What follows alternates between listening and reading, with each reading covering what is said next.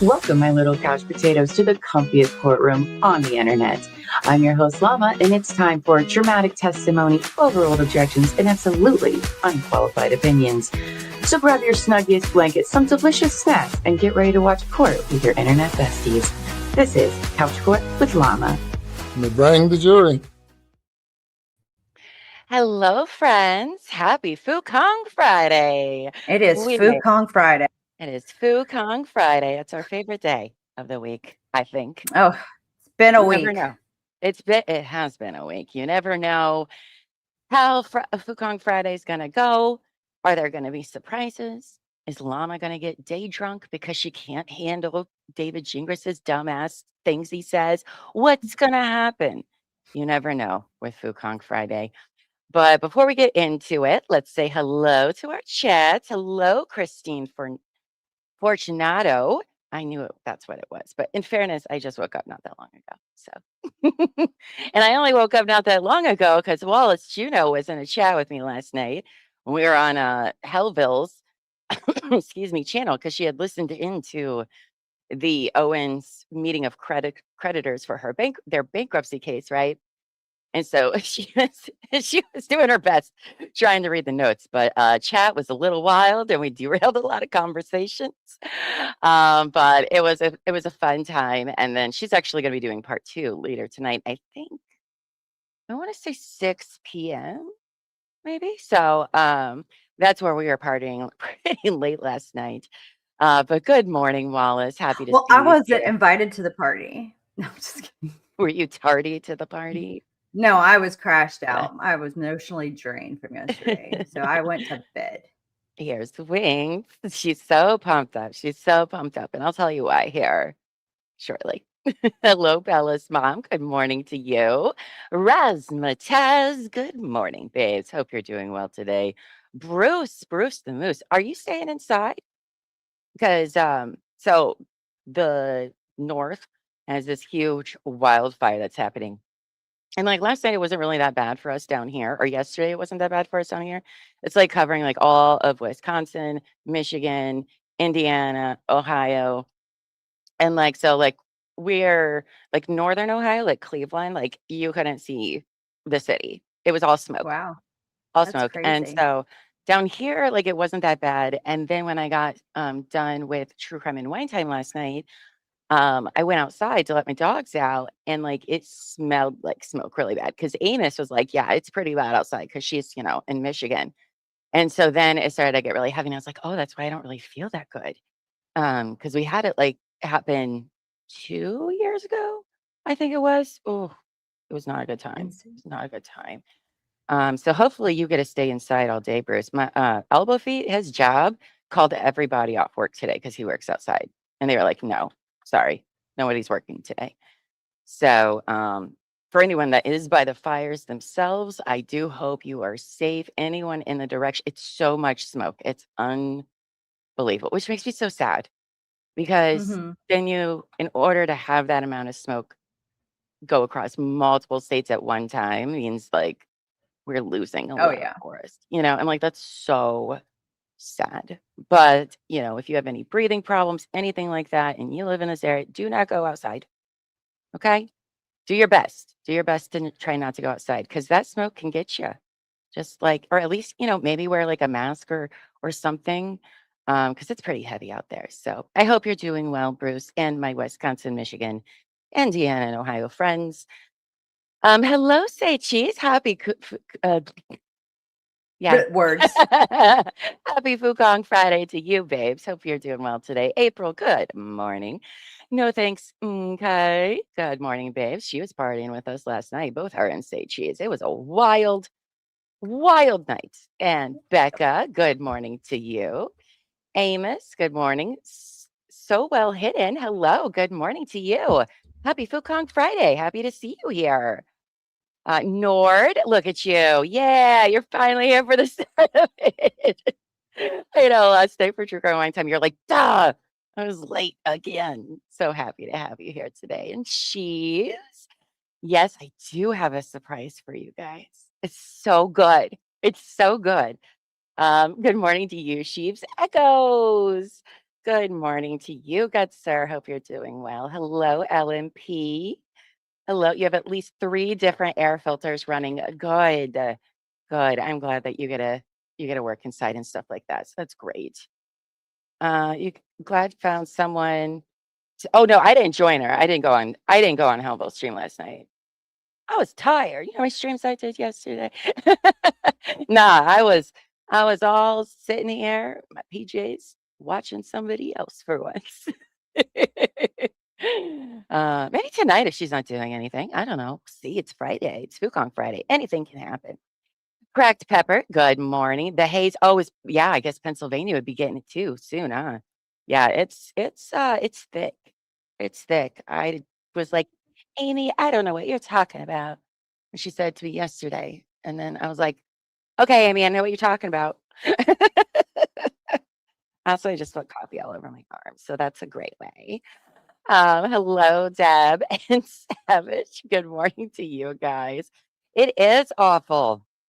It is very awful. So, um, everybody stay safe with that. Hi, Boots and Ms. Wings. Good morning. Look at everybody on the couch today. I love that. You guys have the Saharan dust moving in. Oh, it's like just as bad, I would imagine. Right? Mhm. Yeah. Oh my Can goodness. be. Oh my goodness. Teresia, good morning to you. Or Teresa. Sorry, there's also a Teresia in chat. But Teresa, good morning to you, babe. And Angie, happy to see you here this morning. Yes, guys, if you haven't while you're coming in, please hit the like button. If you're new, subscribe, hit the notification bell so that way you never miss when we go live or drop an episode. And in case you haven't been paying attention or you've been very busy because it is summer and people are very busy. I also, so Couch Court with Llama does have its own channel now at Couch Court with Llama. And eventually this show will be moving over there permanently. So make sure you go over, subscribe there. If you could watch the videos that are over there, which includes our bricks and minifigs coverage. We have how many? 6 now? Because we just watched yesterday, something like that. And if you could just like watch them, that would be great because like we need the watch hours and stuff. You can put them on mute. I won't tell anybody or be offended by that. But if you can go over there and give us a sub as well. Hello, Malin. Good morning. Well, oh, good evening to you. You must be in a different place. So good evening to you then. Jen, hello, hello. I hope it's not the audio from yesterday. Not yet, Jen. Oh, I forgot. You guys might be thinking that's what that is. It's not.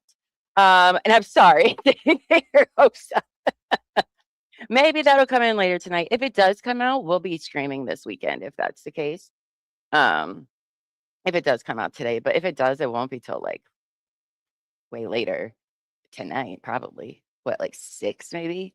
7. So we'll see. It is not that. And I'm sorry. But it's real good because it's in this box. So chat, why don't you guess? So Wednesday, I was having a really stupid, shitty day because people are dumb.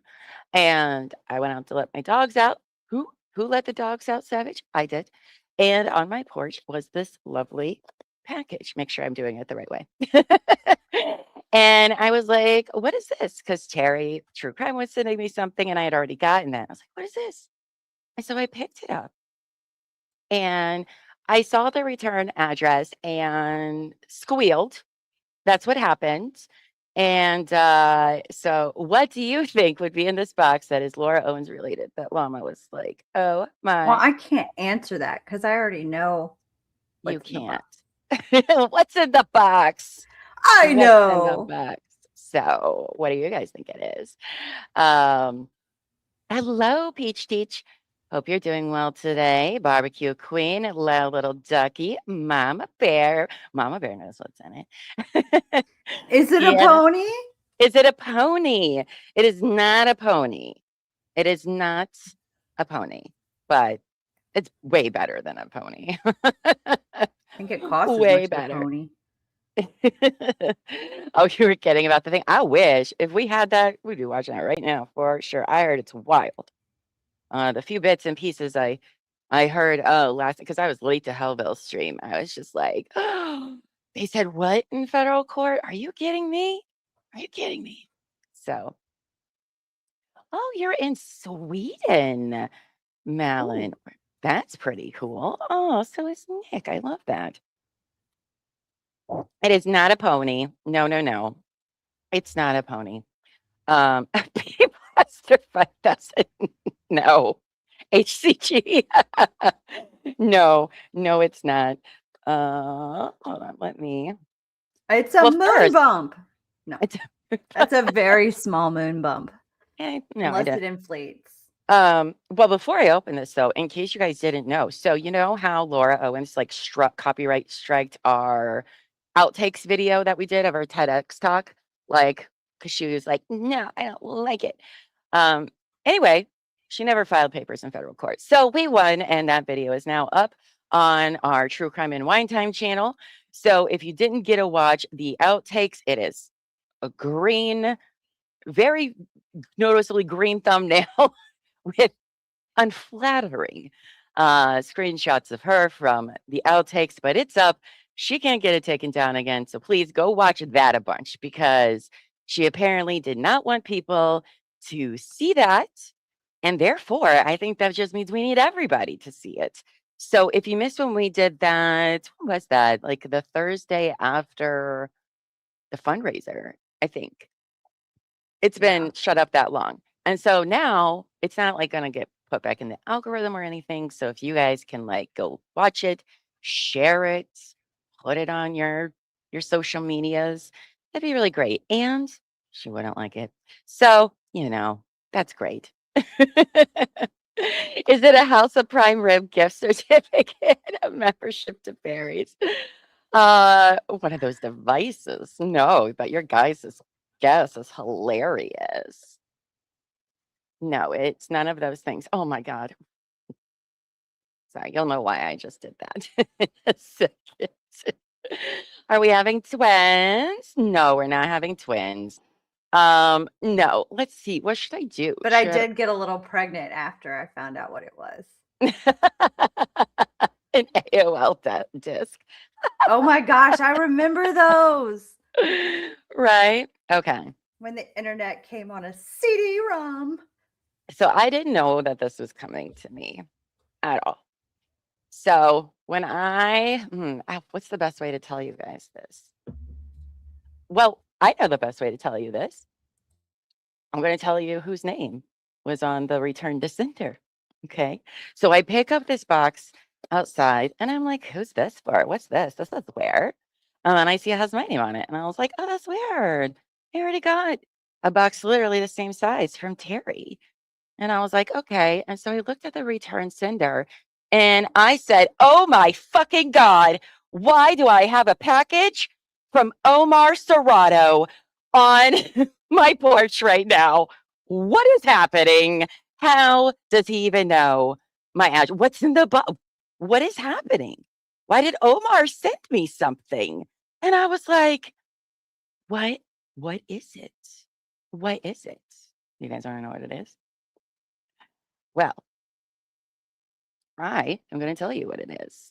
It is what Omar is known for the most.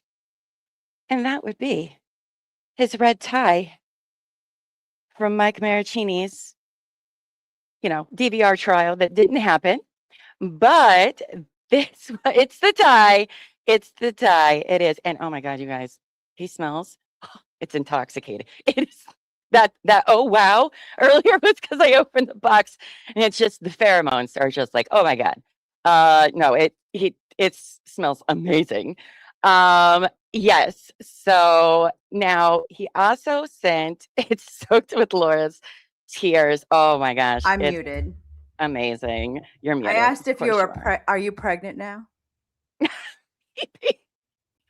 Maybe. No, it's amazing. So I get to wear his tie all day today. And I have it. This is the first time I put it on too. So I've been sitting on this since Wednesday because normally on Thursdays we cover bricks and minifigs. And I didn't want to not let you guys know the news. So don't worry, I'm about to tell you who won the auction. So I was like, oh my God. Right. And so I know who won this auction, and the person that won this auction was Winks. Winks won the auction for the tie. All right. And I was like, oh my God. This tie got a bid of $1,000 during the fundraiser. And Winks, because she really is the sweetest, nicest person in the world, had him send it to me, which was beyond kind. I did not ask for it. I did not even think about it. It wasn't even on my radar that that she would have him send it to me. Well, yes, Mama Bear did win. Well, she did the bidding, but Winks was Winks was bidding. So it was so incredibly kind of her to have Omar send me this because I was having a really shitty day, and I was like, thanks, Winks, for making it better. So he also wrote her a really lovely note. To Winks, I think he was getting ready to ship it, and she might have been like, yeah, so I'm gonna need you to send that to Llama. But don't worry, I'm gonna mail this letter to her because I have a letter. I also have, maybe I'll just put these in a Ziploc bag, these like 4 tissues that smell exactly how you think they would smell. And maybe we'll auction those off for the next auction. How much can I get for 1 tissue for Mike Maricini that smells like Omar? Which, by the way, the QR code is still leads to his GoFundMe. Anyway, so Omar wrote this to Winks, and she told me it was okay to share with you guys, and it's incredibly kind, and I think everyone needs to hear this. So he says to Winks, Winks, I'm still absolutely flabbergasted that you paid $1,000 for this tie that has been in my life for roughly 5 years. I know it wasn't about the tie, it was about the cause. And to that regard, I'm genuinely touched by your kindness. When I offered the tie, I hoped it might raise a little something for Mike, and I never imagined it would find its way to someone so willing to give. Thank you to everyone in the community who made this possible, and mostly thank you to you. Most, sorry, it's kind of in his lawyer handwriting, but I think it's mostly thank you for everything you've done and everything you do. I hope the tie brings you every bit of joy you could possibly hope for. With sincere gratitude, Omar. Like, look at how cute that is. That's so cute. He has such fancy handwriting. Um, and so I guess Winks had him send it to me, which is so incredibly kind. I I can't even tell you how lovely and nice that is.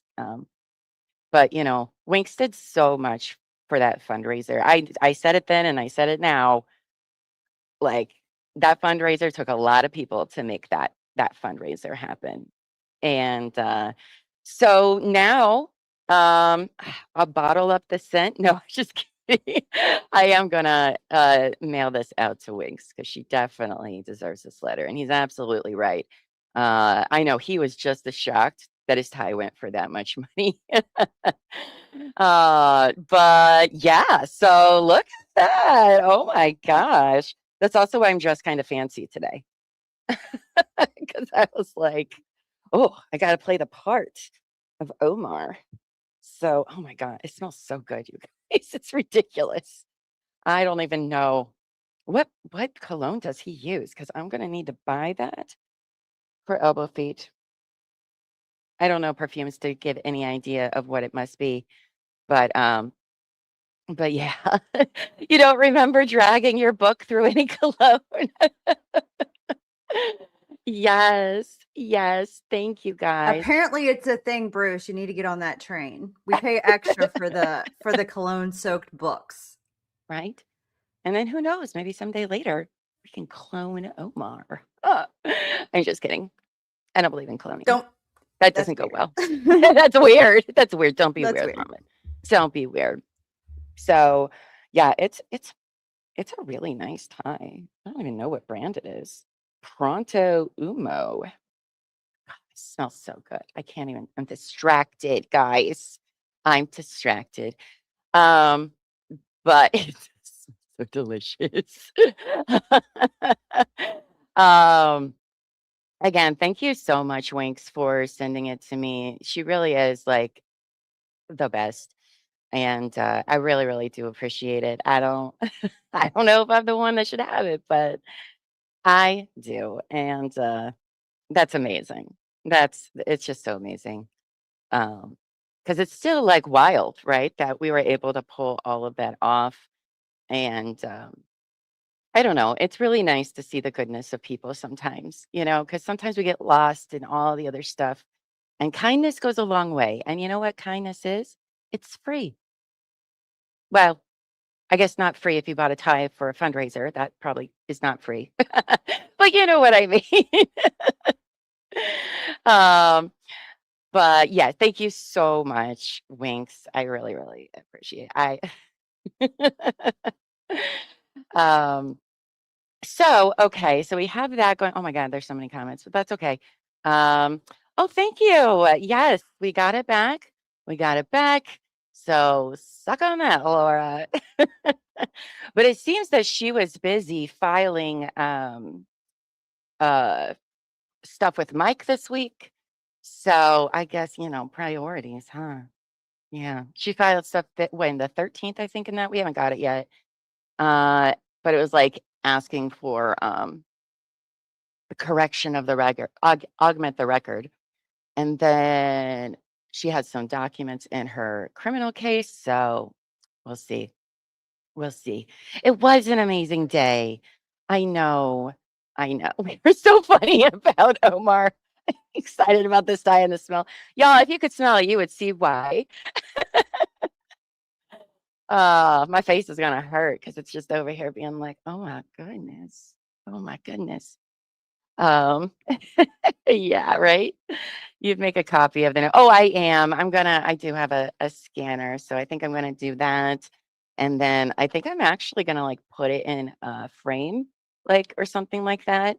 So that way, one, it keeps it sent forever. But I think that's what I'm gonna end up doing with, and then bring it out maybe for special occasions. Because you never know. This seems to be the story that never wants to end. So the day that Mike is free of this DVRO and a pellet BS, that's a great day. So I'm very excited about that. Now tell them about the sisterhood of the traveling tie, or we mail it to one another. Oh yeah, we can do that. We can mail it to one another. We'll start a list. We'll start a list. We had an agreement that it was supposed to get sent to each other at a certain That's time. true. That That's everybody was true. going to have shared I custody of the tie. There I was a kind of forgot about contract. that. Right. We had a We did. we had a contract. I forgot all about We that. all signed it. That's true. We did. We did. It's a hilarious contract. Maybe we'll read that some Don't other make me time. take you to court Don't quarter of the time. I did forget about that. because we need a parenting So plan. we need a Obviously. parenting plan for this and everything. Hello, Wendy. Good morning to you. Oh, thank you. Oh, you guys could have done it without everybody, so it's very amazing. Hello, Bill. Good morning. I am again. We need to know what his cologne is because anybody who people need to wear this. you want yeah. It Oh, you like Stetson black. I thought you were saying this was Stetson black. Well, somebody needs to find out. And everybody either go wear it yourself, get your husband, your boyfriend, your significant other wearing it. They'll thank you probably. They're gonna thank you. Hello, Ivy. Hello, hello, hello. All right. So those were our two big. Yes, it really is a shared custody agreement for the tie. Hold on, I'll find it. We we wrote this after the fundraiser for funsies. I don't know. Yeah. Yeah. It's probably buried deep in the That's piles of okay. stuff. That's all right. I can find it. What was it? Link? Yes, there's a dating contract for the tie. There is. Let me find it. God, we talk so much. It's ridiculous. That's why I told you it's buried deep. I know it is. Let's see. Well, it would have been around the time of the fundraiser. So this was right after. Oh, found it. Boom. Hold on. I think, is this the first copy? Oh, this must be the final copy. All right. Well, why not? We're just Yes, here there for were fun. drafts. This is what we're doing. We did drafts of a tie's parent. We have way too much time sometimes for the most ridiculous things. We do. We do. All right. Yes, that's right. Let's read this. This is great. All right. Let me pull this up. What do we do in our spare time? No, we actually do. Guys, we're so busy. We write up contracts for ties. Don't ever let her tell you she's so busy. I'm just kidding. Right. I love having fun when we're busy. It's my favorite thing. So, all right. So here's the agreement we wrote, the real life. We made this when June 14th at 3:04 p.m. So the day after. The Sisterhood of the Traveling Tie, a totally binding, completely enforceable, definitely not made up agreement. June 13th, 2026, entered into on this glorious day by the undersigned members of the Seven Sisters of Serrato Neckwear, hereafter known as the Sisterhood. Preamble. Whereas a legendary 12-hour fundraiser was held in support of Mike Maricini's ongoing legal battle against Laura Owens, and whereas through the generosity, you guys, determination, sleep deprivation, and questionable auction judgment of the community, an authentic necktie worn by the esteemed Omar Serrato was successfully auctioned, and whereas Mama Bear emerged victorious with a bid of approximately 1,000 United States dollars, thereby becoming the lawful keeper of the tie. No, Mama Bear's winks. Well, they're not the same person, by the way. Let's not confuse the masses. Whereas it has become apparent that no single individual should bear the responsibility of the possessing such power indefinitely. Now, therefore, the parties agree as follows. Article 1, we're such fucking nerds. We're such nerds. Article 1, definition of the tie. The item herein referred to as the tie shall mean one necktie worn by Omar Serrato, a symbol of justice, friendship, perseverance, and mildly concerning auction competitiveness. Not to be confused with a relic, although several members may treat it as such. A relic it is. A relic it is. Article 2, members of the sisterhood.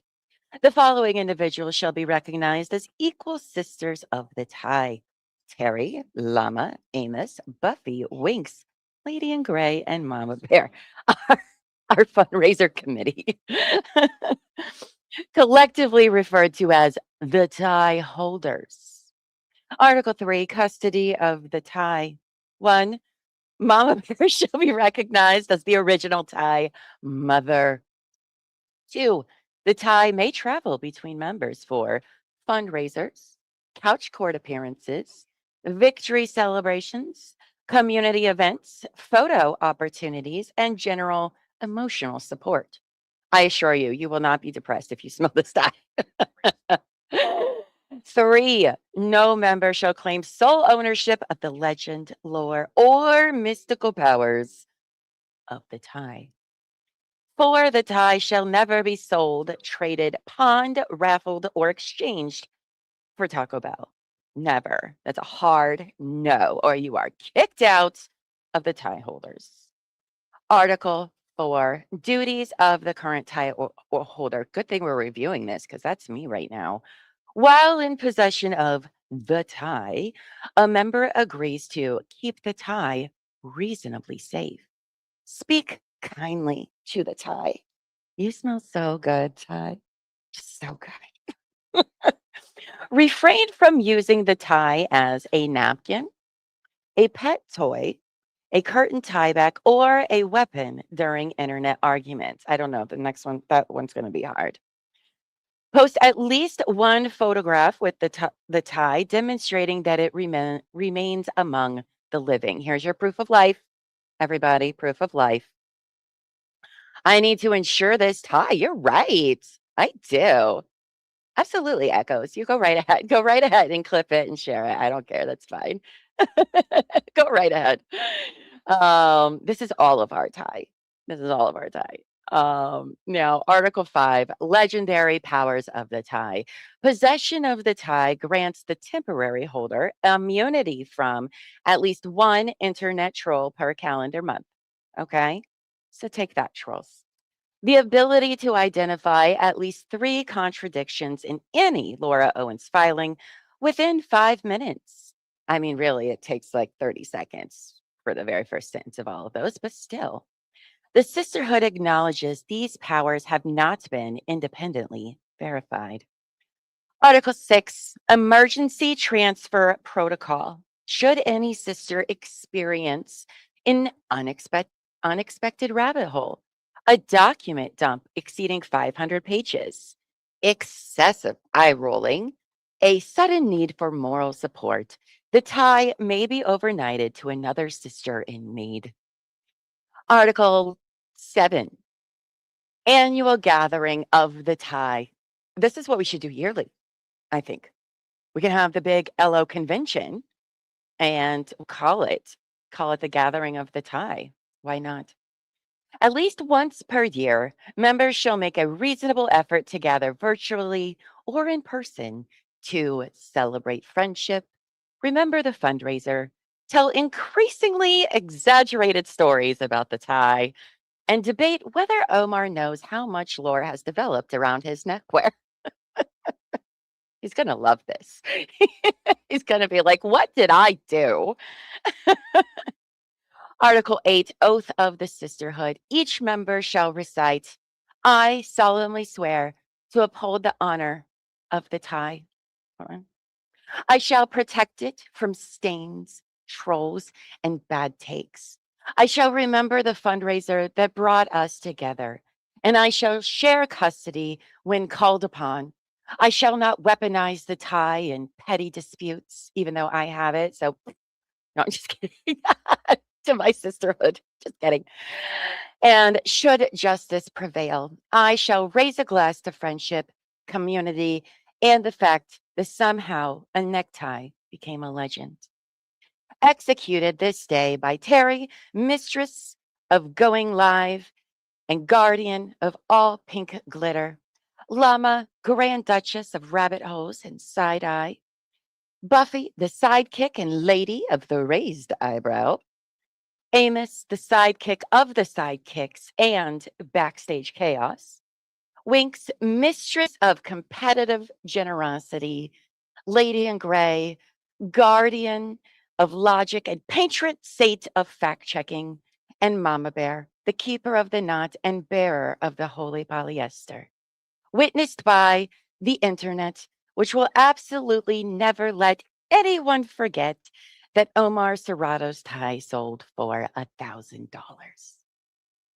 And that's our agreement, you guys. That's what we did the day after the fundraiser. So there's that. You're welcome.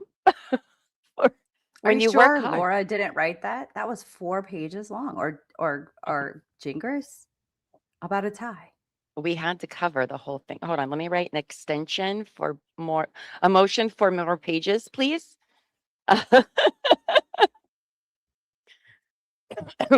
Excuse me.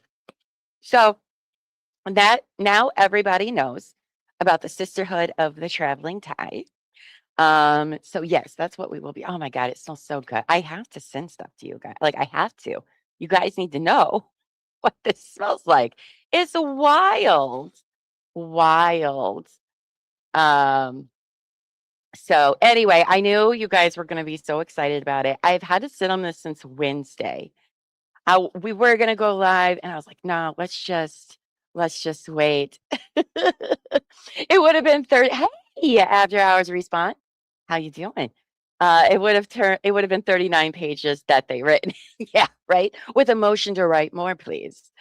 Um, but yeah, that it lacks petty personal attacks. Don't worry, there's other documents. That was draft one, I think. No, I don't know if there's other ones or not. I don't remember. Um, but keep it ziplocked to preserve the pheromones. Bet, girl. As I said, how much can we auction off? We have 4 individual tissues. We're gonna save those for the next fundraiser at least. You have to ship it in those tissues to keep the Oh yeah, that's smell. true. That's true. I don't know. I'm not like a scent. Okay. Honest, I don't know. I don't know how those things You're work. not a waft No expert. wafter. The waft. No. Oh my God. I don't even know how I'm gonna do anything today. It's intoxicating, you guys. Intoxicating. You would also sit on the tie. Oh, hi, Jupiter Jane. Well, I'm so glad that you guys enjoyed our surprise for today and our weird things we do when we're off screen. We're always working hard, but we're always also goofing off at the same exact time. Because you can't take yourself too seriously. You can't do that. So I'm wearing it with pride, Omar, if you're around, but maybe not yet because you are on the West Coast. So we'll give you more Thai updates. Also, you know what? Why don't you guys contribute to the Thai lore? Okay. So after this, put it in the comments. We'll start a whole the Thai lore book because I love that kind of shit. So we could do that. Yes, the Tilted Thai needs its own IG Okay. account. So, question, does the tie become like Flat Stanley? You know, like when you're in school and like you have moms, y'all know who Flat Stanley is. They give you a cutout and you're supposed to like take this cutout picture dude and take him places and take pictures of him in doing different things. It's a Flat I've Stanley. never heard of this. Yes, and well, your kid goes to like one of those smart kid schools. We're talking about like public school, okay?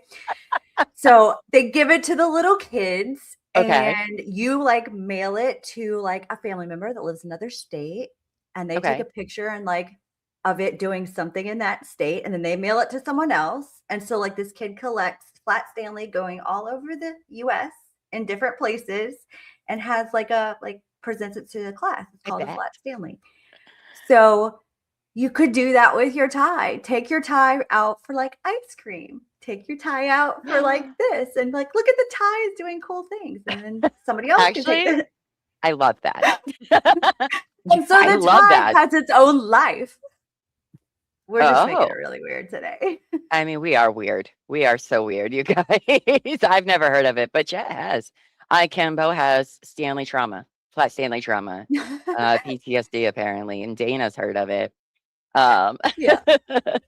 But yeah, that's oh look, there's a Flat Stanley on a West Wing. How do I not know about this? Also, hello, Linguini. Yeah, I've never heard of it either, but I love this idea. I love it. We could vote like where does the tie go next? Oh my gosh. But then I do like leave my house, which I don't love doing. But I'll do it for you guys and I'll do it for the tie and for the sisterhood oath I took, Well, the tie needs a month lore. ago. In order for the tie to get lore, it has to leave the house. That's true. That's true. Well, I guess I don't have social media at all. So I guess why not start an Insta for the tie? If anyone needs a social media, it's not me. I could just do one for the tie. Take the tie out for pad thai and just like talk to it the whole time. Like, oh my God, you are so funny with your checkers. Love it. You should set up like a romantic table and have the tie on the chair across from you and a rose. Oh, in I the will middle never with come on my candlelight. show again. You'll be dating the tie. He will never come on. Forget He's like, Omar. "This We is just want the weird." tie. Is it silk? I don't know. I'll be honest. Like, I don't think so. It's Hold on. probably polyester. Let me see. Let me see. No, it's 100% silk. Yes. Oh, damn. Okay. Well, I forgot. He's probably 100%. in a different tax bracket than I am. Ignore my fingernails. I need to repaint. Sorry. They were so close to the camera. I wasn't expecting to do that. Mine come They're from on my to-do Walmart. list tomorrow. Um, I bet Bruce the Moose smells well as well. Um, got that woody smoke. Oh no, Mama, just stop saying things. What are you doing? Keep your mouth shut. But yeah, we could totally do something like that. I think that's great. But so there's that. But yeah, 100% silk tie. And the brand, as I said earlier, was Toronto Umo. So I don't know what that company is. I don't know. I don't know. I know Zippy Zap about ties, but all I know is I look good with it. So it does go with his silky voice. I know. I mean, if it was expensive or not, it doesn't even matter. I mean, it got it is expensive tie. It was $1,000 bid by the lovely Winks, who was kind enough to do that. So We're not tie people. We're white t-shirt people. Jeep Daddy would like to know how to apply to the sisterhood, please. We're quickly going to become a cult, so We'll prepare take yourselves to join our cult. applications. We will, yeah. We need a recording of it. Oh my gosh, we're all going to get pregnant so quickly. It'll be an epidemic. The tie was spotted simultaneously winning the ring toss and go fish at a local carnival in Mississippi. What's next for our neckwear adventurer? I love it. Tony says, "Oh my God, Jan was constantly bringing up the smear campaign, and it wasn't for them. This the GoFundMe money wouldn't even be a thing." The Queen said, "Oh, with or without them, it's a very big thing." Yes, whenever that comes out, probably if it comes out later tonight, we're probably covered over the weekend. Because your homegirl is tired, in case you can't tell. Uh, but I do hope it does come out this weekend because I need to hear it with my own ears.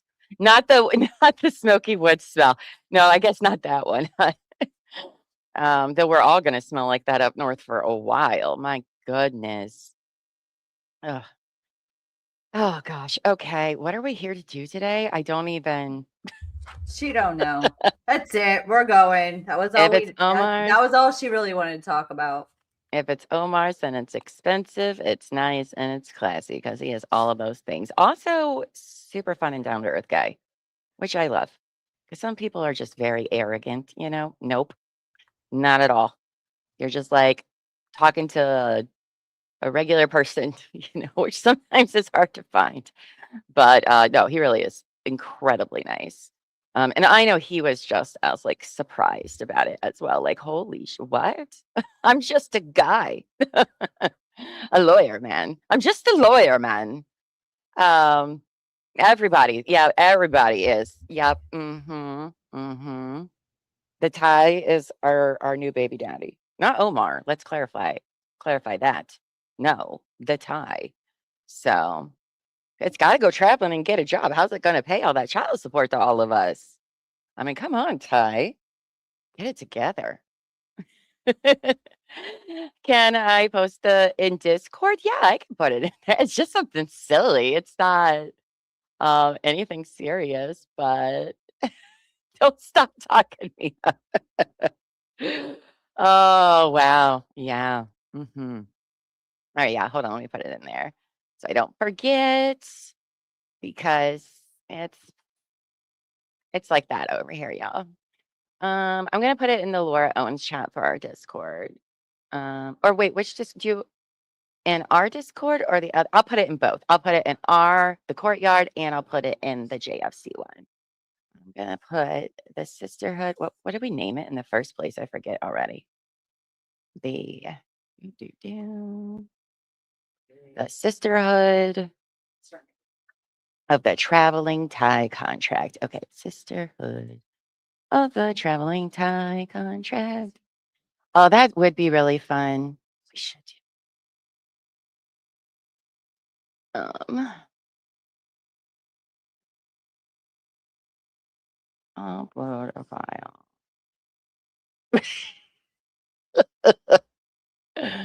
Oh, that's funny. That's funny, Amy. You're so funny. Okay. There's that one. I don't know where I should put it in it. That's right. I'll put it in the other server for you guys. I don't know where I should put that. I'm gonna put it in the JFC content, and Winks, you can move it to wherever you want it to go. You're the boss lady, and you can move it to the right spot so I can get back to my show. All right, there we go. Lots of laughs. Anybody can clip it and talk about it. I don't care. We're good to go. Name it the Omar Serrano tie. That's coming soon. We're only just now bonding together, say cheese. Why are you trying to move things so quickly between me and this tie? And dating contract doesn't come until day 3. Come on. What is it? Your first time? Just kidding. Girl, Oh, you're the main already chat. Whoops. pregnant. You just met the tie. You just met What are the you talking tie. about? Oh, the main chat. All right, let me delete that. Winks. I'm sorry. I don't know. I'm just here. You might have to read today because I don't have words for anything. So, okay. Elbow feet's just over here, just being like, say, oh, like, don't you smell it? Don't you see? He's like, I'm gonna need that. I'm gonna need oh, you already moved it, Winks. I'm sorry. I was doing my best. It's too late. You must wear the tie with intention. Yes, you must. Whew, there's a lot of intent here. Let me tell you what. All right. Somebody find out what the colon this is, okay? Please and thank you. Has he ever said before? If so, I'm gonna need it. All right. So, what are we supposed to read today? I don't know. I don't know what we're supposed to be doing today. I don't even care. I don't even care. Yeah, y'all need to ask him. Trust me, you will thank finding that answer. Go to the store, smell it, and you'll be like, yes. Put it on everything. Put it on everything. Okay. So what we're all here for today is we're going back in the timeline. So do you receive +5 sexy points when you wear the tie? I think so. I mean, I'll be honest. I feel pretty good. So it just has that. What are the kids' aura going on? The aura of sexiness. So, oh yeah, good luck to your husband and stuff. I hope it goes well for him today. It's a big day for some of y'all, but I won't talk about it on this stream. We'll have to wait for the update for Hellbills tonight. Um, so good morning, Berkeley. You've missed a lot. You've missed a lot. Llama is punch drunk on this tie she's wearing. Omar's tie that smells so good. I don't even know. So yeah, so we're not going to talk about the bankruptcy because I only heard part of what the mock hearing from yesterday. Because I had a very, very busy day today or yesterday, and I only picked up some of the end of Hellville, so I don't really know much about what went on at all to talk about it.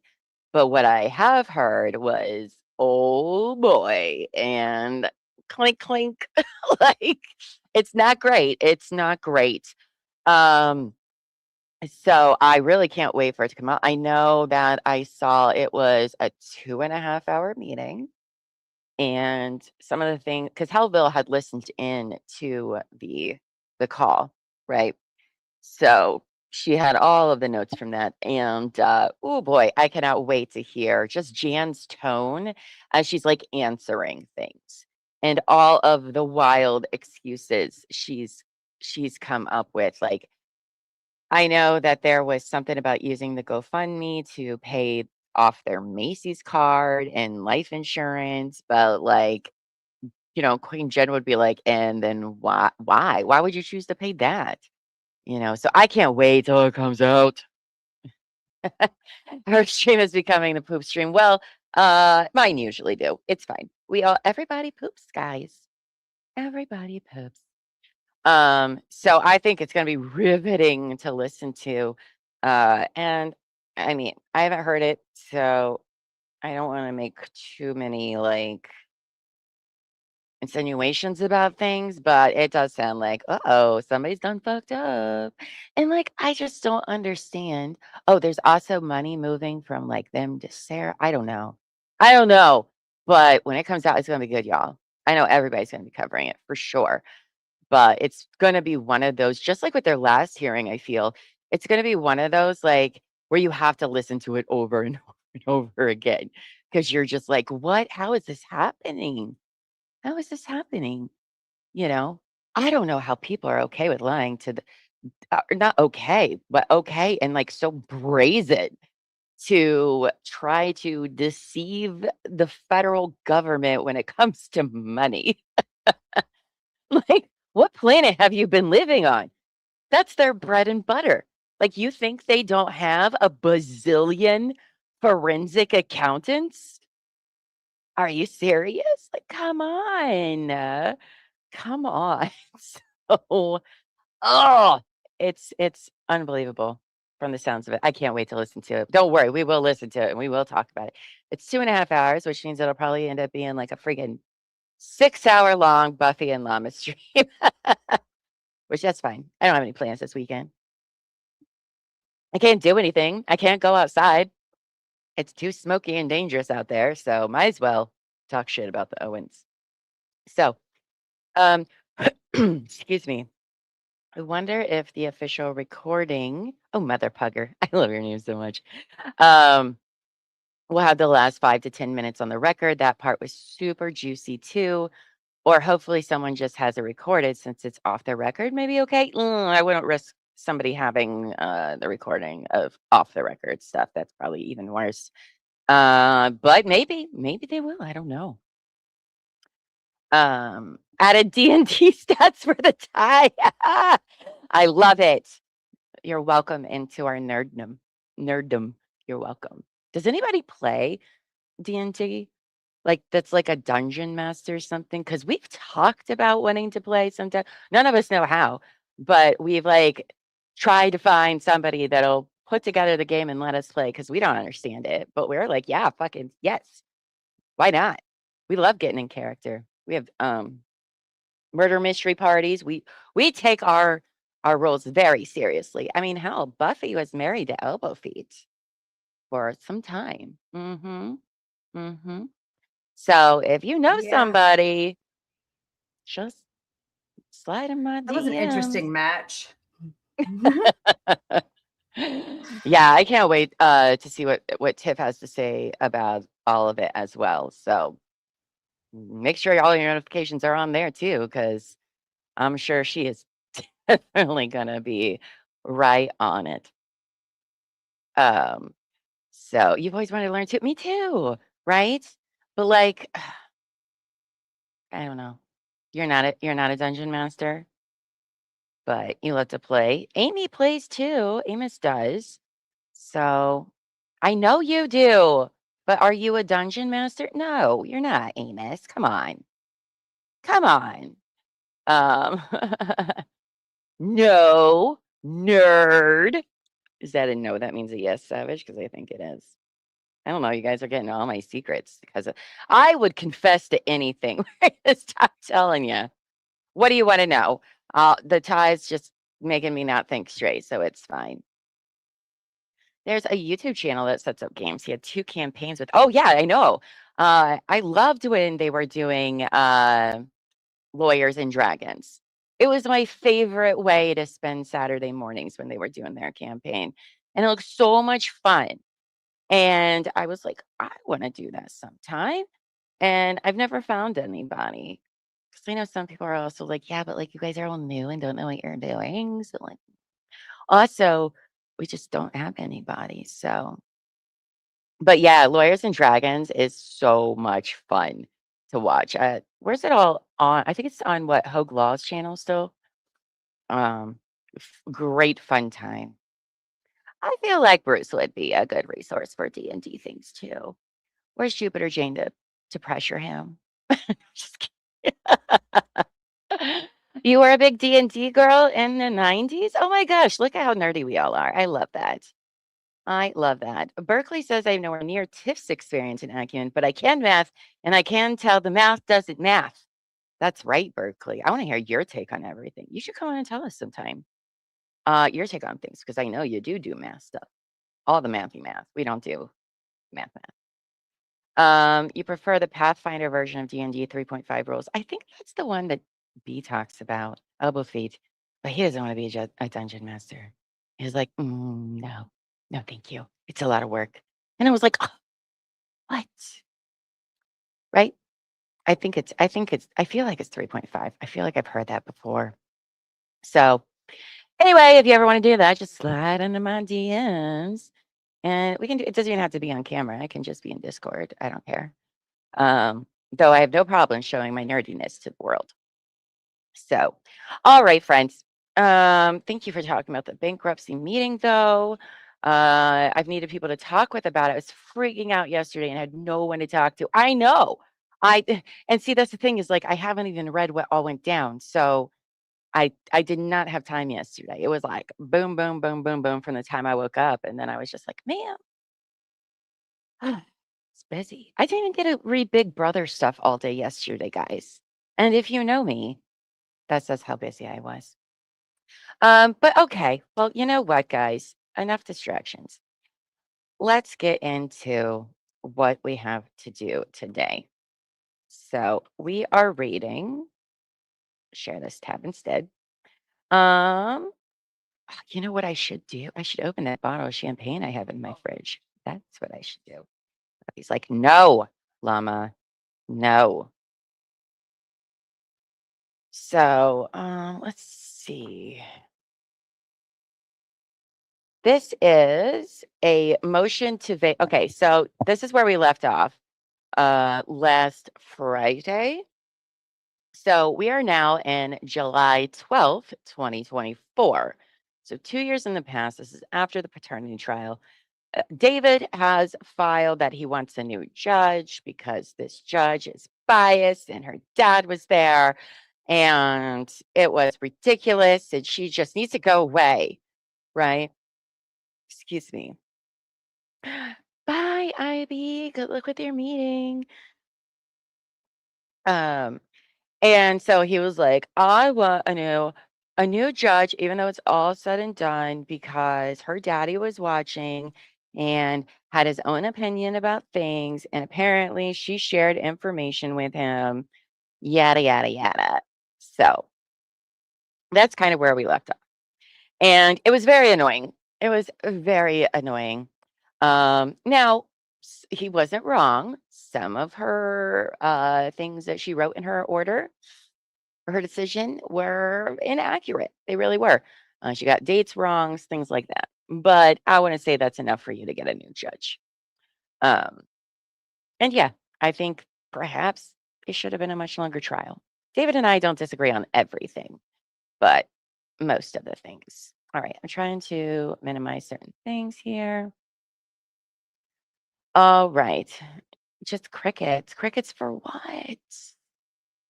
Oh, you started. Oh, oh no.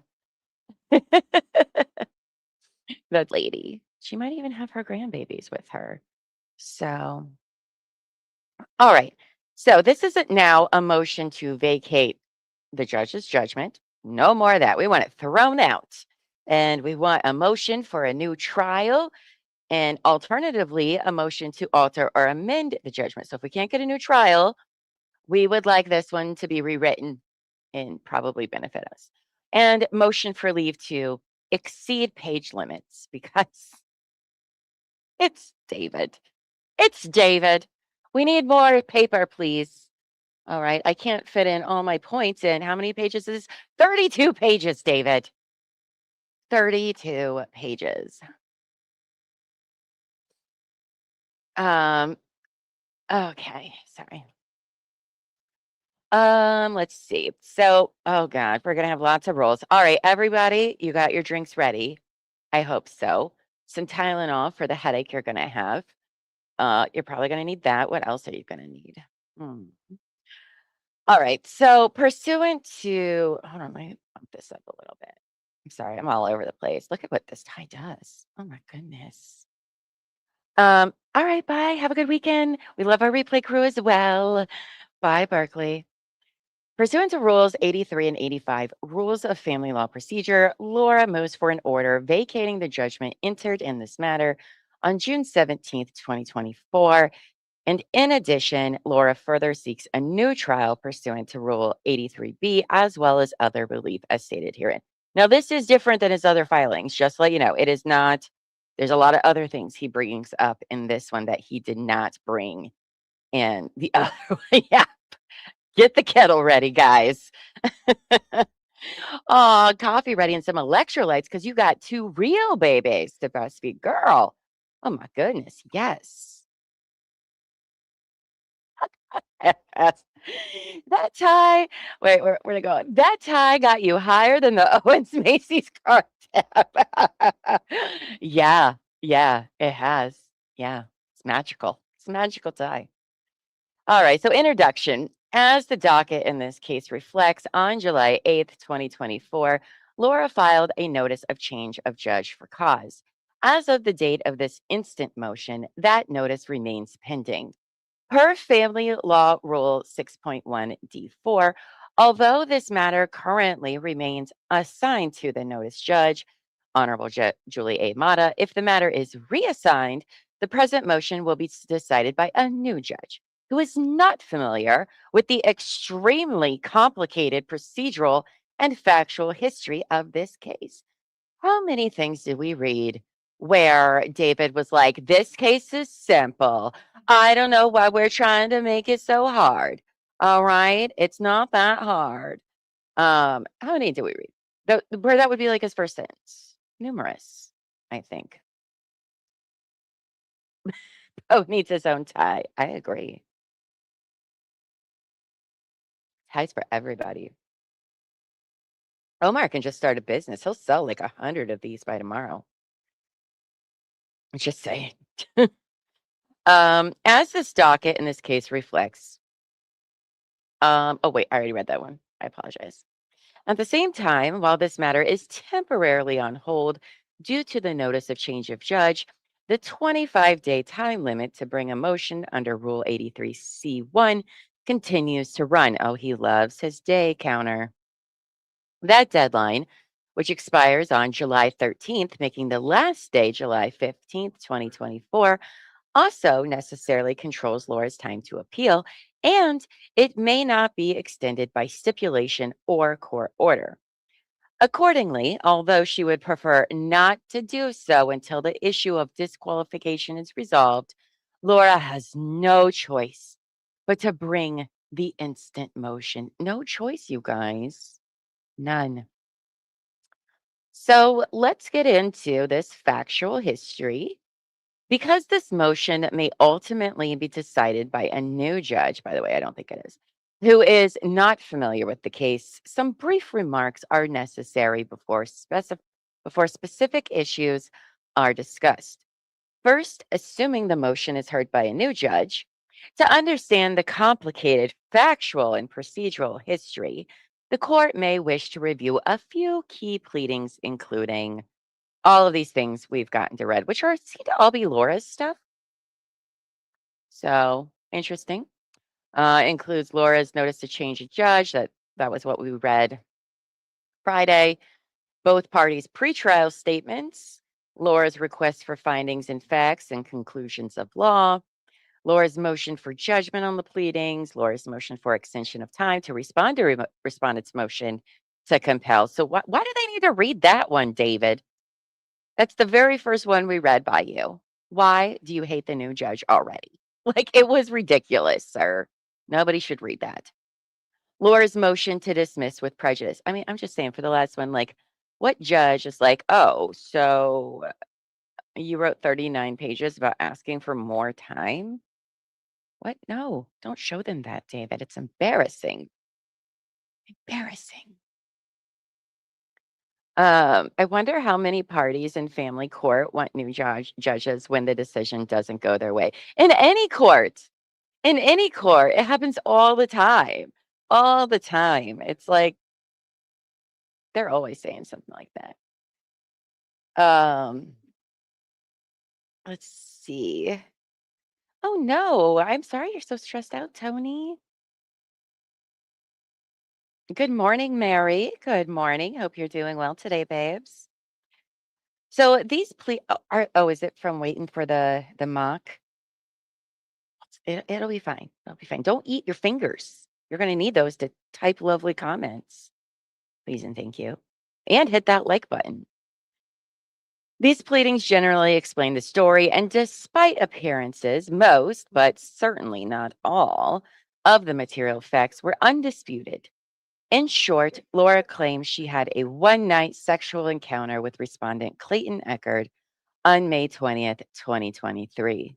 Laura claims sexual intercourse occurred, while Clayton claims only oral sex and genital to genital grinding or rubbing took place. Oh my gosh. Oh, Ty, calm down. That's for later. No, just kidding. Just kidding.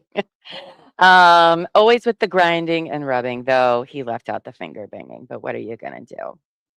What are you gonna do?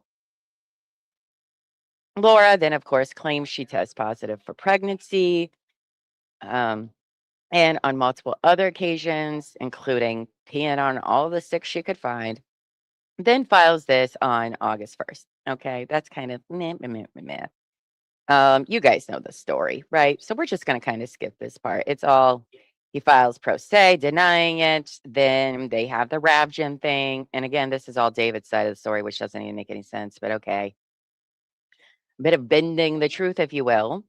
And then the whole HCG level of 102, all of that. Learning that it failed, Laura decided not to do anything or say anything because she's a great person like that. And she wasn't going to do anything, but here we are. And a lot more of, Greg Woodnick comes in. They're trying to make a big hoopla. They file their motion for 26 sanctions. Drink, everybody. We're already there. um, and they ended up withdrawing it later, the Rule 26. Da, da, da. Shortly after, Laura's counsel, Alexis Linville, appears, but then quickly is like, "Ugh, I'm peacing out. Okay, this is no thank you. I don't want to do a week, I think it was. What was it, Buff? Do you remember? I want to say she came on like December 22nd or 28th, and she was gone real quick. Now, I am not the date person. I don't remember dates. that's true, I suppose. You never know. Just test you for when we do trivia. Oh, I didn't know there was gonna be a test. That's okay.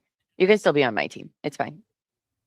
We should do a huge, because I know Bruce put together that for the fundraiser and we never got to do it. We should do it soon. Trivia or other things. Maybe some grinding and rubbing of or something. Oh my God. I'm Oh my out of goodness. control, guys. I This am is out the of FW stream. I don't know. I don't know. I don't know. Now, confusingly, on January 25th, Judge Mata issued an order granting Laura's motion to dismiss. And in that ruling, petitioner advises she's no longer pregnant and has filed a motion to dismiss, while the court will grant the motion, the issues of sanctions and attorneys remain. And Judge Mata then set an evidentiary hearing on those for June 10th. He's right. She did was like, yeah, she's not pregnant. We're not doing paternity, but we are going to talk about all of these other shenanigans. So then David comes on the scene, which was something, probably one of the worst mistakes he's ever had, quite frankly. He lost a lot by taking on this case, a lot of things. And then after appearing in this case, undersigned counsel quickly discovered Mr. Woodnick filed the Rule 26 motion for sanctions, among many other pleadings, without first consulting Laura or her counsel, and the whole safe harbor BS. We're not gonna. And then Woodnick filed a motion to withdraw it. Okay. On May 29th, 2029, get it together. You and it all, David. David. You Oh, sat he's not a date there. guy either. But if you're gonna jump on Mata of her getting the dates wrong and blah blah blah, and here, look at what you've done. You put this 5 years in the future, David. How are you gonna be No, we like, haven't even yep, gotten there yet. she's wrong? And then you go and you mess up. David. Oh my goodness. Okay. So, so on May 29th, 2029, a minute entry order was issued explaining the court had intended to grant Clayton's request to withdraw his motion for sanctions, but due to a clerical error, the acceptance was not remitted to the parties. Despite the motion for sanctions being withdrawn and despite no other sanctions or fees pending, the case proceeded to trial on June 10th. All right. So then we're getting into after the trial. So on June 17th, 2024, filed the 18th, Judge Mata issued an order finding in favor of Clayton as to substantially all issues in the case. That's not true. She upheld the protective orders because she's like, this is not like, she can't do it, right? And that's true. Substantially all issues in the case, awarding attorney fees and an amount to be determined by later application. The post-trial order also purported to find Laura lied about being pregnant in the case, as well as 2 other matters, and that she may, you guys, have committed perjury in this case or elsewhere. The order is not entirely clear. Why would you say or elsewhere? Oh no, David. You mean like in her deposition? Or do you mean like under oath in her other hearings or elsewhere? David, why would you say that? Based on those findings, Judge Mata referred this matter to the Maricopa County Attorney's Office. Wendy says, what is this document we're reading? This is Laura's side. This is David Gingras' filing right after the paternity trial. This is him wanting with Clayton. This is him wanting a new judgment, a new trial, and just a lot of shit talking, which is, of course, most people do, right? You sent me an email treat. Oh my gosh, Tony, what is it? I'm being spoiled today. I don't know if I can handle it. Let's see. What is this? Here is. Oh, okay. Well, thank you. Thank you so much. And I won't. But thank you. You are so kind. So, so kind. Man, you guys are so nice. But thanks, babe. Thank you. Um, anyway, sorry, that was personal. I do not share. By the way, anybody sends me anything and it seems the slightest bit personal, I am not going to share it with anybody else. I don't, unless you want me to say something, I don't do that. And I prefer when people do email me that they do say what they're, I mean, I obviously know this one, but if you ever do, just put your YouTube handle like in something because that I will remember who you are then, as opposed to, your real government name. But thank you. Thank you, Tony. I appreciate that. Structural error discussion. As explained in detail in the notice of change of judge filed in this matter on July 8th, 2024, clear and convincing evidence shows Judge Mata violated Laura's due process rights and the code of judicial conduct. I mean, listen, we watched some trials where judges were not great. Very surprising that they were judges. I'm sure some of you that watch trials can name quite a few where you're like, what? That doesn't seem right. Judge Bev, ring a bell. Judge Gall, one. Who's the other one? The Aaron Spencer judge. I can't remember her name. I don't remember her name either. Well, they were all trash. I'll just put it that way. Judge Gilday is not doing too hot right now. So Yeah. there's a few judges that I'm like,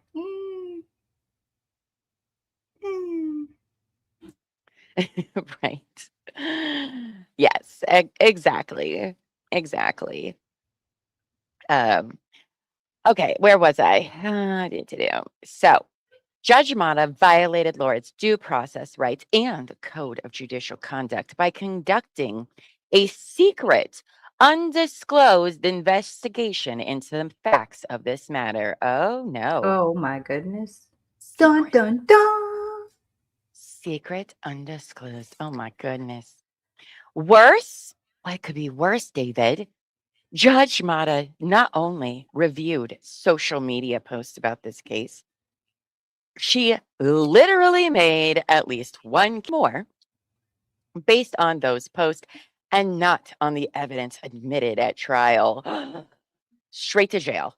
Straight to jail. Let's go. Wow. Okay. We're kind of we're blowing up things over here, but I think you're hyping it up more than what it originally would be. A little hyperbolic, I feel, but okay. Bruce says if she really had to do an investigation to inadvertently say Planned Parenthood was closed on Sunday in a ruling, it's not much of a secret, is it? But he is a genius and figured it out No, before he just everybody wants to else make it. first. Like, come on. He wants to make it sound more nefarious than what it is. Yes, absolutely. Part of this conspiratorial thinking that It's a he has smear campaign. a smear campaign. Oh my gosh. Which, by the way, also back to Hellville's stream from last night. She's got some merch. She has this shirt. Oh gosh, it has a picture of a bagel because she's from New York. I know that. I'm gonna get this saying wrong, but it was like something like, "I am part of a non-official smear campaign" or something. It's hilarious. I love it. I'm gonna have to probably order that because it was fantastic. You can't see me, but you're clutching your pearls. I know you should be. I'm clutching the tie. The horror. The horror. So, okay. I mean, I would think they would be closed on Sunday. I mean, do I know that to be true right now? No. But I think most places are closed on Sunday. I don't know very yeah, many places that aren't besides like a urgent care or a yeah, hospital. yeah, exactly. Like I don't, and a Planned Parenthood of all of them that gets a lot of heat about things, I would go with are probably not open on Sundays. So I don't think this is the shocking part, but he's doing his best, I guess. He is zealously advocating for his client. I don't even know if zealous is a There- strong word I for don't- it. I don't know if you sensed the eye roll. There was an eye roll. Oh, no, you're right though. But this is ooh, yikes. All right. So worse, Judge Mata. Oh, I'm sorry. I already read that part. The consequences of this are both simple and clear, even though I told you everything is super complicated. Laura is entitled to an order vacating judgment in its entirety. Rip it up, throw it out. Judge Mata's ruling is trash. Her words are trash. New person reading this, whoever it's going to. I didn't see who this is going to. I think it's just Judge Mata, right? Hold on. Please hold. Oh, it's just going to Judge Mata. Okay. So that's great. She's going to love that. I Right. know. I wonder how judges feel getting emotion talking about how crappy they are, getting sent to Right. themselves. It's like, dear judge, you suck. You suck. And you're here's a ugly 32-page motion. There's a 32-page motion on why. I told Right? you, if you say people's names out loud on a stream, they appear. They do. I've been talking about you, Hellville. And then boom, there you were. Like magic. Like magic. Are you done with your appointment today already? I hope so. I hope everything went well. And Hellville, did you see what I have? You're going to have to go back and watch earlier to know what was sent to me. That I was like, no, nobody's allowed to know. Where was I? Let's see. Okay, so pursuant. Wait, no. The consequence of this are both simple and clear. Laura is entitled to an order vacating judgment in its entirety, and she is entitled She is very entitled, yes, but I don't know about for a new trial before a different judge pursuant to family law rules, blah, blah, blah, blah, blah. And what they provide in relevant part. 1, grounds for altering or amending a judgment. The court may, on its own or on motion, alter or amend all or some of its rulings on any of the following grounds, materially affecting a party's right. A, the court did not properly consider or weigh all of the admitted evidence. B, he must have underlined these because we're all idiots and so is Judge Modest. So thank you, David, for underlining these. Thank you. B, any irregularity in the proceedings or abuse of discretion depriving the party of a fair trial. C, misconduct of the other party. D, accident or surprise that could not reasonably have been prevented. E, newly disclosed material evidence that could not have been discovered and produced at the trial with reasonable diligence. F, error in the admission or rejection of evidence or other errors of law at the trial or during the action. Very vague. G, mistakenly overlooked or misapplied uncontested facts, including mathematical errors, which were necessary to the ruling. Or H, the decision, finding of facts or judgment is not supported by the evidence or is contrary to law. Look at all those points he has. He's going to win it. I think, you guys. I think he is. I mean, how could he be wrong? I'm just kidding. I'm just kidding. Hi, Negla. Right? Like, ooh, sometimes you need to step back because you did kind of walk her through not so great, possible felony charges. Well, she got them, so. Yeah, she didn't share it until then. So like, oh, I know it doesn't. Her new hair is amazing. Everybody tells her that every day, and you should make her feel good about herself. No appointment. It was pushed. Did you have to do all the prep anyway? Oh no. Oh no. Well, that's okay. Oh man. Yeah, you will. You will. You will have to do that. All right. So when grounds exist to do so, Rule 83B provides that the court may vacate the judgment if one has been entered, taken additional testimony, amended findings of facts and conclusion of law, or make new ones and direct the entry of a new judgment. Here, multiple grounds exist for relief under Rule 83. However, because the improper conduct of the trial judge deprived Laura of her most basic right to fundamental fairness, it is not necessary to consider any issues but one. Don't worry about all the other stuff, just this one. The independent investigation into the facts undertaken by the trial judge, Julie Mata. That single event, standing alone, invalidates the judgment in its entirety. Gotcha, Judge Mata. He didn't say that, but we know that's what he's definitely saying out loud when he writes this. Without regard to the other, lesser but still significant errors of both fact and law committed by Judge Mata. As such, that issue will be discussed first. Assuming the court agrees and orders a new trial, it is unnecessary to consider or resolve any other issue at this time. Those other issues will still be briefly addressed solely to preserve the appellate record. And I can't write anything under 30 pages. So we're going to hear about it.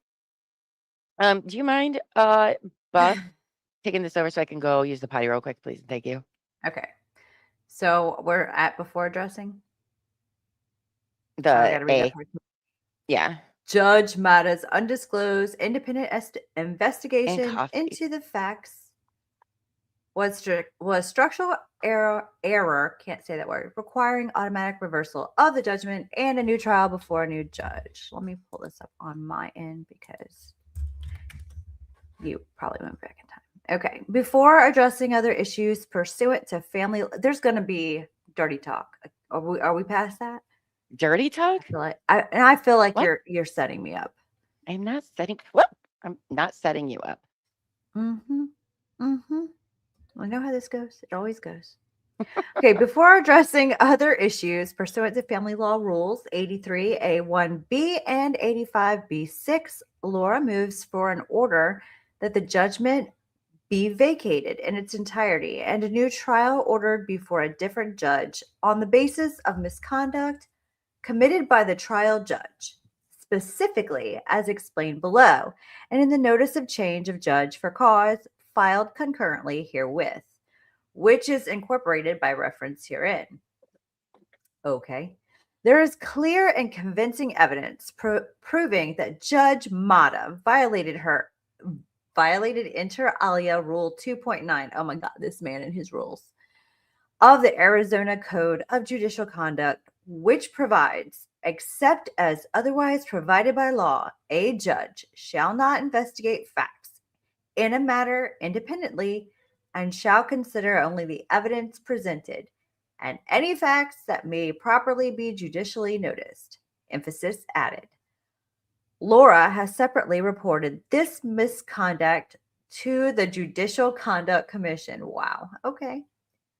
Here, irrefutable evidence demonstrates Judge Mata violated Rule 2.9c by conducting her own internet research into the facts of this case. She did so by reviewing information posted online regarding this case.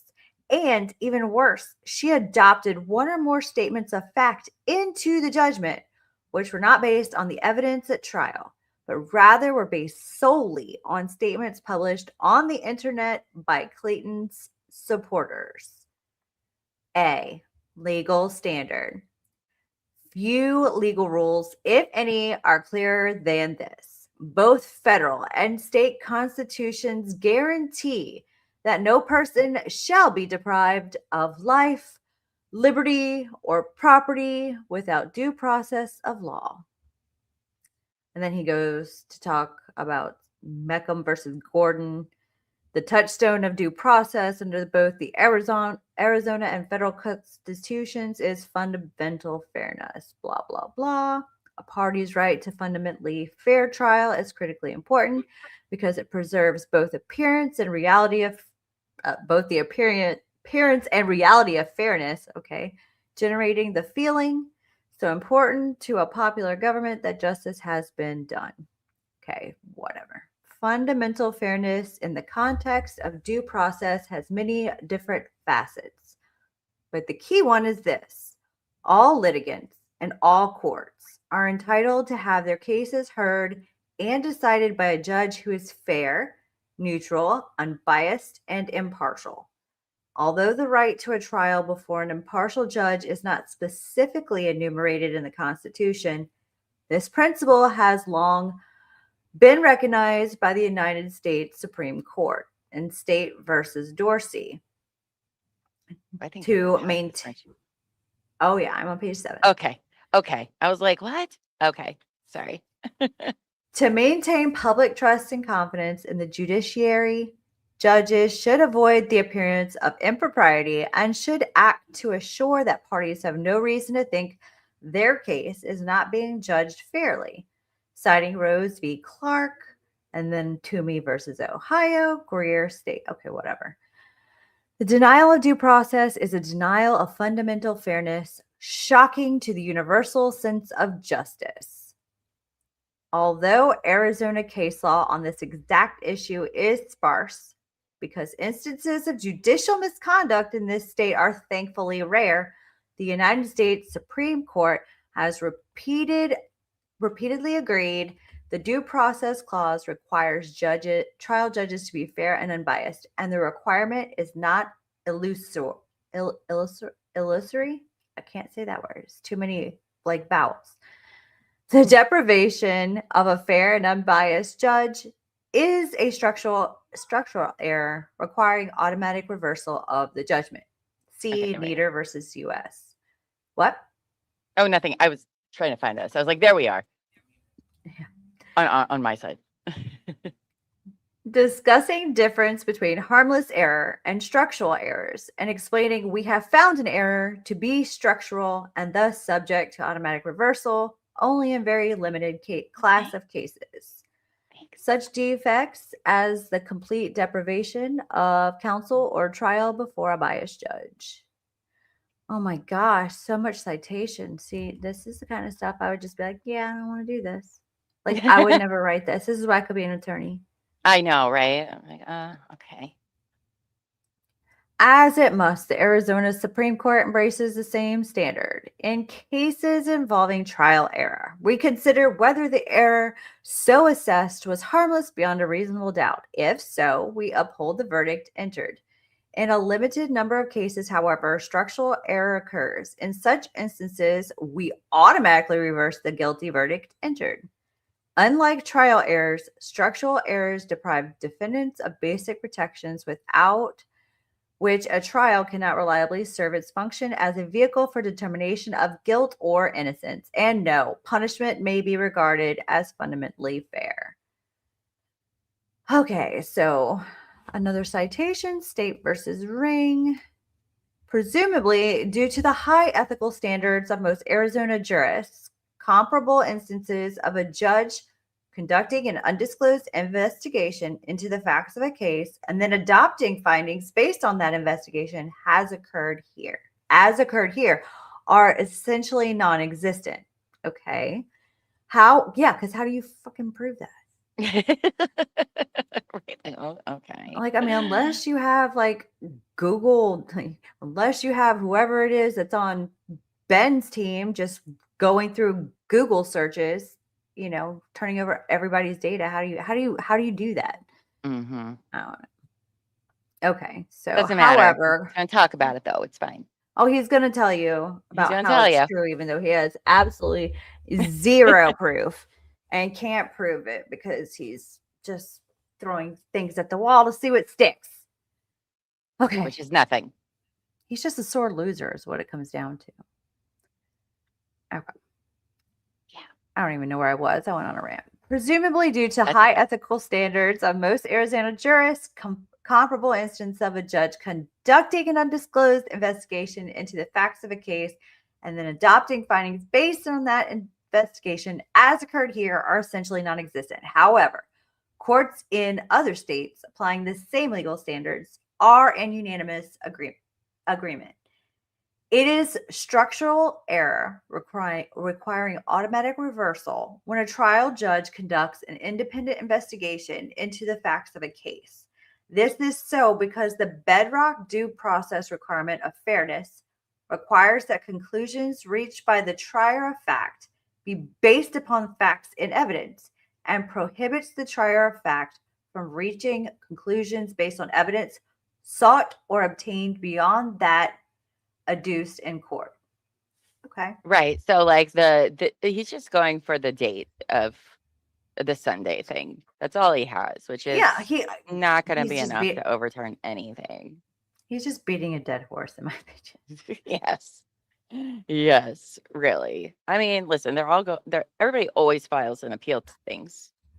That just happens. But like, okay. All right. He just argues the same shit over and over again. It's so obnoxious. It really is. Like, it's like, oh my God, you said this 10 times. Yeah, but that's so you can understand it because I know we're stupid. Little dum-dums. We're just little dum-dums. We're all stupid. I don't like to be treated like I'm stupid. Thus, if a judge, especially in a bench trial, undertakes a personal investigation into the facts of a dispute or makes filings based on his or her own independent research or knowledge rather than based on evidence admitted at trial, this conduct is a per se violation of the due process clause, which constitutes structural, not harmless error.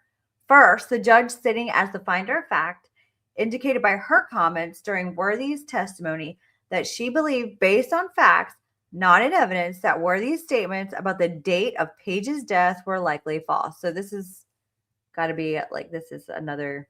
Yeah, this is different. Different Case case. law. Okay. Mhm. It's like, who's Paige? How'd you die? I need to know. Who's Paige? Right? These comments disregarded the judge's duty as the finder of fact to make factual determinations solely on the basis of evidence in the record. Second, the judge independently investigated a fact not introduced into evidence, violating her obligation as the finder of fact to refrain from seeking or obtaining evidence outside that presented by the parties during the trial. In Price Brothers Company versus Philadelphia Gear Company, I'm guessing, the Sixth Circuit Court of Appeals stated unquestionably it would be impermissible for a trial judge to deliberately set about gathering facts outside the record of a bench trial over which he was to preside. Man, all the case law. Dorsey at 701, blah, blah, blah. What's that? Nothing. Dorsey. That was just like, of course. Of course. Of course, we're still going. Don't worry, it is not case law for the whole 30 pages. Just It by the sounds way. like it. I know it sounds like it, but it's not in my breezing reading that I did earlier. At least that's what I took from it. But we'll see. Okay, so reversing defendant's conviction and ordering a new trial upon finding trial judge violated defendant's due process rights by conducting improper ex parte investigation into the facts of the case. Ordering a new trial where judge in bench trial considered facts not admitted into evidence and reaching this conclusion. The law on this point could not be any clearer. Judges are absolutely forbidden. Forbidden. I know, it needed to be echoey and loud. Like, it needed to sound like it is forbidden. Bidden. Right? Your echo. Both as matter. Boistering. Yeah.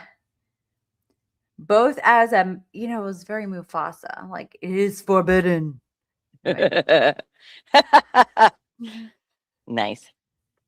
Both as a matter of due process and judicial ethics to conduct independent investigations into the facts of a case. And they are absolutely forbidden from making factual determinations based on the results of those investigations.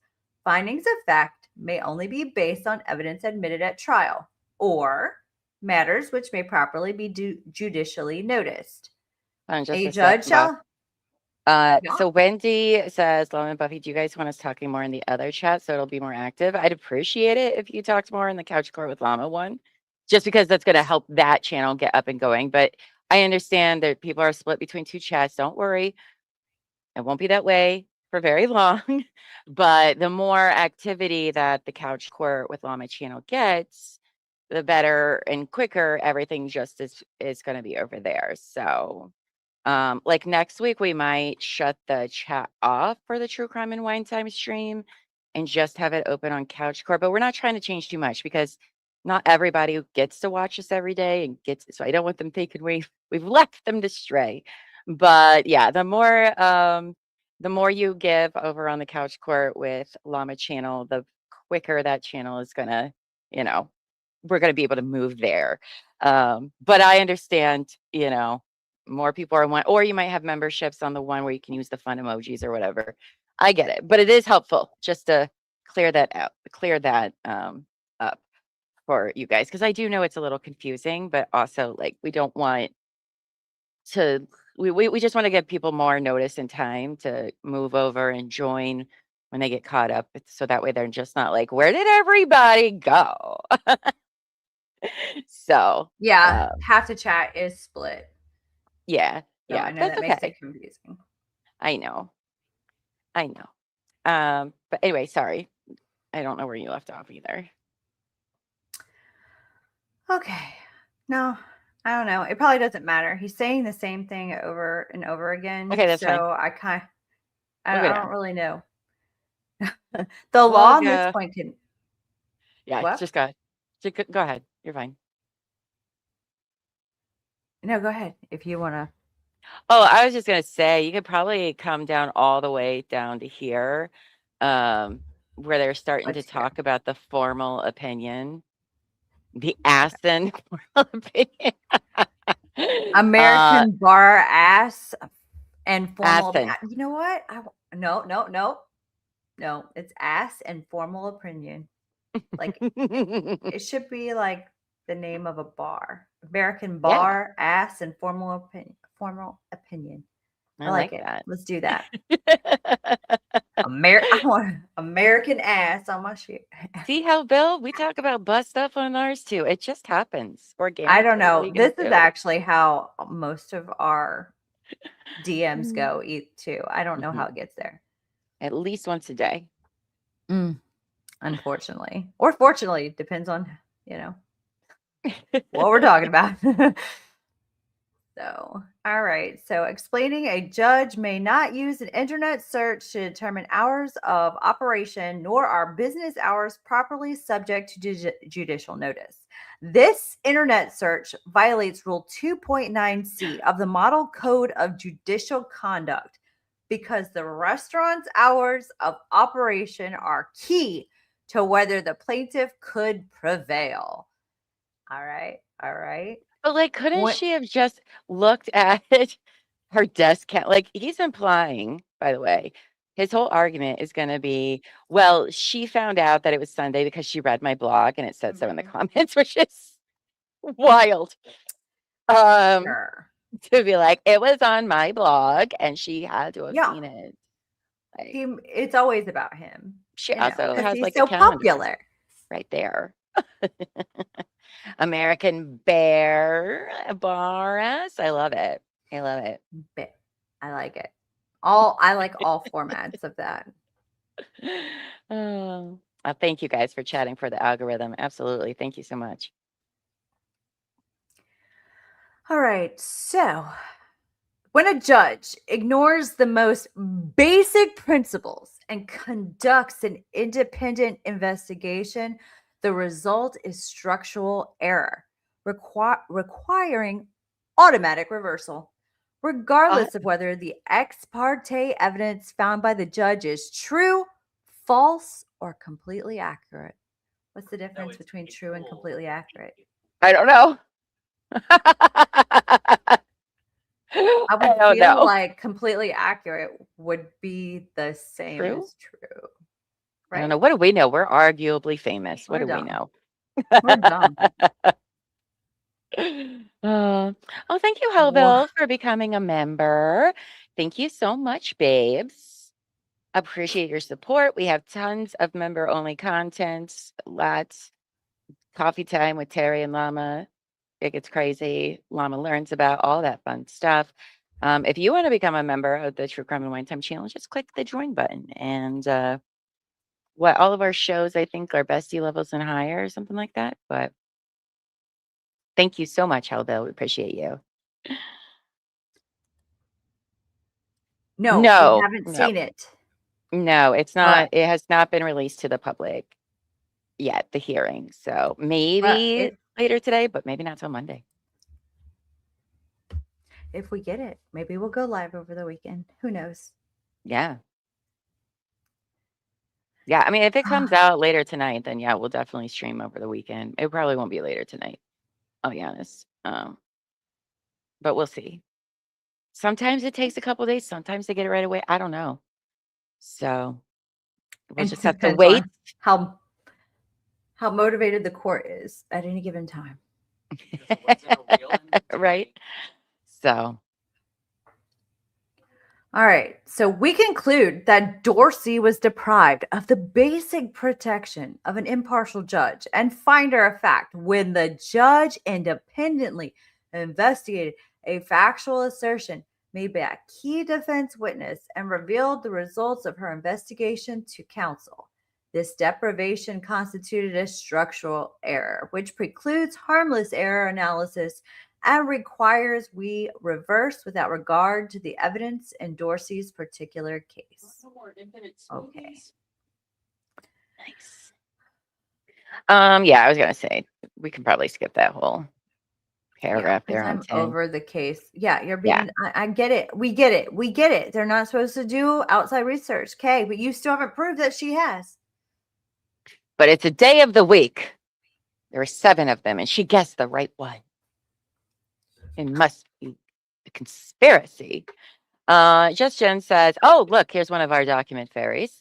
Just Jen says, good morning. I don't think we'll be getting the mock audio until next week. The person who handles it is out until Monday. Well, that's okay. We will patiently await. The shit Um, show. but I know that Hellville listened in on the call. She did a stream last night and she's doing part 2 tonight at 6 p.m. Is that right, Hellville Eastern? So she has lots of notes for that. So I would recommend going and listen to her tonight. I probably will be, maybe unless I'm doing something else, but we'll see. You never know. Am I right? Am I right? Am I right? Am I right? Am I right? I don't know. So on page 10 of judgment of the judgment, Judge Mata made the following finding of fact, which is purportedly based on testimony from Clayton's medical expert, Dr. Samantha Deans. She, Dr. Deans, testified that Planned Parenthood does not accept anonymous patients. They do not accept patients using an alias. Patients are required to provide a government-issued form of identification. She further testified that Planned Parent is not open on Sundays. When petitioner testified, she sought care July 2nd, 2023. I thought I heard that. Well, that's what the judge wrote in her ruling. Oh, And he's I was saying saying, that I thought I part heard didn't that happen. though. Really? Really? Never mind this first part where your client lied on the stand about it, about being anonymous. Did she say that on the stand specifically, or was it either way? Your client completely lied about it because it's not even how things work. Why But do he's I like, feel let's like not. I actually heard that though? Like I feel so gaslit. Maybe I need to go back and listen to the testimony. You'll get it without my ADD commentary. Oh. Okay, so the underlying text quoted above proves conclusively that Judge Mata committed structural error by performing a secret, undisclosed ex parte investigation into the facts of this case. This necessarily included the judge reviewing information posted on the internet by Clayton's followers, which she then adopted as a finding of fact. That conclusion is supported by two things. Okay, let me have it. First, attached to the notice of change of judge is a true and correct copy of the transcript for the trial held in this matter on June 10, 2024. Well, you got the date right. As reflected in this transcript, Dr. Deans never testified. Planned Parenthood is not open on Sundays. Nothing remotely approaching this was ever stated by Dr. Deans or any other trial witness. Okay, I guess I have to believe you if it's not in the transcript. Indeed, the word Sunday appears nowhere in the trial transcript. This leads to the second point. If the conclusion that Planned Parenthood is not open on Sundays did not come from the testimony of Dr. Deans or any other trial witness, it begs the question, where did that finding come from? It could have also been, even if it wasn't mentioned in the trial, because I don't remember or not. That was quite a few weeks ago we listened to it. It could have been a special day for a date, like in the judge's mind, right? Like, oh, that's so-and-so's birthday. And it's like literally right before the 4th of July. Maybe they had plans to like leave or arrive somewhere on this. Like there's a ton of possibilities besides just she read my blog and she saw the comments. Like, no, there's plenty of other reasons that are also not nefarious, but okay.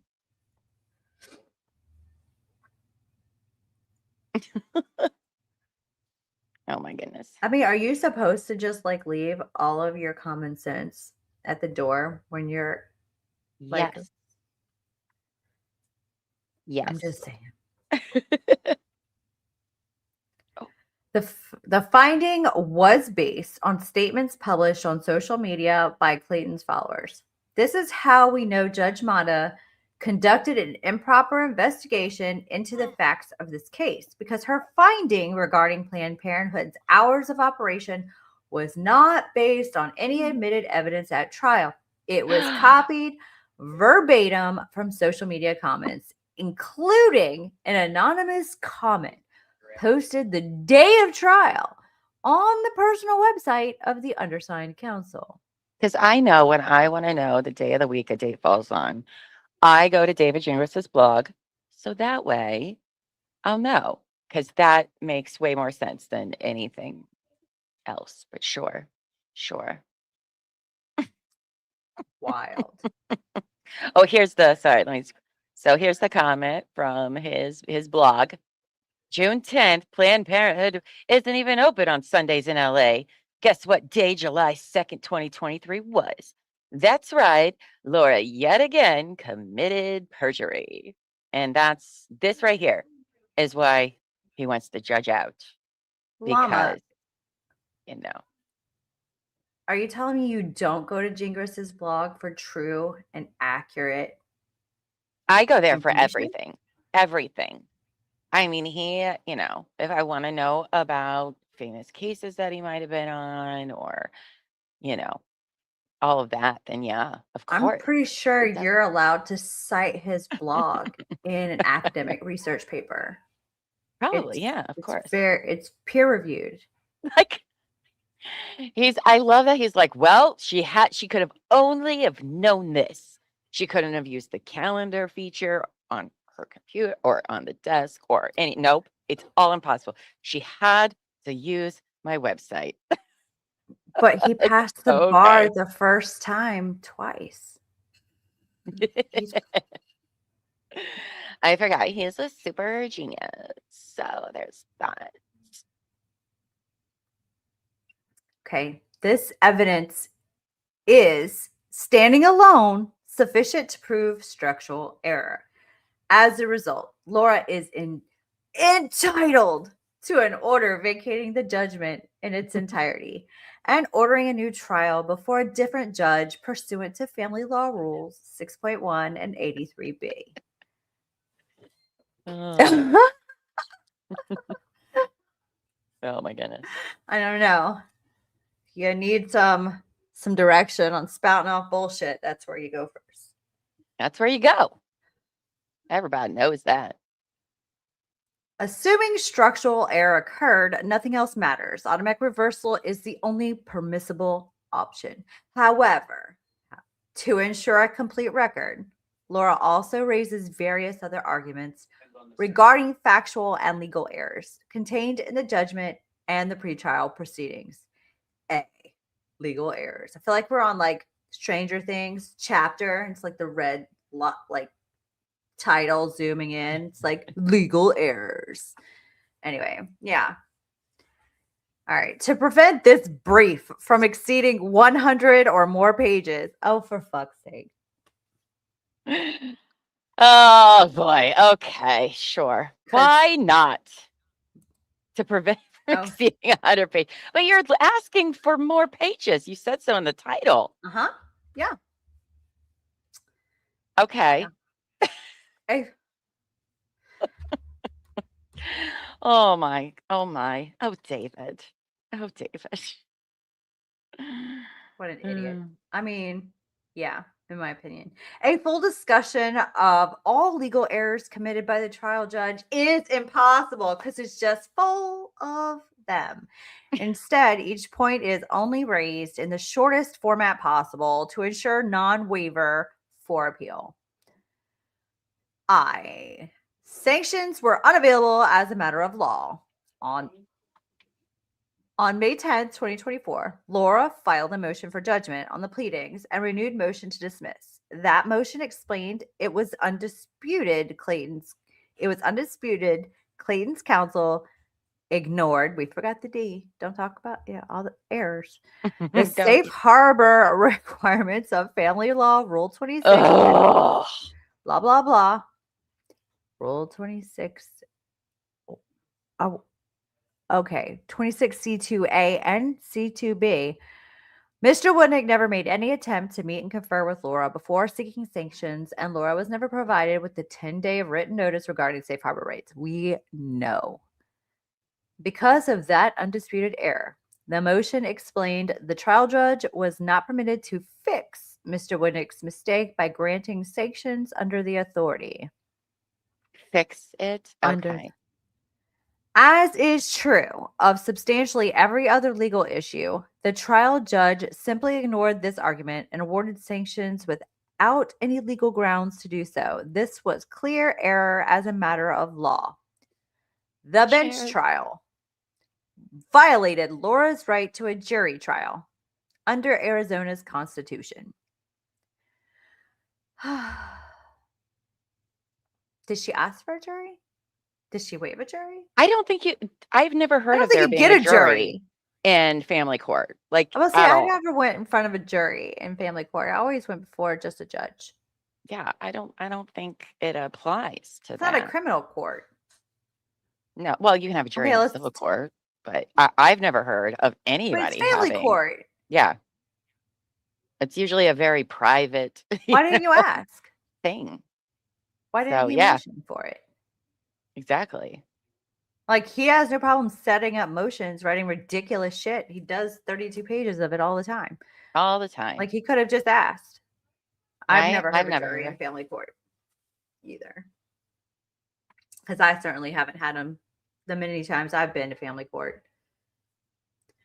All right. So just days ago, the United States Supreme Court issued a decision. Just days ago? Just days ago. Like, okay. The United States Supreme Court issued a decision explaining that litigants cannot be denied their constitutional right to a jury simply because the rules of a forum do not permit a jury trial. Just days ago, right? So like okay. In that case, SEC versus Jarksy, 2024, US Lexus 2847, blah, blah. The Supreme Court explained the right to a jury trial does not depend on the type of forum or the specific label of the claim at issue. What matters is whether the remedy sought is legal in nature. If so, the constitutional right to a jury trial attaches no matter what forum the case may be in or how the claims are framed. So it sounds like it does sound that way. But it wasn't like part of the law when this went to trial because it says it didn't get, the decision wasn't made until the 27th, which was like 16 days after Laura went to trial. Mm-hmm. Yeah. Okay. The Seventh Amendment extends to a particular statutory claim if the claim is legal in nature. What determines whether a monetary remedy is legal is if it is designed to punish or deter the wrongdoer, or on the other hand, solely to restore the status quo. As we have previously explained, a civil sanction that cannot fairly be said solely to serve a remedial purpose, but rather can only be explained as also serving either retributive or deterrent purposes, is punishment and therefore requires a jury trial. But I don't think this applies to this at all. But okay. All right, David. That's fine. Tell us more about this thing that does not make any sense. But to be clear, okay. Jarksy only addressed federal jury trial right under the Seventh Amendment, and that specific provision of the Bill of Rights does not apply in state court. See Fisher versus Edgerton, explaining the Seventh Amendment right to a jury trial does not apply to the states. Quoting McDonald versus City of Chicago, this point is irrelevant, however, because both Article 2, Section 23, and Article 6, Section 17 of the Arizona Constitution provide in pertinent part that the right to a jury trial shall remain inviolate, and courts interpret Arizona's constitutional provisions protecting the right to a jury trial consistent with the Seventh Amendment. I don't feel like this applies here. I mean, Yeah, that's really, I guess. every lawyer interprets things differently, Well, and that's that's what true. the argument is in front of the judge, and the judge has to say, yeah, that's not what that meant. That's true. That's true. Lee and Gray says he probably would have he probably would have hated a jury trial. Yeah, it wouldn't have helped the situation. I can tell you that. Also, Bill says the Sixth Amendment ensures the right to a speedy public trial by an impartial jury in all criminal prosecutions. Seventh Amendment only pertains to federal civil trials. I was going to say, I have not heard of a family court jury ever, ever. So that, But yeah, I guess it's his interpretation of the new decision that the Supreme Court just ruled on, saying that it's in all forums. hmm So I don't know. I'm assuming the judge is like, yeah, that's not what that meant. But I would want to. Why would you have a jury for a family court? like, no, no. What are we doing, David? Come on. It's just waste. And you needed more pages. Okay. Not to mention, like, family court sometimes takes like a whole hour, 2 hours. Like, Yeah. I would be so pissed. Yeah. They're not going to pull a fucking jury in for that. Get out of here. Get out of here, David. Right? Like, that just seems ridiculous. To be fair, in Fisher, the Court of Appeals rejected the appel. Okay, you have to scroll down just a little bit because I cannot I'm see. sorry. That llama takes up too much space. Oh, scroll down. Yeah, my camel. sorry. You mean your camel and his toes. Camel and his toes. Your camel toes. To be fair, in Fisher, the Court of Appeals rejected the appellant's argument that Arizona, blah, blah, blah, providing for an attorney of attorney's fees in certain appeals from compulsory arbitration violated her right to a jury trial under Arizona Constitution. But that finding was based on two materially different facts. The possibility of a fee award here does not act as an unreasonable or significant burden impairing the right to a jury trial. Rule 77 in ARS 12133. Right. We do call it the paternity trial, but it was, in fact, an evidentiary hearing. But yes. Yes, it was. Hi, Carmen. But it was like it kind of just shut it down, right? It was like, no. All right. So a bunch of bullcrap. Both provide safeguards to ensure that the right to have a jury decide ultimate issues is not significantly burdened or impaired. The Superior Court is limited to awarding reasonable attorney's fees and expert fees and may decline to award such fees if it would create a significant economic hardship on the appellant. Here, both of these safeguards were entirely absent. First, as an initial matter, unlike Fisher, here the ultimate issues were not decided by a jury. They were decided solely by the court. That fact, standing alone, explains why this case is completely different from Fisher. Second, Clayton has requested an award of more than $150,000 in fees, and there is no provision for the court to decline to award those fees based on economic hardship. Yeah. Sorry. I thought you were reading your own. Fine. I'm sorry. No. You put it back up and and then you were like, wait, where are you? And I was just like, it's just easier to read it off first. So we're not trying to figure out where each other are. That's okay. Third, Clayton asked the court to find, and it actually did find, that Laura engaged in fraud and the other conduct that would be tortuous and actionable in a civil proceeding, assuming it was true, which it was not. It was not. It's not true. He is so boring. Like, he needs to spice it up. Like, I'm sorry, I don't like boring David.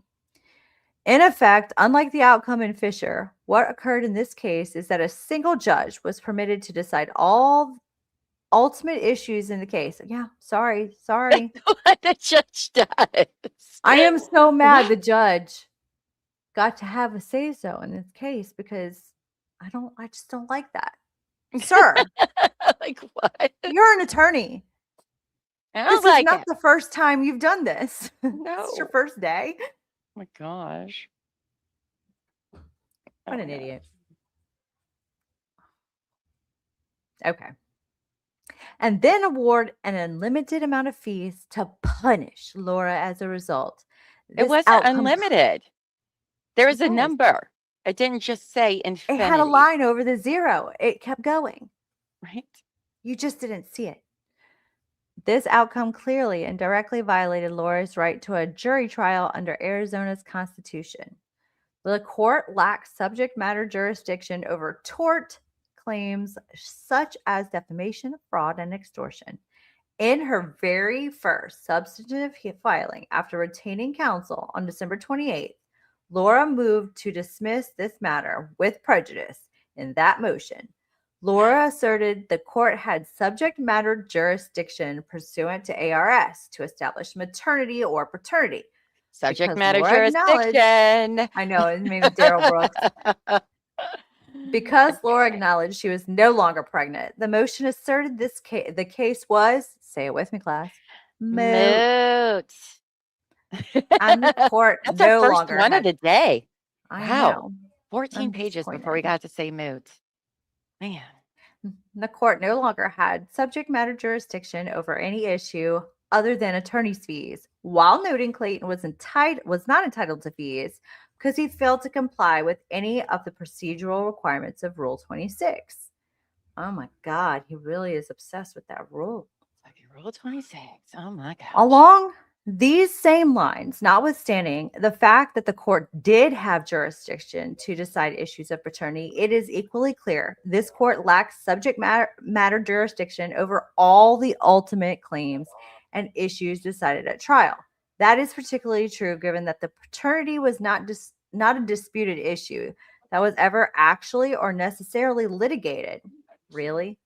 You tried. The final judgment does purport to make a finding of non-paternity, but relief is not provided for in any subpart of Title 25. In short, while presenting his primary claims as a request for sanctions, the substance of Clayton's arguments at trial were and always have been that Laura lied about being pregnant, that Laura published false statements about Clayton to the media, and that Laura attempted to use the fabricated pregnancy claim as a means to extort Clayton into dating her. All of these tort claims / theories would support causes of action if they had a valid factual basis, which they did not. But Clayton could not have litigated those tort claims within the limited jurisdiction of the family court, and he could not have invoked the family court's jurisdiction as to those claims under Title 26, Chapter 6. Oh my God. 26 is his favorite number. Really is. I wonder if he bought like gets lottery tickets with all 26s on it or something. Like it's kind of obsessive and weird. It's not a very good number. If there are good numbers, but I think there are good numbers. I don't know. I don't know anything about numbers. I don't do numerology. More into astrology. Traditional civil tort theories such as defamation, fraud, and civil extortion surely could be pursued in the normal civil department of this court, in which both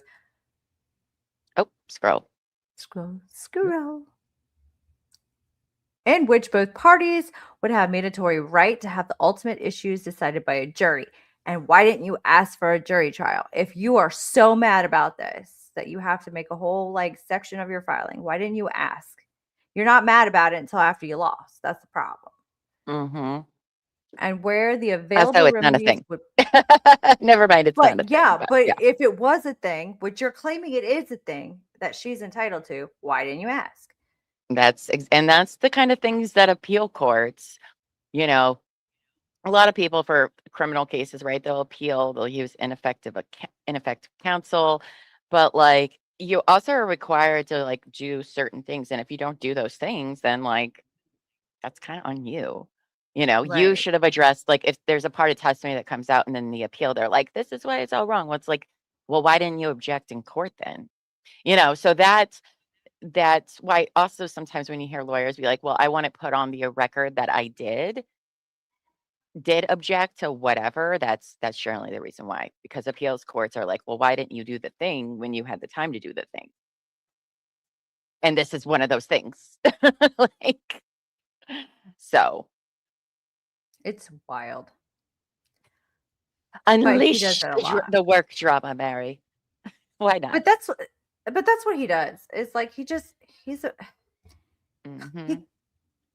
complains about stuff that he didn't do because he wasn't there. He's new to the case. I don't know. It's He's before just his time. It was, but it's like, I mean, I get it. It was before his time, but it's your job when you take on the case to bring up all this shit beforehand, not bitch about it afterwards because it didn't go the way you wanted to. If it had gone the way you wanted to, you wouldn't have said a damn thing about any of this. Oh, by the way, you know, it's just dumb.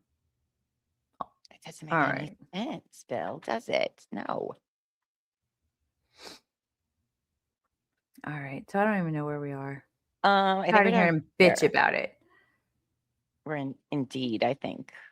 Indeed. Yeah? Not only could such tort claims be properly brought in and only in the normal civil division, as explained in Laura's request for judicial notice filed on April 12th, 2024, Clayton's counsel, Greg Woodnick, previously tried exactly that approach by bringing civil tort claims against Laura for fraud and intentional infliction of emotional distress in Owens versus Gillespie. As shown in the request for judicial notice, Mr. Woodnick lost that case, with the court granting summary judgment as to the counterclaims. This helps explain Mr. Woodnick's decision to bring essentially the identical tort claims in a different court, knowing this court lacks subject matter jurisdiction over claims of this nature. Rob, I've been smiling all morning. Okay, my face hurts. my face hurts because since the stream started, and I'm also just intoxicated by the smell of Omar's tie. Don't worry, I am in a very good mood. By the way, so it's just my face. It hurts. Sorry, go ahead. Oh, no, you're fine. The court applied the wrong legal standard.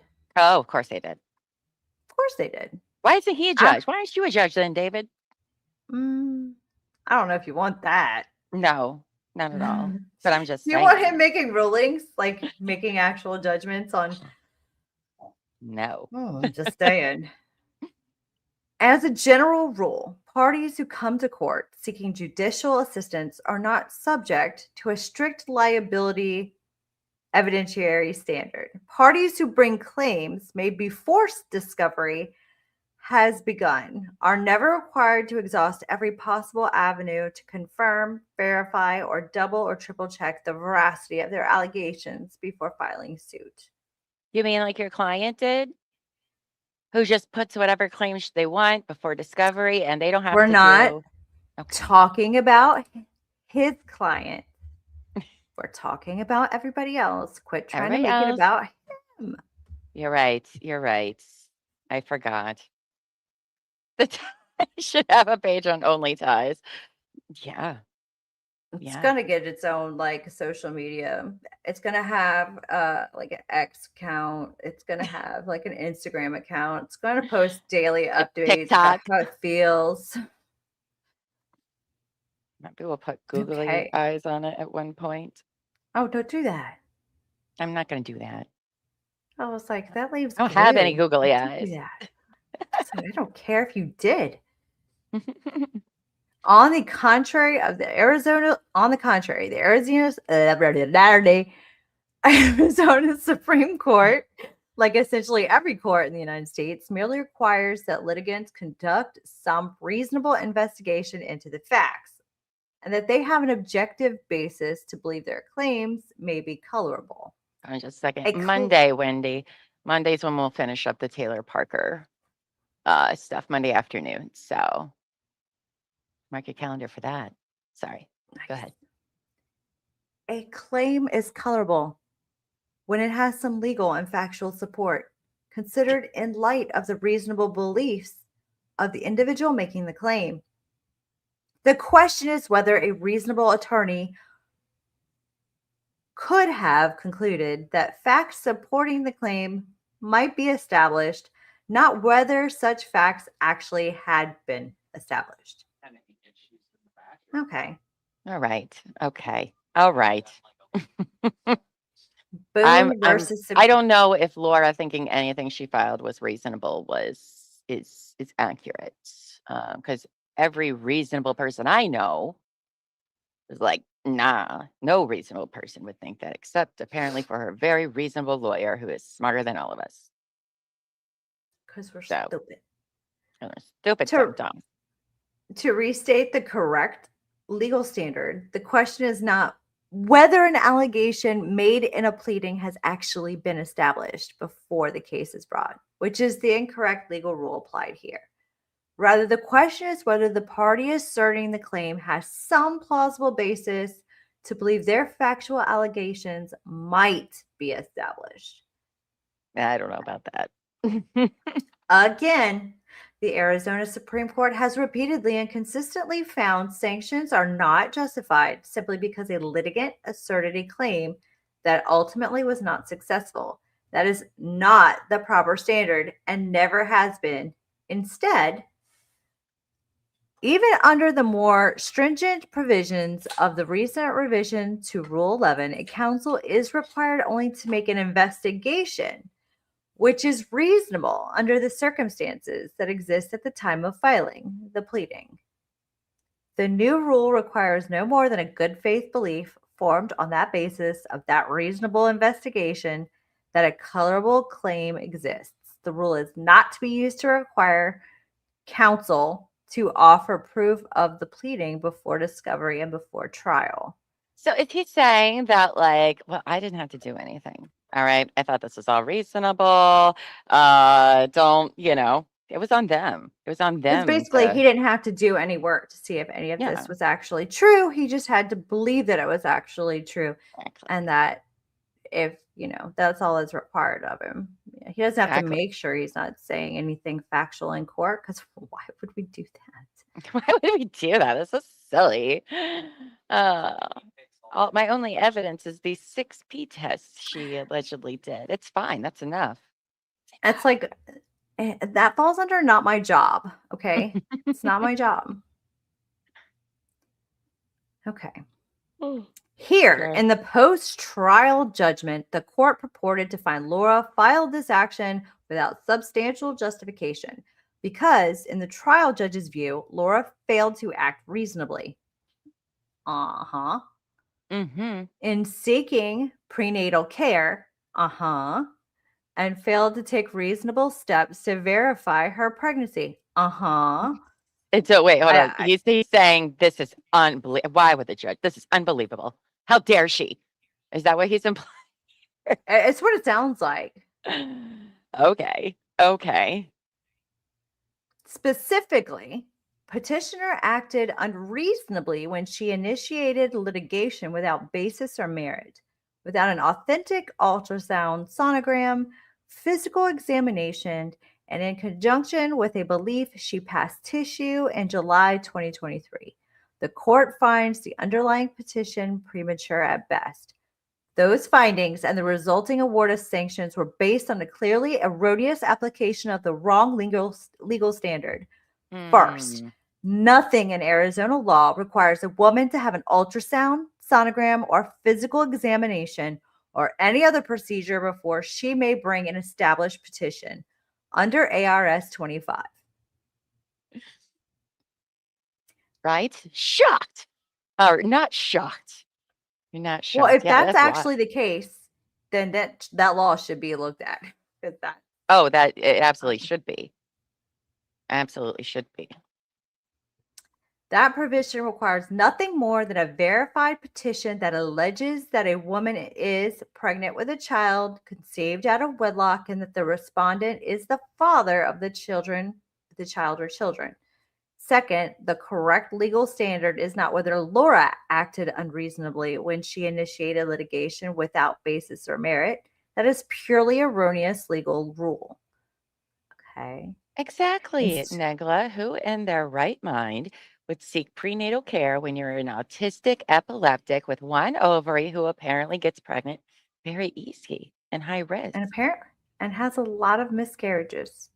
A Mul- lot that she's not concerned about at all and doesn't go to the doctor for at all. Sorry, you're not winning us over, David. No. No. And trust me, you really And- did not want a jury. She'll find out when she goes to trial. Oh, yeah. Instead, the question is whether at the time she filed this action on August 1st, 2023, did Laura have some basis to think she might be pregnant? I have a problem with that. Mm-hmm. Nobody files a paternity suit for parenting or whatever if you think you might be pregnant. Exactly. Right? He's trying to save her ass, but it's not gonna. This doesn't make her look any better. So if she thinks she might be, then why didn't she go do the things that she needed to do to, have more evidence besides some pee sticks if she might believe she's pregnant? Like, it still doesn't work. It still doesn't compute, David, at all. And also, your client's a fucking idiot. So she's just a liar who lies. And I know, I understand you're trying to bail her out here, but it's not helping. Not helping. No, because it doesn't make sense. Did Laura have some basis to think she might be pregnant and that Clayton might be the father? No. See, Boone. The question is whether a reasonable attorney could have concluded that facts supporting the claim might be established, not whether such facts actually had been established. Okay, maybe that is only the attorney's responsibility, but why wouldn't you want to make sure it has if you're going to go in front of court and sound like an idiot trying to argue it that it was? Exactly. I feel like you should have a little bit more pride in what you do, that you don't want to sound like an idiot on a mic. Like, you would want to make sure you're arguing something you can actually prove. Like, I have to question your I don't know, what's the word I'm looking for? Just your ability to do your job and have pride in your job. Events which occurred after August 1st, 2023, such as the low 102 HCG test result some 2.5 months later in mid-October 2023, are completely irrelevant to that issue. Again, the relevant question is whether Laura believes she might be pregnant on August 1st, 2023, regardless of whether she miscarried later and regardless of whether she was, in fact, never pregnant at all. Oh, my goodness. What? Did you write that? Did you read It's that? irrelevant. And said, that sounds good. That's a great argument. It's completely irrelevant. That's what? Oh my, these problems don't. Well, that's true, right? They do say stupid people don't know they're stupid. Yeah, stupid people don't know they're stupid. Holy fuck. Hello, Melissa. Hello. How did you? I'm sorry. I don't know how you thought. It's irrelevant. Put that in there. Put that in there. Yeah, say that. That sounds good. That'll convince the judge. Ugh. It is an undisputed fact that before this action as filed, Laura tested positive for pregnancy on multiple occasions, including a surprise test taken at Clayton's residence. Clayton admitted in writing that the sexual contact with Laura might have resulted in pregnancy. He said this in his own words. It is also undisputed Laura asked Clayton to agree privately to a DNA test, which would have confirmed or not both the existence of the pregnancy and the paternity of the father. After look, Melissa, it's Melissa's first time here for a live. She's late for here and her first time catching us on live. Thank you, Melissa. Happy to have you. Get a seat on the couch. Welcome to the chat. Oh my God, this is insane. Okay. No, he's just so dumb. So dumb. Well, here's the thing too. Even if she might believe she's pregnant, then if she might believe that, then you think she would reasonably go to the doctor to see. That's the thing. But okay. We might all be preggers. I mean, I might be after wearing this tie all day, but that's all that matters, apparently, is whether or not if we want to believe in make believe land, which is wild. I believe I might own a home, so I'm just don't pay the mortgage until next month and see how Chase Banks likes that. Ford Motor Credit it is. I mean, Right? I believe I paid off my house. I mean, I don't need to have evidence that I just have to believe that I did. Yeah, it's such a fucking stupid argument. Oh my God. It's Yeah, I wonder how embarrassing. my electric company would be like, I believed I paid that last month. I believed I did, and therefore, Right? I might okay, whatever. pay it, but it doesn't matter. Who was the expert that said Laura was 99% pregnant? That would be Dr. Medchill. Real name. It doesn't That guy. matter that I didn't pay it. I believed I did. Wendy's passing wine out to the chat. Thank you. It is Fukong Friday, so day drinking is celebrated. Which maybe I should open mine up, but I don't know. Maybe after I drink this wine, we'll see. Oh, Jan, that'll be Half fun. Past says Jan was also like, I believe yesterday. Oh my God. I believe. Well, I believe I could fly. Wow. Okay. I know. This is so painful. If you're sticking with us, you're appreciated and you all deserve medals because You're all this is VIPs. painful. Yeah, y'all are like the real ones, right? Like you're like the goats. Right. Which But this is I don't know also what's up. important. This is also important to read because they are going to be filing appeals.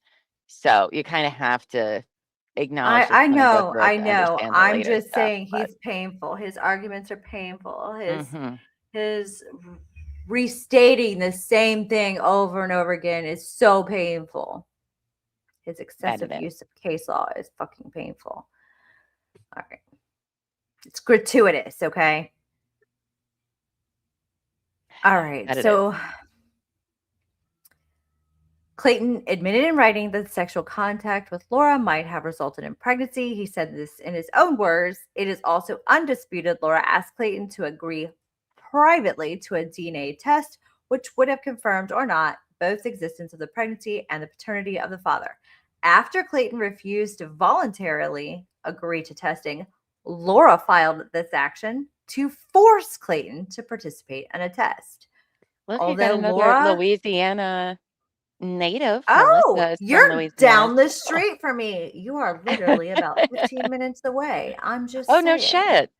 Oh, no Yes. shit. That's cool. She's like literally, I can go down. I mean, yeah, I know the excessive use of the word literally, but she's literally in the next town over. Like she's 10 minutes Oh, down the road. I'm wow. like, right.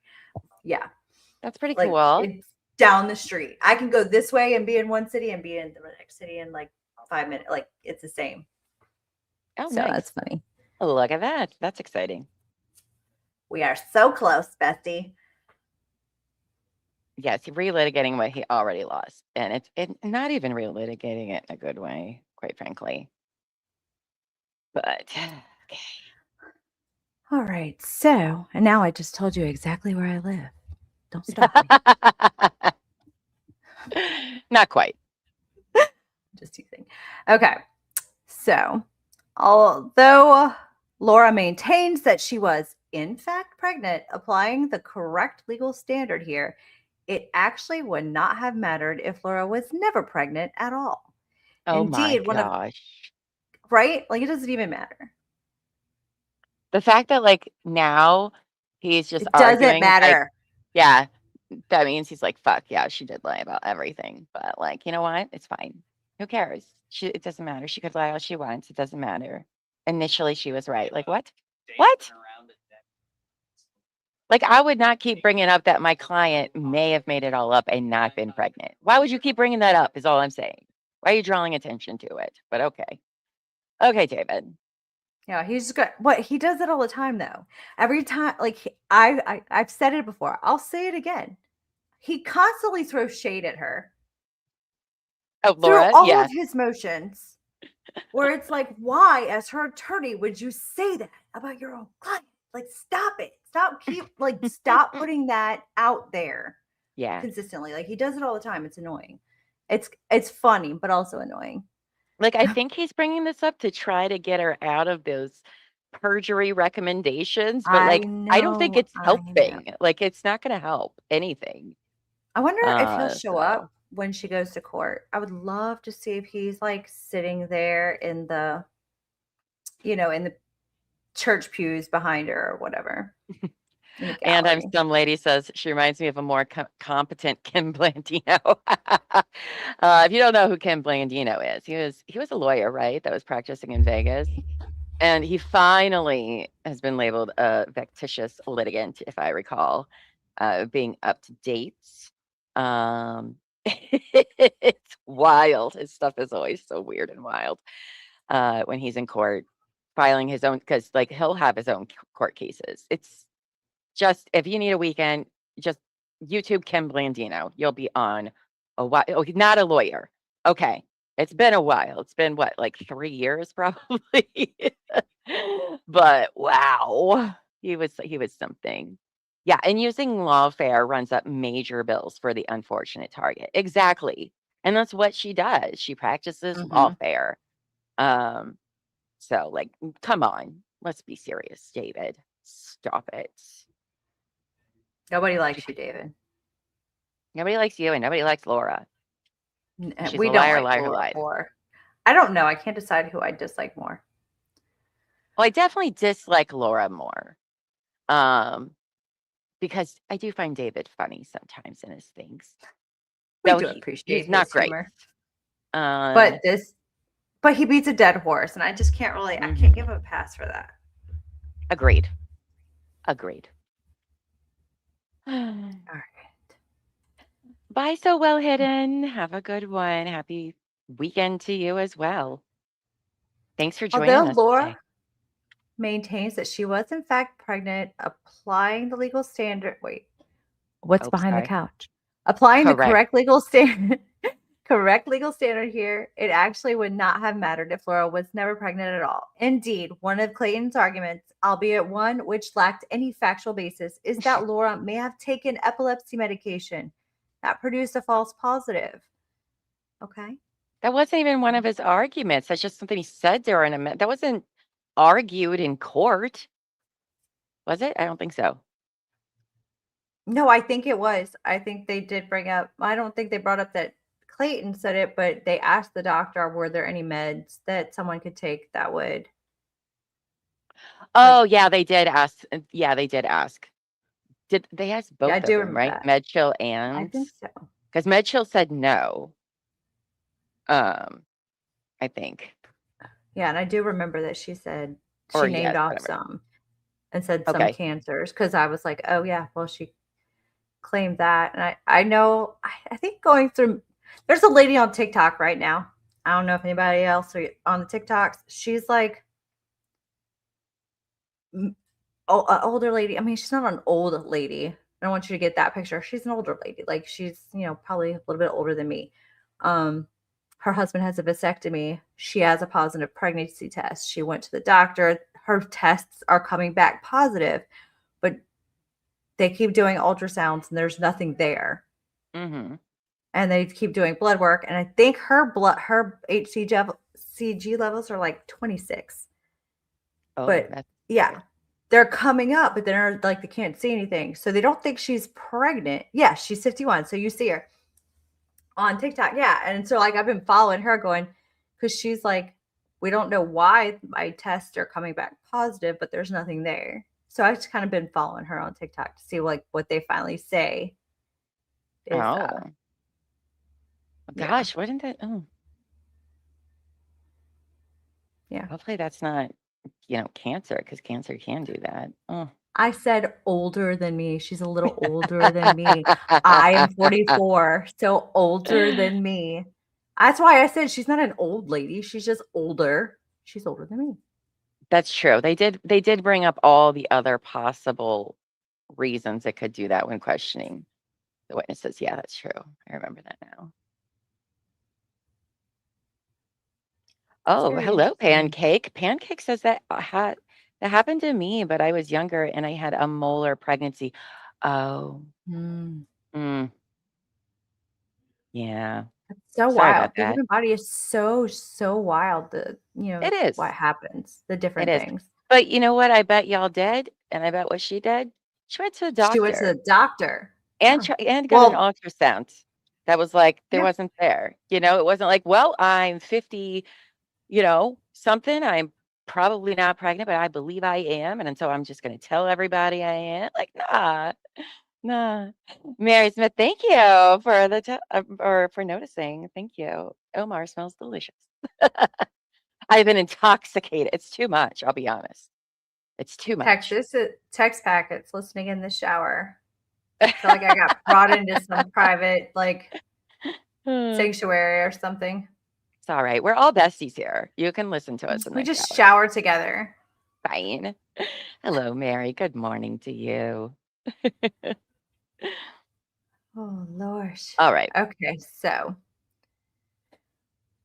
okay, where are we at? Laura may have taken epilepsy medication that produces a false positive result, although Clayton's medical expert offered no testimony to support this, and although Laura's medical expert directly rejected this theory, it is theoretically possible that Clayton was right. Perhaps Laura was never actually pregnant. See, how are you helping her here? That whole sentence does not appear. Both the doctors were like, nope. And he's like, maybe she wasn't. I don't know. I don't know. But it don't matter. Like, what are you doing? Okay. Oh my. Perhaps Laura was never actually pregnant, but unbeknownst to her, one or more of her medications caused her to receive a multiple false positive pregnancy. You know what would have helped that day? A doctor appointment. I know that a reasonable person who might believe they're pregnant would do. Again, I mean, I'm just saying. It's like your argument makes me go, okay, well, that's your argument. Go back to the first argument. Go to the doctor. Like there's Mhm. every argument you make to one of the findings of fact that you disagree with leads to another argument. Well, if she had gone to the doctor, she would have got the answers to all of those fucking questions. Right? And we wouldn't be here. Oh, but that's right. It was never real to begin with. There's a reason why she didn't go, David. Anna some lady says my ex-girlfriend was testing positive for a while and even started lactating, and then it just stopped. The body is Wow. weird. Oh, that's The, interesting. yeah, Oh my it is goodness. weird. In that Yeah. stage, Oops. wait, in that stage, in that, wait, where? Okay. In that situation. Yeah, no, I don't. Did I finish the one before that? Okay. In that Yeah. situation, there would be no basis to sanction Laura for unknowingly filing this action based on a freak medical scenario of which she was completely unaware. A Indeed, freak medical scenario. it's a freak. That's It's just a freak in clearly nature. the right wording She's for a it. freak in nature. Freak in nature. Got it. Uh, That's is that a legal That's standard true, or an half-assed. argument? Medical anxiety is a thing. I have it. I Oh yeah. have a big problem. But she did go to urgent care for like, so what are you doing, Laura? Right? Like, you have no She problem manages to go to the doctor when it suits her. She goes to the hospital when her stomach is bleeding, so she doesn't have to go to court. Mhm. She goes to The she epilepsy manages special to get over program. that anxiety when she needs to, when it benefits her. Right. No, I get what you're saying, half-assed. Well, I mean, we all know, like, she's full of shit. But, yeah. Yeah. Hmm. In that situation, there would be no basis to sanction Laura for unknowingly filing the action based on a freak medical scenario on which she was completely unaware. Indeed, the undisputed evidence at trial showed Laura attempted to investigate this possibility of a false positive test by discussing that issue with her doctor before this case was filed. Did she, though? I don't think so. You proved none of that. Mm-mm. No, I don't recall that. The respondent suggested that the positive test was a result of petitioner's epilepsy medication. Petitioner emailed Dr. Glynis Simon, MD, from Barrow Concussion and Brain Injury. So the subject of the email is pregnancy and seizure med. Here, Because the I know undisputed. I go to the brain doctor when I'm pregnant. See what they think. first and Well, foremost. because it was the seizure med, she was asking the seizure doctor if that would give her a positive pregnancy test. So therefore, she says that that's the adequate, due Right. diligence to talk to a doctor. And I disagree. Well, if you No. suspect you're pregnant, go to the fucking doctor and let the doctor tell you whether you're pregnant or not, or why if The you're lady not pregnant, doctor. why? I mean, just saying. Here, the undisputed facts are that Clayton made a written admission that he saw at least one positive pregnancy test, the one Laura took in front of him on June 19th, 2023, leading him to question whether Laura may have taken medication that caused false positive results. Before this matter was filed, it is undisputed Laura discussed that exact issue with her doctor in an email sent on June 28th. Even if the medical advice Laura received from her doctor was wrong, and there is no basis to support such a conclusion, and even if Clayton's theory was right, that Laura's epilepsy medication caused a false positive result, and even if Laura was never actually pregnant at all, there's simply no evidence to show that she knew all these things before this action was filed. Thus, if the trial court had applied the correct legal standard, it could not have properly found Laura lacked a good faith basis to think she might be pregnant when this action was filed, even if that belief was incorrect. Oh, come on, my friend. I don't. The court misapplied ARS 25. The final judgment awards fees under ARS 25 based on finding of unreasonable litigation conduct on Laura's part. This is plain error because ARS 25 does not apply to paternity proceedings. It only applies to the cost and expenses of something else, and I'll tell you in just a minute.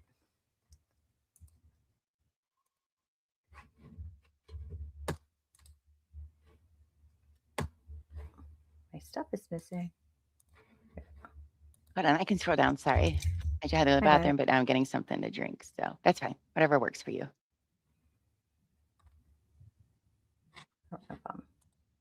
Wait, where are you? Under that big heading of the next one. Okay. The final I don't even know where I was. The finding of unreasonable litigation conduct on Laura's part. This is plain error because ARS 25-324 does not apply to paternity proceeding. It only applies to the cost, expenses of maintaining or defending any proceeding under this Chapter 3 or Chapter 4, Article 1 of this title, blah, blah, blah. David, you're killing me. The correct statute for a fee award in a paternity action would have been ARS 25, which contains essentially the same standard. The court may order a party to pay a reasonable amount to the other party for the costs and expenses of maintaining or defending any proceeding under this article. For fuck's sake. Okay.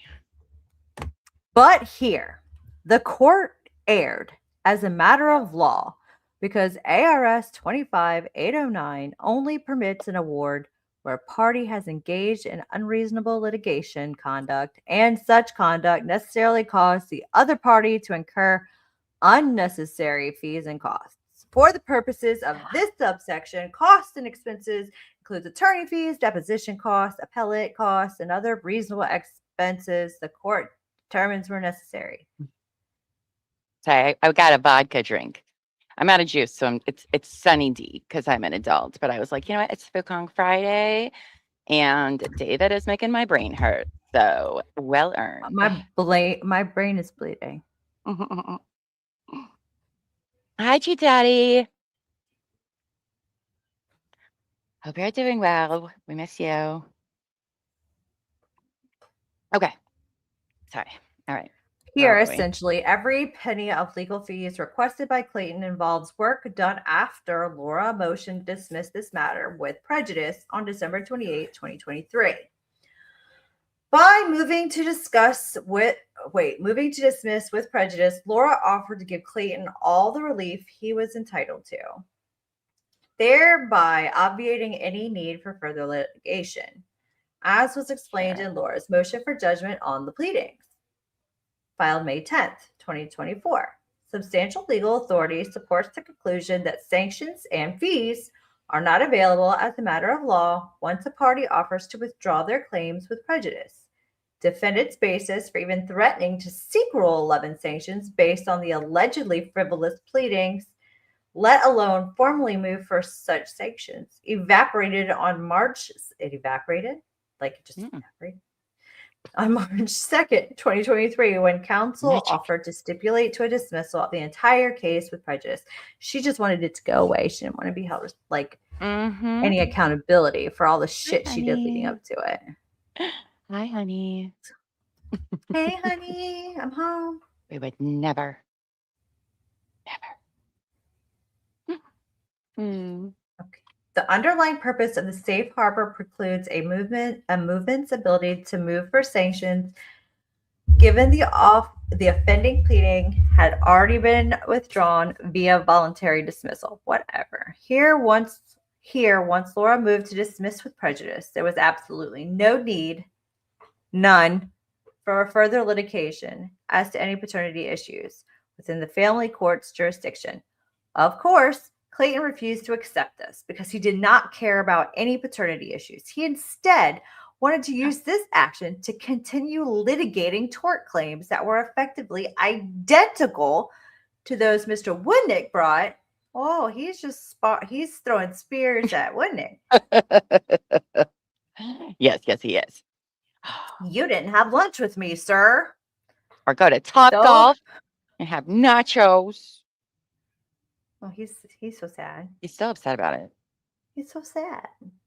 Mr. Woodnick brought and lost on behalf of Mr. Gillespie, but Clayton's decision to unlawfully misuse a family court proceeding to litigate a pseudo-civil tort claim does not mean that such work was necessary to resolve the paternity claims within the meaning of ARS.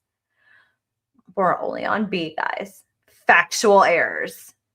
Multiple subparts of Rule 83 permit mistakes in a judgment. Well, I can tell you a bunch of mistakes you've already made in this one, but let's not.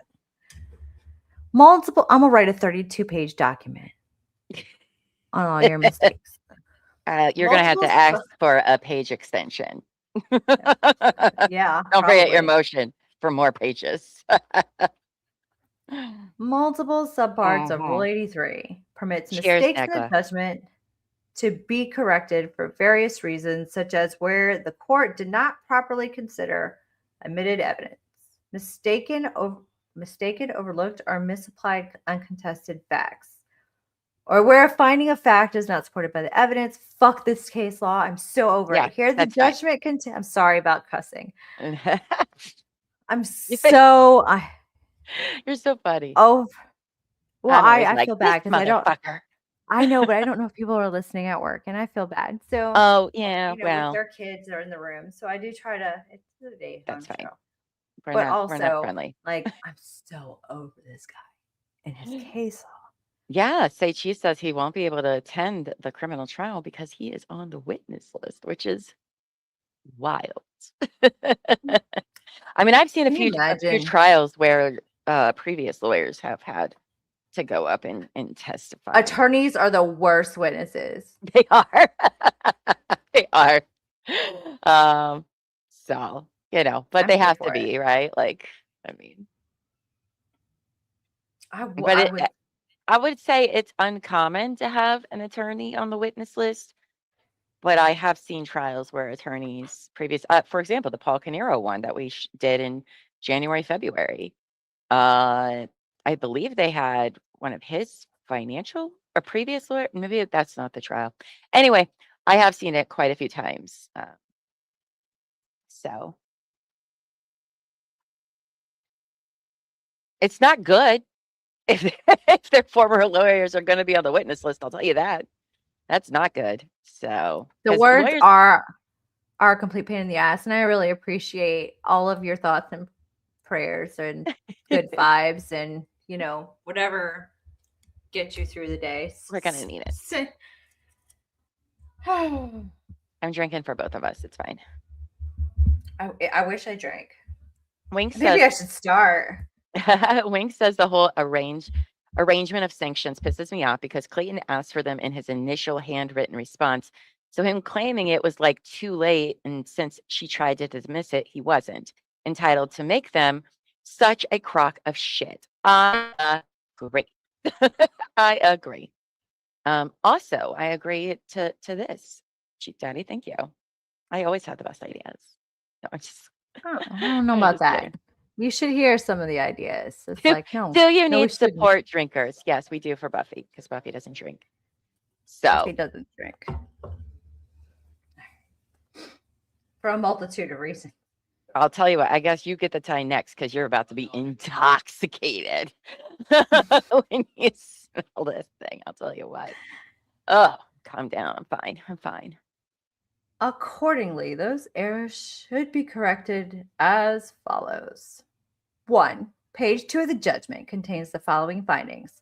Laura Owens, petitioner, filed a pro per petition to establish paternity, legal decision making, parenting time, and child support on May 20th, 2023. This finding is factually incorrect.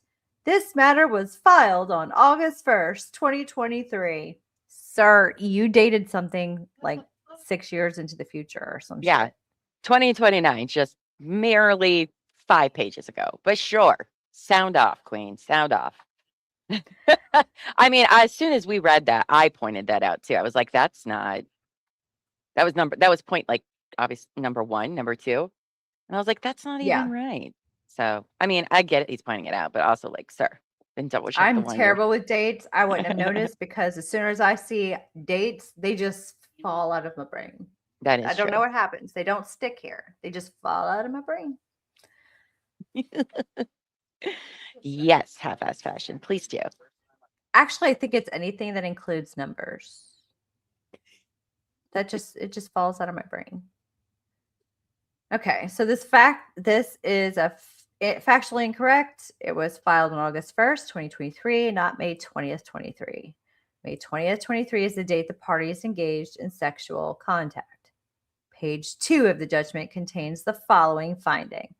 On October 6, 2023, petitioner filed for an ex parte order of protection in this court. After hearing the order of protection was affirmed, the same day the Rabgen results indicated little to no fetal DNA. As to the last sentence of this finding, i.e. that Rabgen results were received on the same day, October 6, 2023, the finding is unsupported by any admitted evidence. Page 2 of the judgment contains. Though, I don't see how. He They're gonna, has issue with the same day. Right? I'm pretty sure they were the same day. I don't know. Let me pull up my timeline while you're talking. It's fine. Oh, that's on my old one. That's okay. On page 2 of the judgment, page 2 of the judgment contains the following finding. October 25th, 2023, the parties appeared before Commissioner Duty to determine the validity of the contested order of protection. Petitioner's abdomen again appeared swollen. Yeah, it happens to me too when I eat a lot of bread. Mm-hmm. During well, this you know the hearing, gluten makes the her crazy, gluten. guys. It's I mean, the gluten. I do love carbohydrates. They do not like me. During this hearing, she testified to the validity of the sonogram sent to the respondent, the media, and a Dropbox on Reddit, and further testified the parties were having a son. She later testified she believes she was having fraternal twins, one boy and one girl. Because that makes sense. One boy, one girl. Isn't that a song? It is a song. Which they wouldn't even, so if she allegedly passed these twins and miscarried on the 23rd, they would only been like 10 weeks. They wouldn't have known what each one was without some testing being done. Because I don't think you Well, yeah, because you would grow have your a genitals test that yet. came back. Exactly. Like, so it doesn't make sense. You're still staying stuff. It doesn't make sense, David. So I know reasonable person would believe. So there's that. But okay. As to the finding, she testified to the validity of the sonograms sent to respondent, the media, and the Dropbox. On Reddit, this finding is contrary to the evidence and is not supported by any admitted trial evidence. As to the last sentence of this finding, that Laura testified before Judge Duty that she Dude. believes she was having fraternal twins, one boy and one girl. The finding is factually unsupported by any admitted evidence because Laura never offered such testimony before Judge Duty. I just like to say Duty Duty. because I'm an adult. Page 3 of the judgment contains the following finding. December 6, 2023, a second RavGen test confirmed little to no fetal DNA. Also, as to the date of the second RavGen test, December 6, 2023, this finding is factually unsupported by any admitted evidence. But you're the one that was saying, oh, this Ravgen thing, it's all Laura's idea. It's all so you didn't submit evidence. I don't know what to tell you there. Again. So, okay. All right, David. Page 3. He doesn't have to, I forgot. He doesn't have to submit any evidence. He doesn't have at to. all. He just has to believe that it exists. If you As the believe the plaintiff. if you believe the evidence exists, it does, and therefore you have to do nothing else. Page 3. Oops, sorry. Medicine. Oh, it's 1 o'clock. Page 3 of the judgment contains the following finding. December 28, 2023, petitioner filed a motion to dismiss petition to establish paternity, legal decision-making, parenting time, and child support with prejudice in conjunction with a notice requiring strict compliance with Arizona rules of evidence, thereby invoking ARFLP Rule 2. Petitioner cited the basis for the dismissal that she is not now pregnant with respondent's children. The motion was denied as the issue of attorney's fees, costs, and sanctions remained. I'm disappointed too, Echoes. No, I'm just kidding. Not at all. I completely respect people that don't drink because there's a numerous of reasons, right? There's health reasons. Are we having a discussion about not drinking? Am I missing a whole well, no, it's not. No. It's just that Jeep Daddy and I are the drinkers, where you and Echoes are not the drinkers. Well, I'm not the drinker because and that's how we all balance our duos out. You need that. They're partially due to my religious beliefs and also partially to I have family members within my household who are alcoholics in recovery, and I don't drink to support them. So absolutely, I have a multitude of reasons. I don't care if people drink or not. There's again a myriad of reasons why someone may not too. So, but that is how the balance of the universe occurs. Exactly. Like Jeep Daddy and I both need our Buffy and Echoes when we have been drinking to be like, all right, you guys. Hello. So Danny goes, yes, one boy, one girl, 2 hearts beating wildly. Yes, to put it mildly, it was all one big lie. It was. And a lie that doesn't even make any sense for her timeline. So there's that. That's true. That's true. Oh, goodness. Okay, back to this. Ugh, hurts my brain. All right. Okay, I gotta.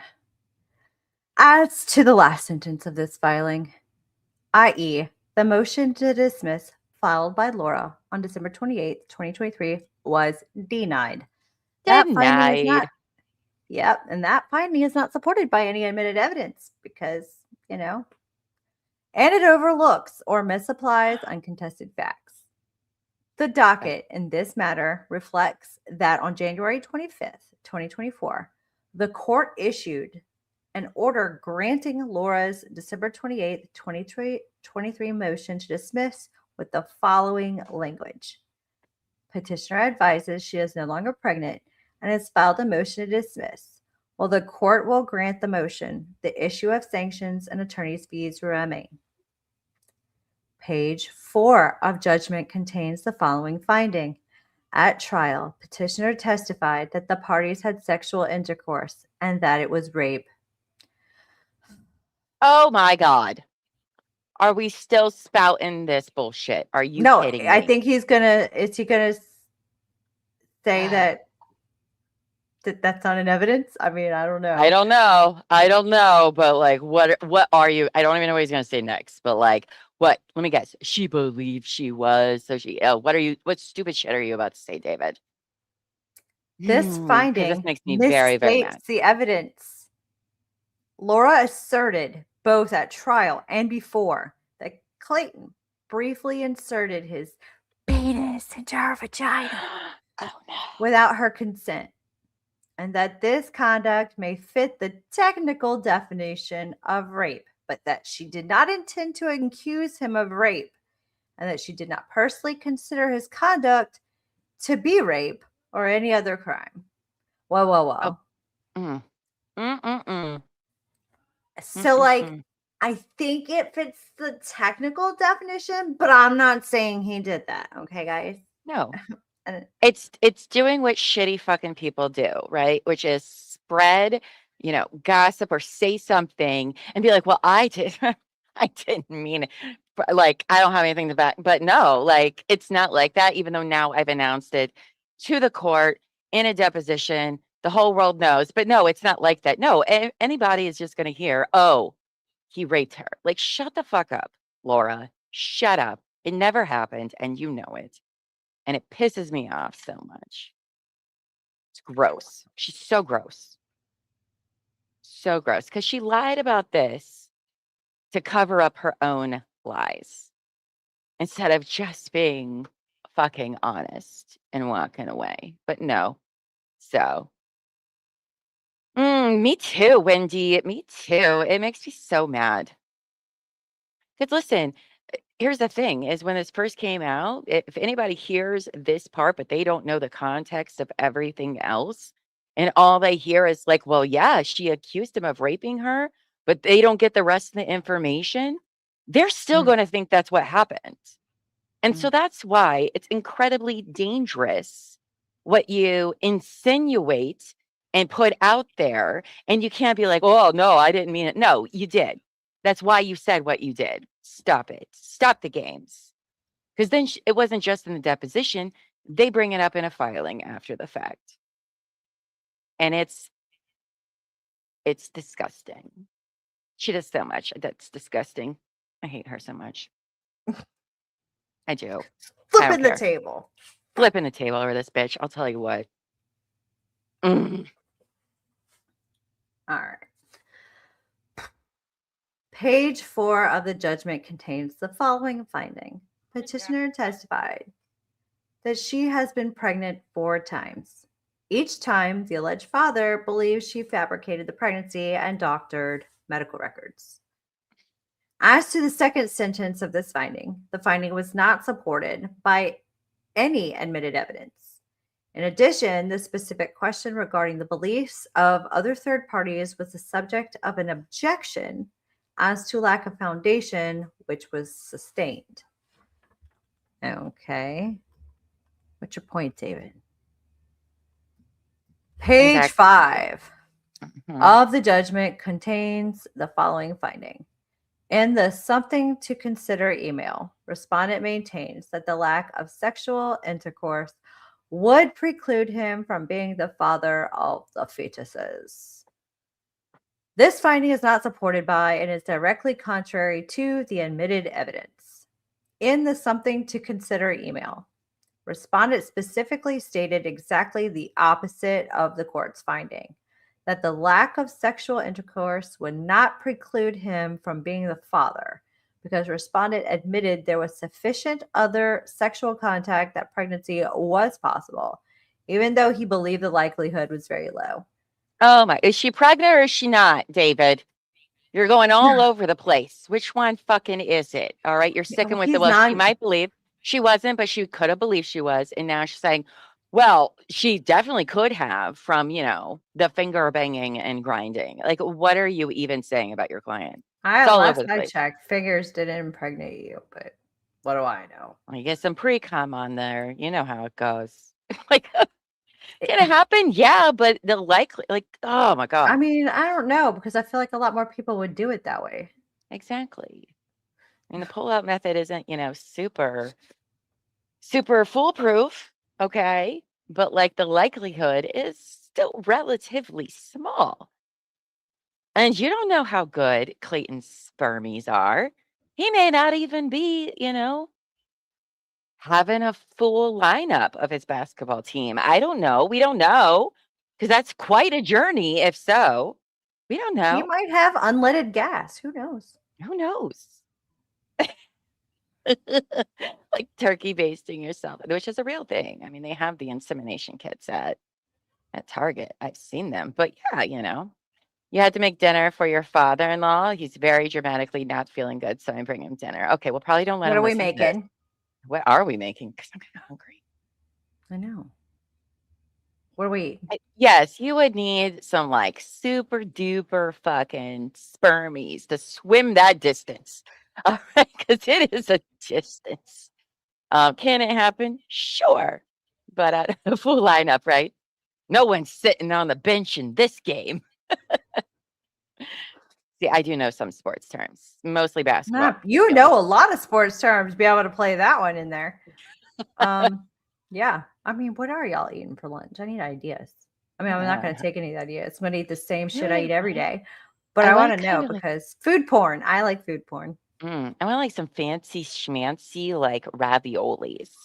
I've been on a Like diet since mm, February, so like I like food, but you I treat can't yourself. eat it. So like I want to see what everybody else is eating Also, and I hear just about realized it. the color of your shirt today because it wasn't dark. I just realized that. I like that color on you, by the way. Oh, Looks very thank you. nice. You're welcome. You Appreciate don't it. wear a lot of colors You sometimes. don't So, do a lot of black. oh, you made French bread pizza? Ooh. Ooh, that's good. You're having Like water homemade flavored. or like the kind you put in the oven. Like after I had like my last baby, that was like what I wanted. Even after I brought him home from the hospital, I wanted to eat that, but that got me in a lot of trouble, and thus the diet. Gita says not an excuse or anything, but I'm sure Clayton's pullout game isn't quite what he may claim, but still, it's got to be in the right zone first. Yeah, and again, it takes two people and parts working correctly for like it is not easy. Like everything to get pregnant is so hard. There's a reason why people struggle with infertility and getting pregnant because it is literally a small, small window where everything has to go perfect. Your Mhm. body temperatures, everything. And the I window know is it's so small. amazing anybody gets pregnant when you It actually really read is. everything that has to happen. It absolutely is a miracle that any of us are we're even here because it really is a small window of time. The body temperature has to be correct. Like just so much goes into it, especially when you're trying to. You don't even know that until you're trying to get pregnant, and then you're like, "Well, damn! Everybody made it sound like I could just get pregnant if my legs were out." Like, what do you mean it's this hard? And so Mhm. it I really I is know. like this much of a margin to get there. And both, all players need to be starters. Lots of basketball references. That's the only one I got. So Yeah, yeah, you're doing a lot of sports talk. I'm getting the ick. just the basketballs. Just the basketballs. But I'm not seeing food in the chat. I'm trying to. I just want to Mary see said the food. yes. Mary said yes to Homemade homemade sauce. pizza, French bread pizza. I want some raviolis. Babe, where can we get raviolis? I have spaghetti in the crock pot, like spaghetti sauce and meatballs. I did it before we started the stream because I'm not gonna feel like cooking after this. So yeah, that's what they're eating tonight. But I'm gonna eat chicken, rice, and green beans like I always do. Uh, Cindy's I'm eating a Lebanon bologna sandwich. Only people from PA know what that is. That's true. I don't know what that means. And I'm a next door neighbor to Bologna. Pennsylvania. I also do not like bologna. Bologna. Mm-mm. No, thank you. But tell us what it is. I've never heard of it before. I mean, it's pretty wild. It's quite impressive. Hello, Toadette.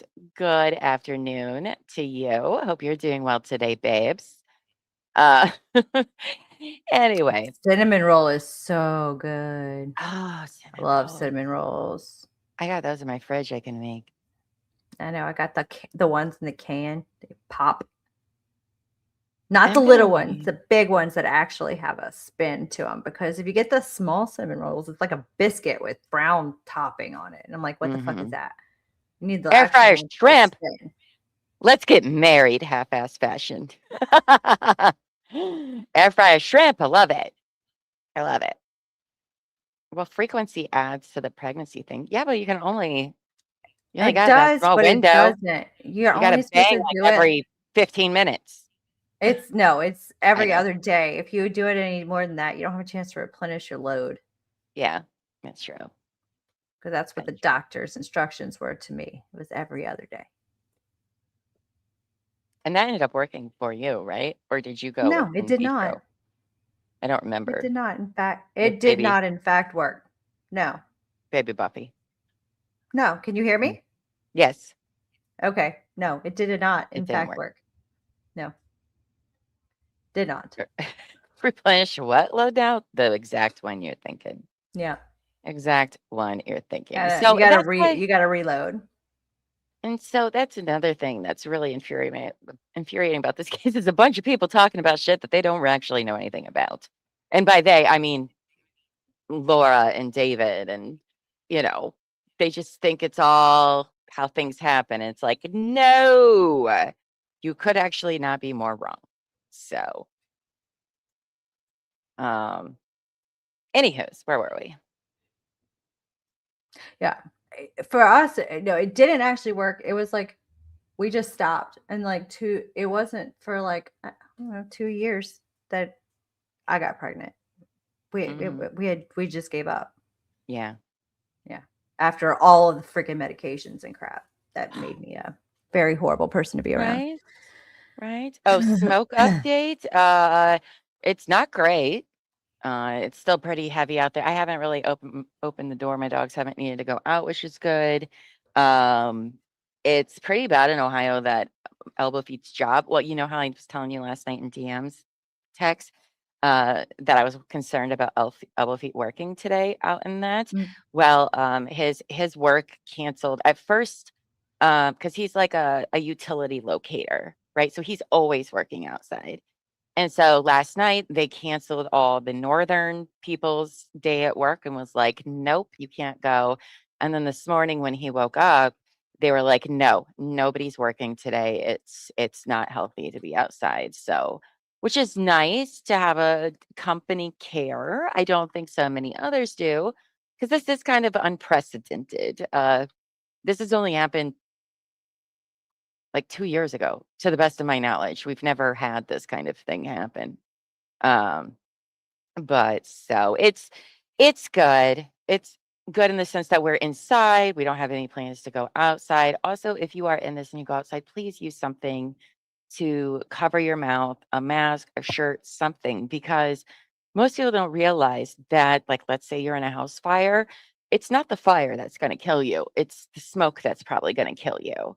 And while there's think about it, there is so much in the air that it is covering several states that you would think it's clouds or fog. That's how thick it is. So please, please, please, if you do have to go outside, cover your mouth and breathing, because it absolutely could fuck with you, and you don't want that to happen. So no, it's not just the California wildfires, but yeah, it's in Canada and it's covering like all of Wisconsin, Michigan, Ohio, Indiana, well, parts of Indiana, and then I think it's made its way into Pennsylvania at this point. But all of that at once, that's how much smoke is occurring right now from that wildfire, which means it's a massive wildfire. So everybody up there trying to put it out. Oh, I hope they do. I hope they do. So it's wild. Um, So I'm probably going to feel like shit later, to be quite honest, but that's okay. Because I started feeling like weird. Because earlier in the afternoon, I told Amos, who lives in Michigan, I was like, no, it's not really down here like right now. Like it's overcast, but like humid. She was like, it smells like smoke. And then after my show last night, I went outside and I was just like, oh my God, it smells like a campfire. And I had started feeling like getting a headache and stuff. So I'm just, if it's happening during the weekend, that's good because I don't have to cancel anything. So, um, but yeah, please be cautious. You're in Maryland now, and we had smoke. Yes, more is on the way, babes. I'll tell you that. Just protect yourself outside. Who cares if people call you dumb for covering a face mask or whatever? You just never know. And I know it's way worse than where I am, like up in Wisconsin and Michigan. It's crazy. So Lainey said yesterday was awful here. Today it's clear, but we're heading to Pennsylvania where they were yesterday now. I've put pics in Discord. The sun looked like it was the second sun on Tatooine. Oh my God, that's so funny.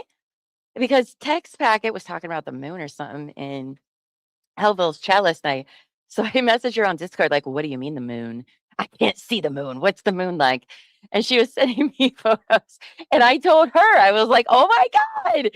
Didn't I text? I was like, oh my God, that looks like Tatooine. And she is not on that side of the UK of America. So I know, right, girl? That's so funny. Show the pic. Okay, yeah, hold on. Let me download it real quick because Buffy stepped away. So that's fine. We'll give her we'll take a little side quest. This is the one she sent me last night because we're weather nerds. Uh, and I was like, what do you mean the moon's looking weird? I can't see the moon. And she was kind enough to share her pictures with me. Let's see. Okay, so then I need to come over here and I need to do this one. There we go. So that's the picture she sent me. Like that was her favorite one, if I remember right. Right, Tex? Because you're getting smoke stuff going on too. But she sent me this, and my comment right after was, "It's like you're on Tatooine." We are such nerds. We are all nerds. How do I get in this weather nerd group? Well, you can be on Discord. That's where I hang out. Some of us are quite the weather nerds, whether it's on the Courtyard, which is our Discord. We talk about stuff everywhere, all of the things. That's so funny. Is it terrible in Minnesota too? Oh no. I wasn't sure. I actually don't know where the fire's currently going. I just know Canada because of the downwind. It's in Minnesota too. That makes sense. I wasn't sure if you were on the too far on the west side of it or not. Oh, seriously, it's really, really bad. Yeah, that was the least smoke filled picture that she had where she is. But that's so funny because we're all like, yeah, yes, it is Tatooine, right? Oh my God, we're so nerdy and I love it. Um, it looked like haze, but well, you said you're in Maryland. It's coming, girl, because that's it. I just thought yesterday was like a humid, overcast day because I live in Ohio. Which, fun fact, if you don't know about Ohio, we have what are we like number three? Or I think we're like number three or number five of the most overcast days in the United States. Like, you know how you hear about like the Pacific Northwest doesn't see the sun? We don't either. We don't either. I think it was, I want to say 171 days of sunshine. Fun fact. And you wonder why people from Ohio are so depressed and crazy. We'll go a whole month without like seeing the sun. Not that it's like pitch black, but it's just overcast. I call it Ohio gray. It's a real thing. Doesn't matter what time of the year it is. Like I'm not going to see the sun for like 4 days at least. So that's fun. That's why I have one of those these handy dandy sad lamps, right? That are supposed to help you make you feel better when, you live in a place like I do. And I don't know if it helped, if it was placebo or what. Um, but I'll say that my sad was not as strong this year as it normally is. So I don't know though. We'll have to see year 2 to compare my notes. But yeah, Sky Nerds, right? I love it. Because I was like, what is she doing? I know, right? You're waiting to see what your husband wants to eat when he's done with his colonoscopy. Oh, I hope that went well. He wants In-N-Out burger. Yeah. Mary, no wonder the raccoons do meth there. I know. They don't see the sky. They're sad little depressed raccoons. What are you gonna do? Um, but yeah, you can smell the smoke as of last night here. So it's not great. You can smell it in Rhode Island. Wow. Oh, crazy. You use one of the sad lamps too, and you said the same thing. Like maybe it worked. I did. I don't know. I'm gonna need some more yearly data here. But it did make it worse. So, but there was also a lot of different factors in my life this past winter to be like, well, because keeping yourself busy, having something that you need to do does help combat depression to a certain degree. It is not a cure. Okay. It is not a cure at all. But so I don't know if it's entirely the lamp, but it is the first winter that I've used the lamp. And it's the first time I didn't go into like a multi month depression that is bad news bears when I'm there. So I think it worked. I don't know. I don't know. We'll see. Don't don't mistake the smell of smoke for having a stroke. That's true. But trust, like it smells like a freaking campfire outside, which I love the smell of bonfires. I don't know. A lot of people don't, but I do. But I don't want this much. I mean, enough to blot out the sun.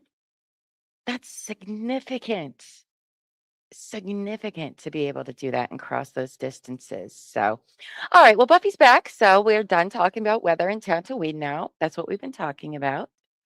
Uh, so there's that. And I know. I figured while y'all were talking about that, I'd go pee. that's fine. A little side quest, a wonderful side quest. Tex, thanks for letting me share that picture of your beautiful, amazing sunset last night. And she was sending them to me. It's like what, 11:30 at night or something, my time. Well, the conversation started earlier than that, but I was just like, man, why is it sunny out? It's dark here.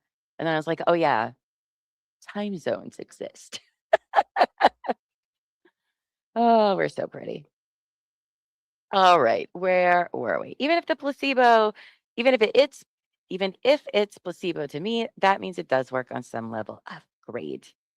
Agreed. All right, where were we? I think we were somewhere. In this something to consider. No, we're past that. We are past all of this. No, I don't think we're at the highlighted section. I didn't read that. Okay. Considering you only performed oral sex on me, I know vaginal. Of course, it's going to be this. Vaginal. The vaginal I like vaginal. penetration. My vaginal penetration. Vaginal. I don't know if anybody's listening outside my door, but my husband be like, "Are you having a stroke?" Right? Is it smoke or is it a stroke? Which one is it? Vaginal. It's vaginal penetration. Hey, I'm from the South. We're not known for our education down here. The chances of you being pregnant seem considerably low. Although, again, maybe rubbing up against one another allowed a sperm to make its way inside you. But it's a very low probability. Nonetheless, it is one. Page 6 of judgment contains the following finding. While she failed to provide records of any Planned Parenthood appointment, anonymous or under an alias, respondent presumably sought records from all Mission Viejo Planned Parenthoods, as that is where up until today, petitioner disclosed she sought care. This finding is not supported by any admitted evidence except by her own testimony. Right? Like that's which is evidence. But okay. Okay. Page 6 of the judgment contains the following finding. The court was not provided with evidence of the positive COVID test, but maintains that the nature of her high-risk pregnancy would warrant a visit to the emergency room, who would be equipped to care for a high-risk pregnancy wherein the mother was COVID positive. Okay. Okay. Sounds good. In 2020, okay. This is not okay. I could understand this was like in 2020. This is in 2023. Get out of here. Stop it. They have tons of things in place. So, okay.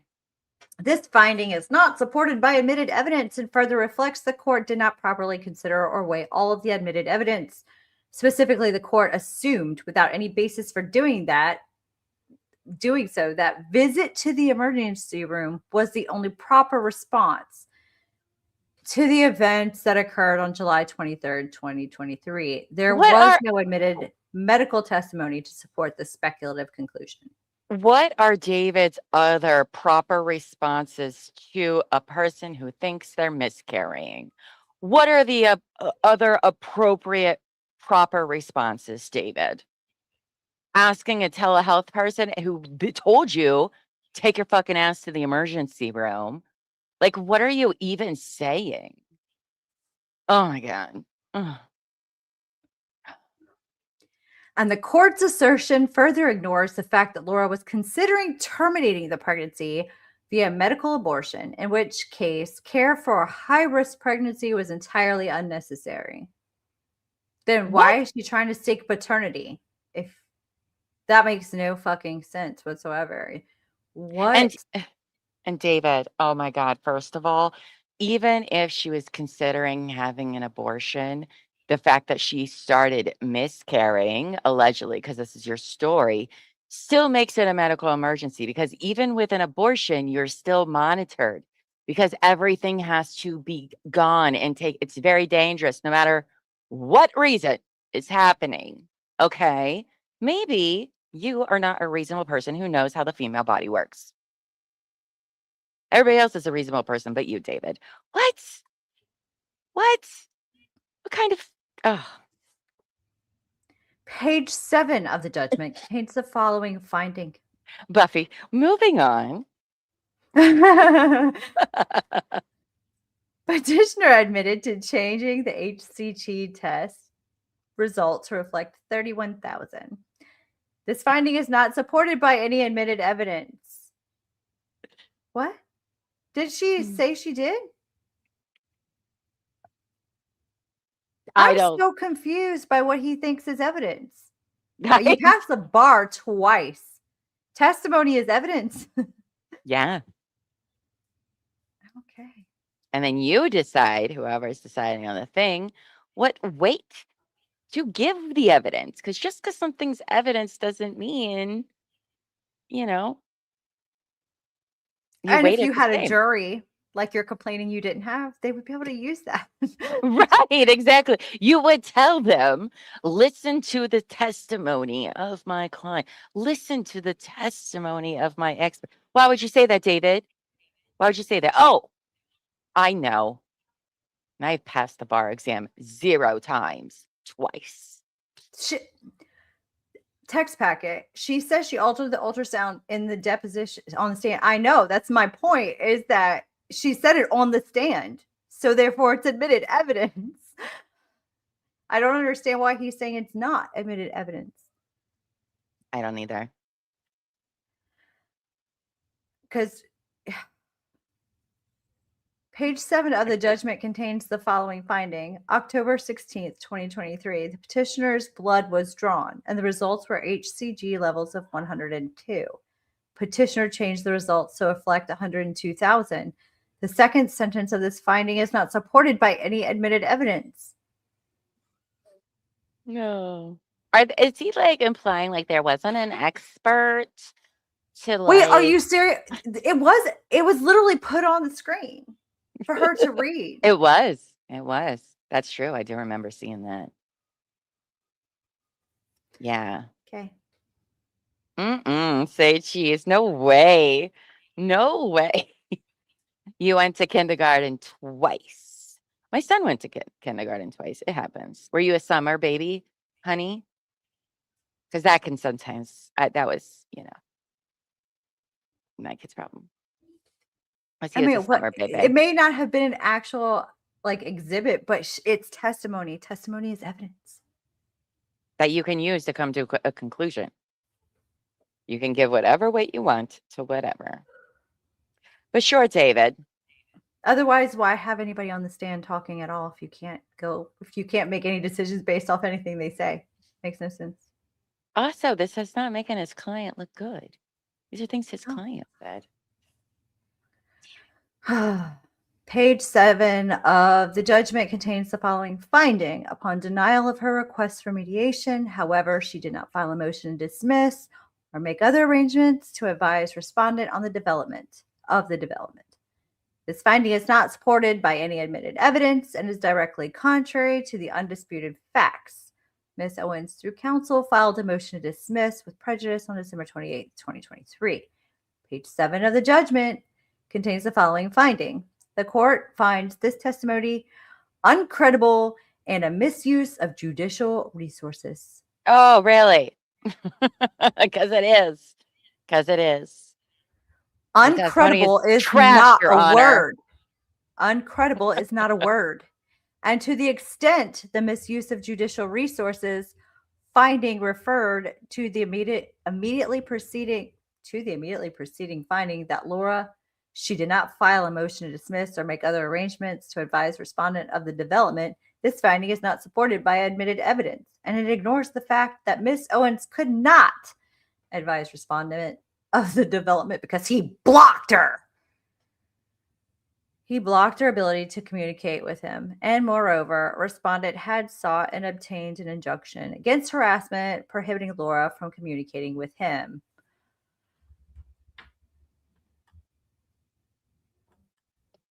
Page 7 of the judgment contains the following finding. The court finds failure to seek in-person care for a high-risk pregnancy to be both unreasonable and uncreditable. Uncreditable is not a word.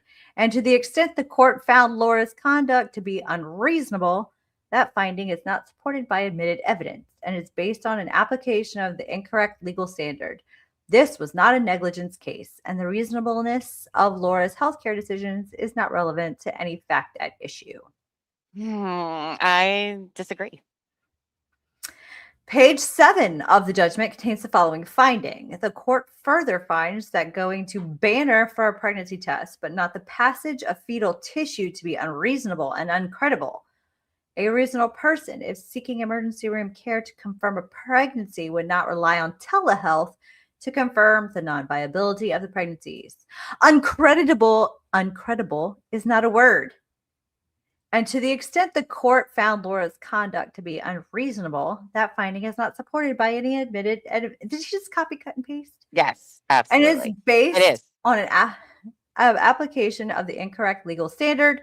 This was not a negligence case, and the reasonableness of Laura's healthcare decisions is not relevant to any fact at issue. Like, okay, it's supposed to be non-credible. Get over yourself, David. Shut up.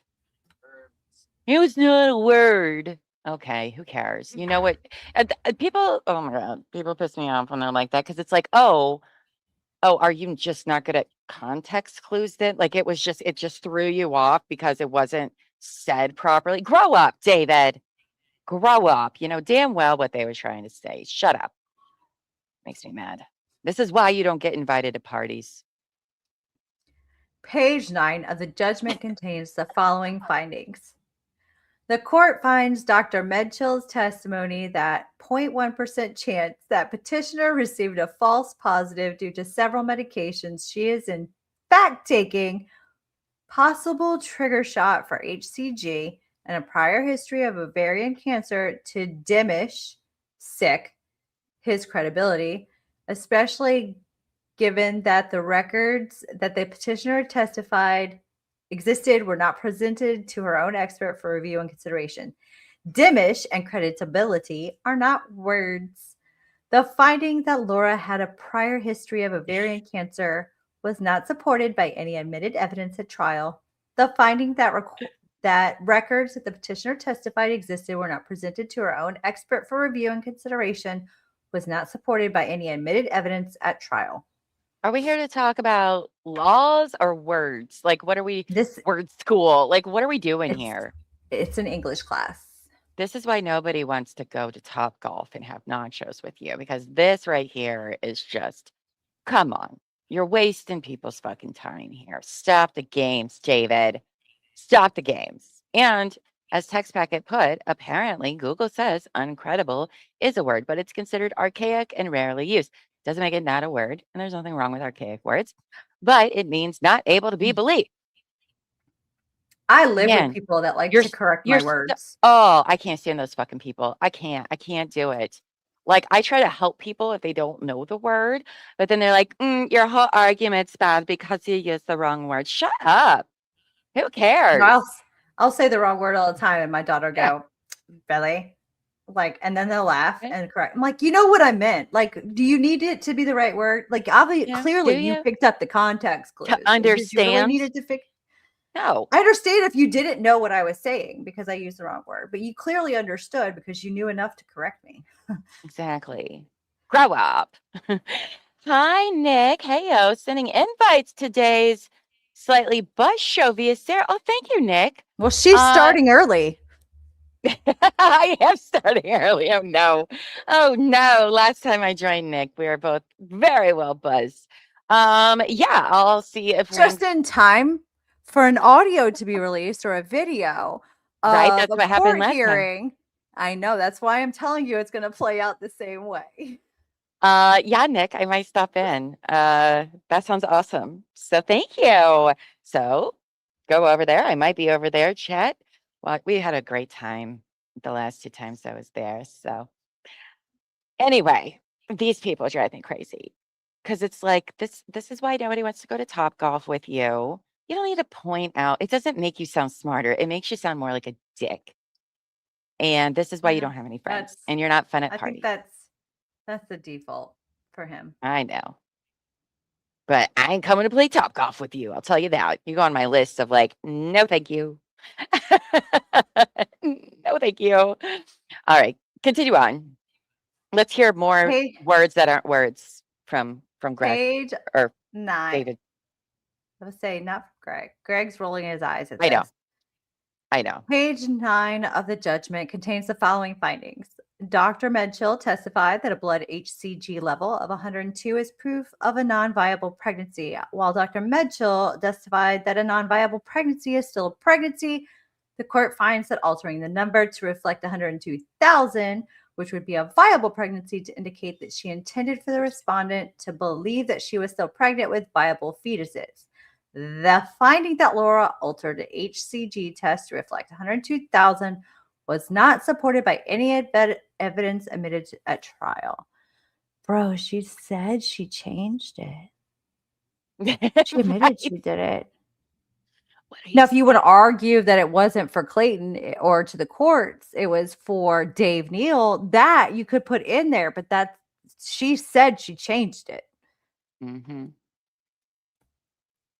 Page 9 of the judgment contains the following findings. Dr. Medchill concluded that the petitioner became pregnant on May 20th, 2023, and ended with a spontaneous abortion late October. Oh.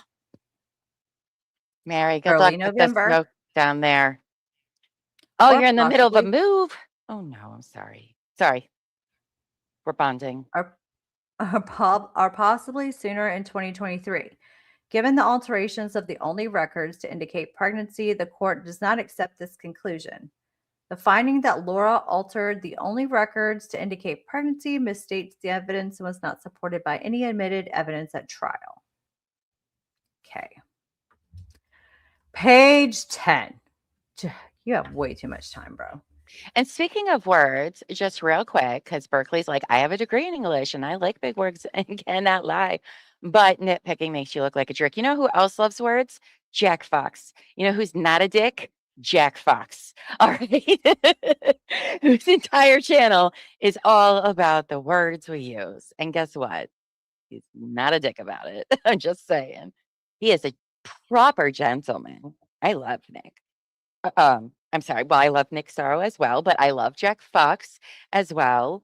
So see, you can do that and just not you want to educate people, right? Not, but you all know who I'm talking about. Those kind of you're not that kind of person, Berkeley.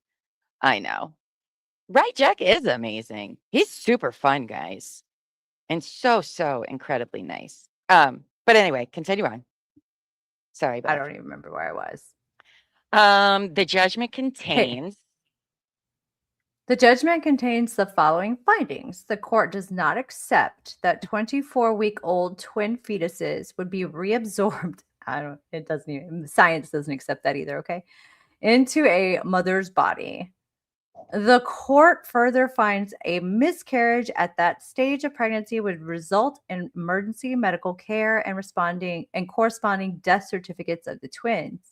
If what Dr. Mitchell testified to is true, and she miscarried much sooner, negating the need for death certificates, then petitioner perjured herself at a prior hearing. No aspect of the above finding was supported by any evidence at trial. what? What? Okay. Okay. Ugh. David. But okay. He literally said, "Nuh-uh, we didn't say Nuh-uh. that." Nuh-uh. Only can you not use the right words, but nuh-uh. I Oh my didn't do God. that. We didn't say that. I didn't say that. What are you And if comparing she things? said it, it wasn't evidence, so you can't even take it into consideration. Don't listen to what she said. It's fine. And she shouldn't get in trouble because it's not evidence. I think he's doing this on purpose to confuse Like, here's the thing. people. If testimony isn't considered a form of evidence, then why do you got to take an oath in the first place then? If it holds no value to whoever is saying that, it doesn't even make any sense. Well, that's what I said earlier. I said, Mhm. that why does anybody ever get on the stand to talk at all? It would just be Exactly. paperwork. Exactly. Why, David? Why? Don't worry. I'm sure there's a blog post about it somewhere. Oh, we still have so many of his blogs to go through. Page 10 of the judgment contains the following finding regarding the testimony of Dr. Deans. She further testified that Planned Parenthood is not open on Sundays. When petitioner testified, she sought care July 2nd, 2023. This statement was not supported by any admitted evidence at trial. Page 10 of the judgment contains the following findings. After reviewing the records, Dr. Deans determined that HCG tests were never dispositive of pregnancy and that the related miscarriage timeline, which included detailed analysis of the likely origin of HCG in petitioner's blood and urine, was not indicative of human gestational norms. Emphasis on in original. No part of this finding was supported by any admitted evidence at trial. Page 10 of this judgment contains the following finding. Petitioner has a prior history of ovarian cancer that prompted the surgical removal of her right ovary. No part of this finding was supported by any admitted evidence at trial. Oh my Okay. God. So you can't get charged with perjury if there's no evidence. I mean, it's fine. There's no evidence proving which one's the lie is basically what I feel like he's saying. Like, well, I don't know. Well, I They mean, both- isn't that They both are. kind of how it works? Aren't you supposed to prove the lie? But I feel like some of the stuff he's saying didn't happen, did happen, and she said it on the stand. That's the part I can't get past. I mean, I agree. You have to prove the lie, but you said it on the stand. Oh my God. Okay. So page 12 of the judgment contains the following findings. Petitioner provided respondent with a sonogram that was posted on YouTube 7 years ago. Petitioner admitted to this during her deposition. Okay. As to the finding that petitioner admitted to this during her deposition, no part of this finding was supported by any admitted evidence at trial. You know who greatly disagrees with David Gingras about this? The Maricopa County Prosecutor's Office. That's who. Apparently, it was enough for them, and they didn't have any of the evidence, just her words for perjury. Wild. Wild how they came to this conclusion, but okay, David.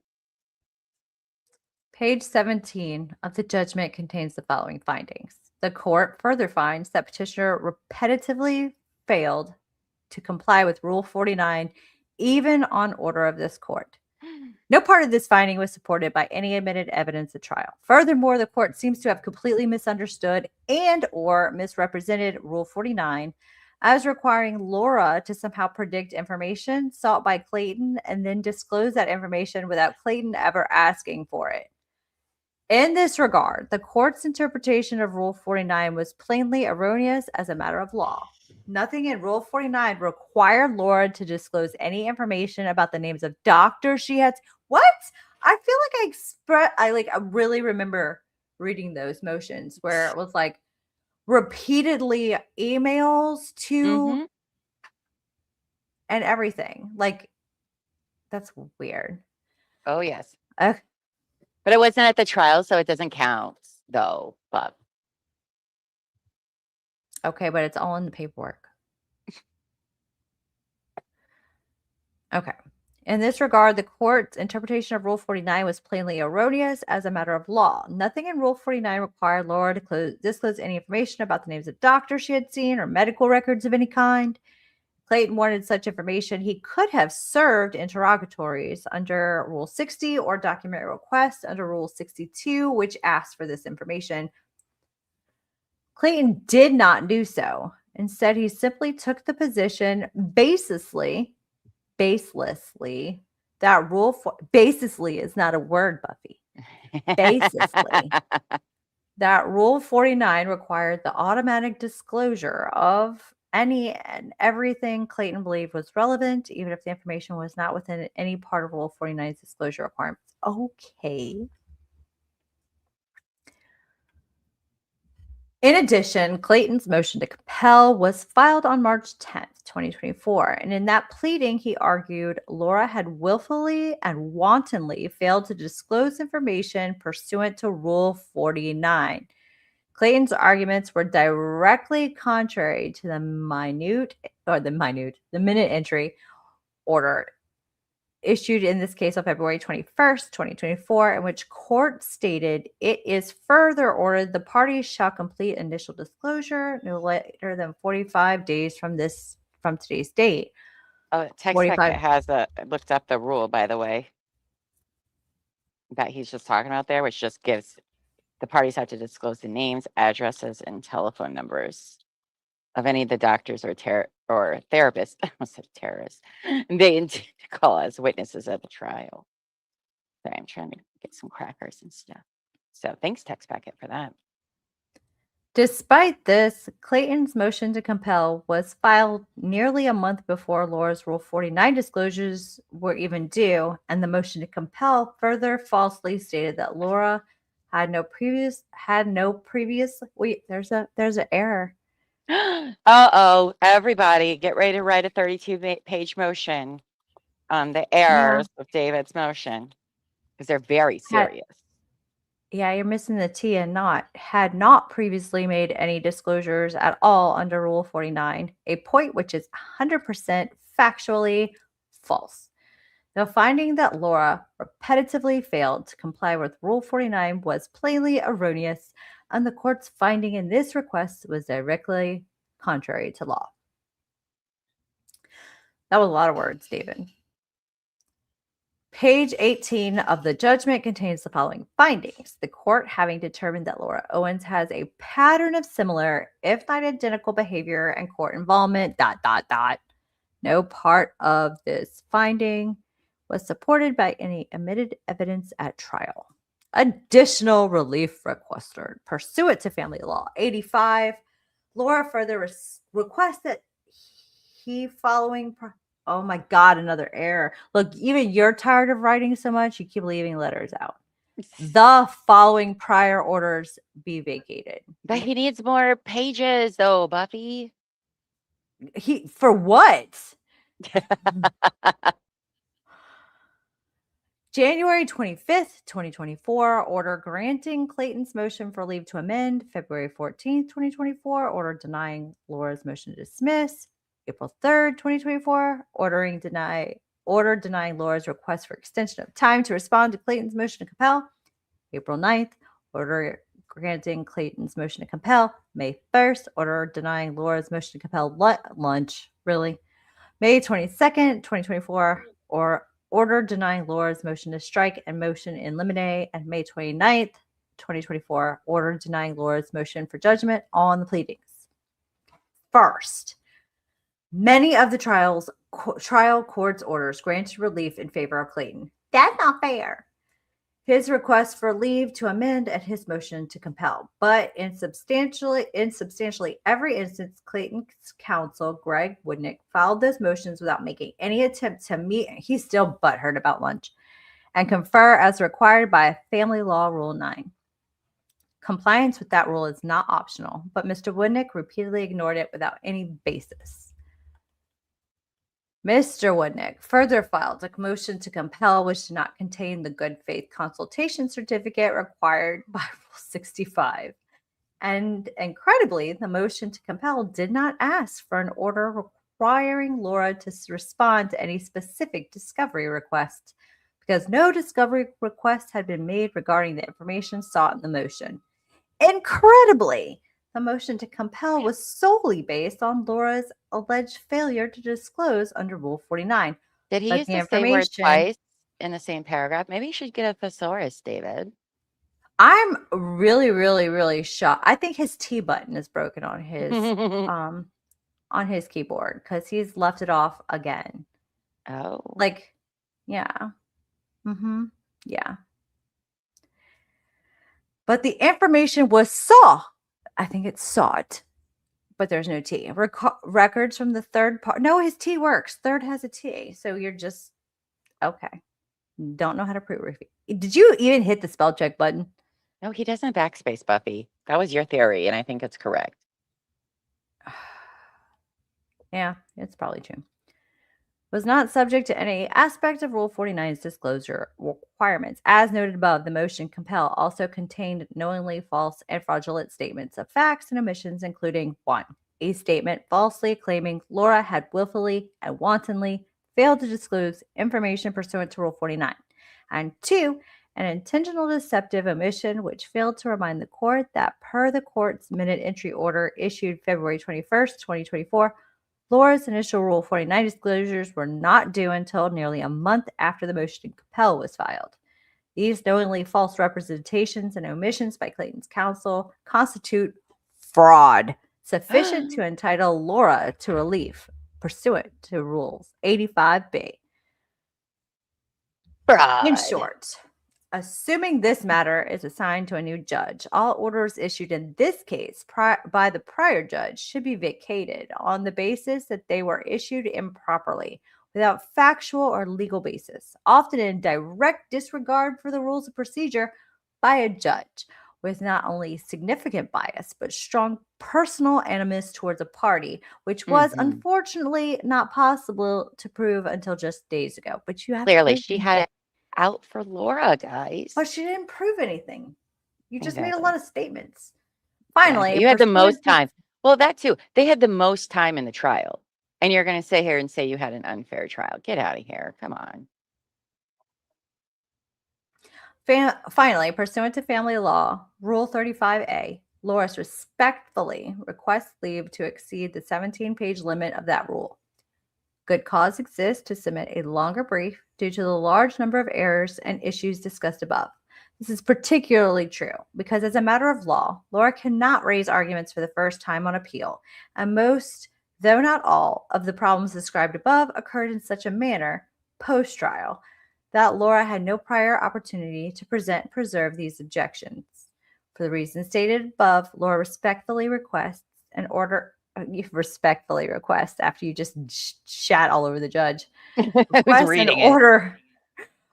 order vacating the June 17th, 2024 judgment in its entirety, granting additional relief as requested above, and order a new trial before a new judge. Pretty please. Pretty please. Oh my God. I'm so glad that's over. Oh, jeez. Woo. Yeah.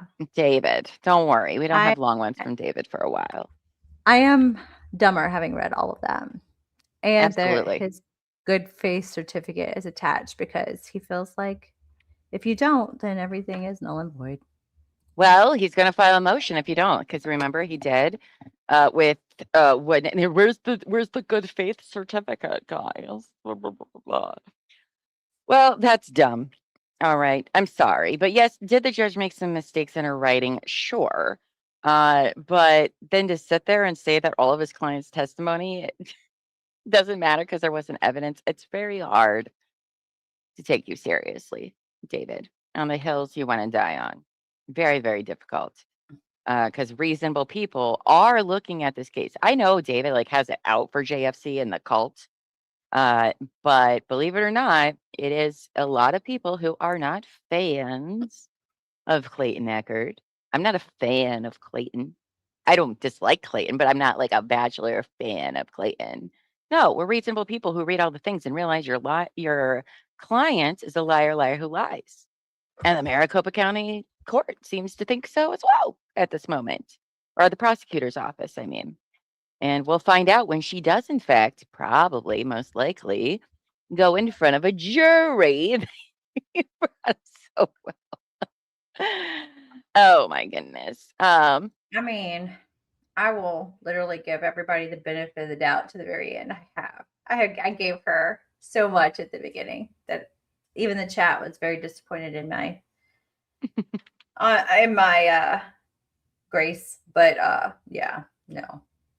Well, I mean, that's just how it goes, right? Like the more you find out is when you should start making your decisions. Like we talked yesterday for several hours actually about the upcoming Murdaugh trial, right? And I have my opinions from the first Murdaugh trial. And I said going into the second trial, like I am going to keep an open mind and we'll see if it changes my perspective of the first trial and why I feel the way I do. Because that is something we like to do here, right? Like, are there some things we're biased at? Yeah, when Laura goes to trial, I'm going to be biased AF. Okay, I am. I'm just going to preface that. But also, though, if the state does not do a job proving their case, I have no problems or issues saying no, not guilty, because the burden is I do on. believe they're guilty. Like, even if I Mhm. do believe that person did it because I have just those vibes, I look at it solely did the state do its job? And even if I Absolutely. already believe it, if you didn't give enough to like back up my own beliefs, like I still won't. Still won't. Right? Most of us I've never watched The Bachelor. I do No, not it's not. care that Clayton is arguably famous, according to It's David. not I my don't thing. care. I don't care. Not my Uh, thing. now, Wendy asked, is anybody going to watch the Lindsay Clancy trial when they get the jury together? Listen, I would love to. And Spencer, hi Spencer, I didn't get to say hi to you, said that they're going to be definitely watching the trial. This trial would lead to many interesting discussions on mental health and culpability. Absolutely. It's a very important trial that it's coming up. It's wild. We were talking about this with Mo yesterday when she was on, that this case is very reminiscent of the Andrea Yates trial. She had two, mind you. The first guilty, the first not guilty by reason of insanity due to postpartum psychosis. It's a very important topic. And even though we've known and explored the idea of postpartum psychosis, it's still something that a lot of people have a hard time comprehending, right? Because how could you do what you did and take away your children from this world? But it's a very, very real thing. There is lots of discussions to be had, and maybe we might have some on our True Crime and Wine Time show about it. I will not be covering that trial for a few different reasons. I think it's a very important trial. I need people to watch it and to pay attention. But one, it's a 6-week trial. I've covered 6 weeks trials. They're exhausting to sit there like it requires so much from you to sit every day and cover a 6-week trial. It's exhausting. Two, I can't because my son is starting high school. There's a lot of stuff in the month of August we have to prepare him for. And I can't, when I cover trial, because I cover trials for like a whole year, and it's so exhausting, right? Because you're basically like improving the entire time because you never know what's going to show up in court. And it's mentally exhausting that like I couldn't be there for my family, let alone 6 weeks of it. Um, and then third, I really try not to do kids' trials because regardless of how I feel about the mental health aspect, the postpartum psychosis, I don't handle kids' cases very well. So I try not to cover them at all when I can. And unfortunately, I I can't. I can't do this. I can't do this trial. But it is very important. I am going to be keeping an eye on it, but I can't dedicate, 8 to 10 hours a day of what is truly going to be one of the most tragic trials, both for the children, both for Lindsay, for the family. So it's going to be a very, very tough trial to watch. And I hope people do watch it. And I hope people do have the conversations that need to be had because postpartum psychosis, postpartum depression are very real, very, very real. And the more we talk about it and acknowledge its reality, hopefully we can save mothers and their children in the future because these are not one off situations. Terry True Crime has a whole ass show called Dearest Mother's Darkest Secrets, and the majority of those cases are from postpartum psychosis or depression. So I know there are people that are planning on covering it. Those are the reasons why I can't. Like I said, I might pay attention to like what's being said about each day, and maybe Terry and I will talk about it. But I know my limits. I've been watching trials for a real long time. So, it's very important. So if you do have time to watch it, if you don't know much about it, please do go and, listen to it and listen to what's being said. Because it's very real.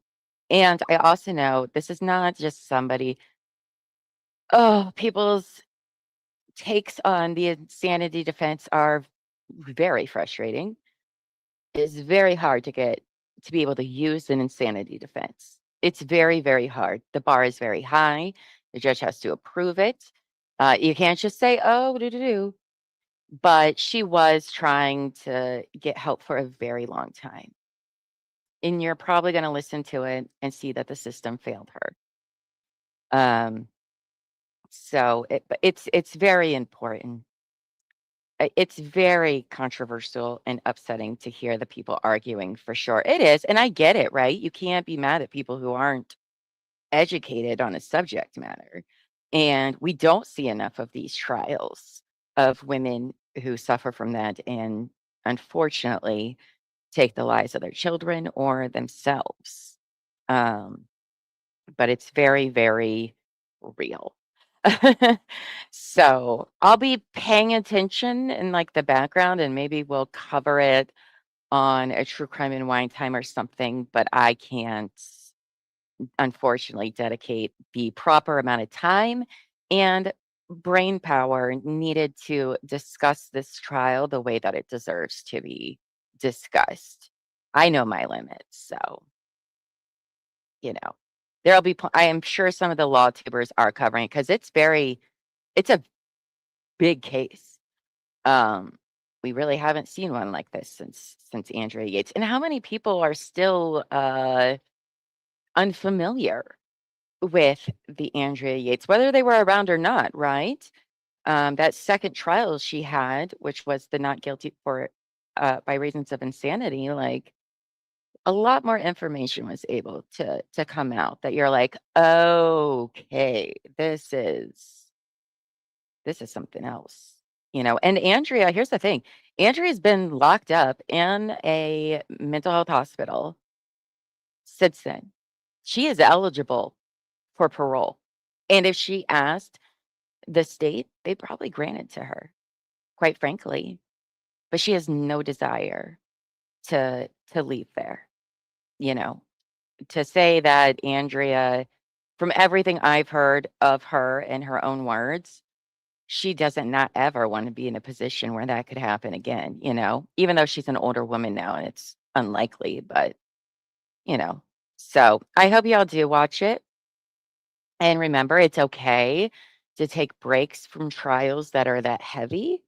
You can always catch up. I know people do recaps, things like that. But I mean, the last big, there were kids involved in the Canaro one, which those were hard days. Buffy can tell you those medical examiner days. I was fucked up.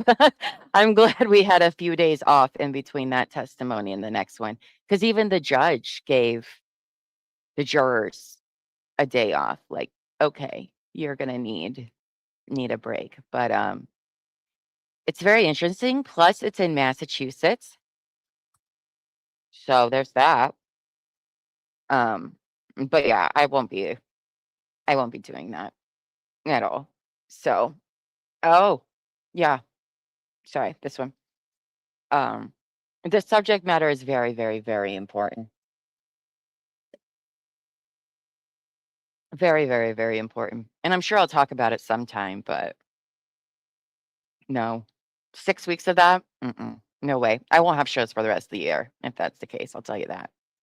So, yeah, I'm more than happy to talk about the Lindsay Clancy case. We've been talking about it for years, you know, but I've been there, I've done that, and there are better people that I think can talk about it than me.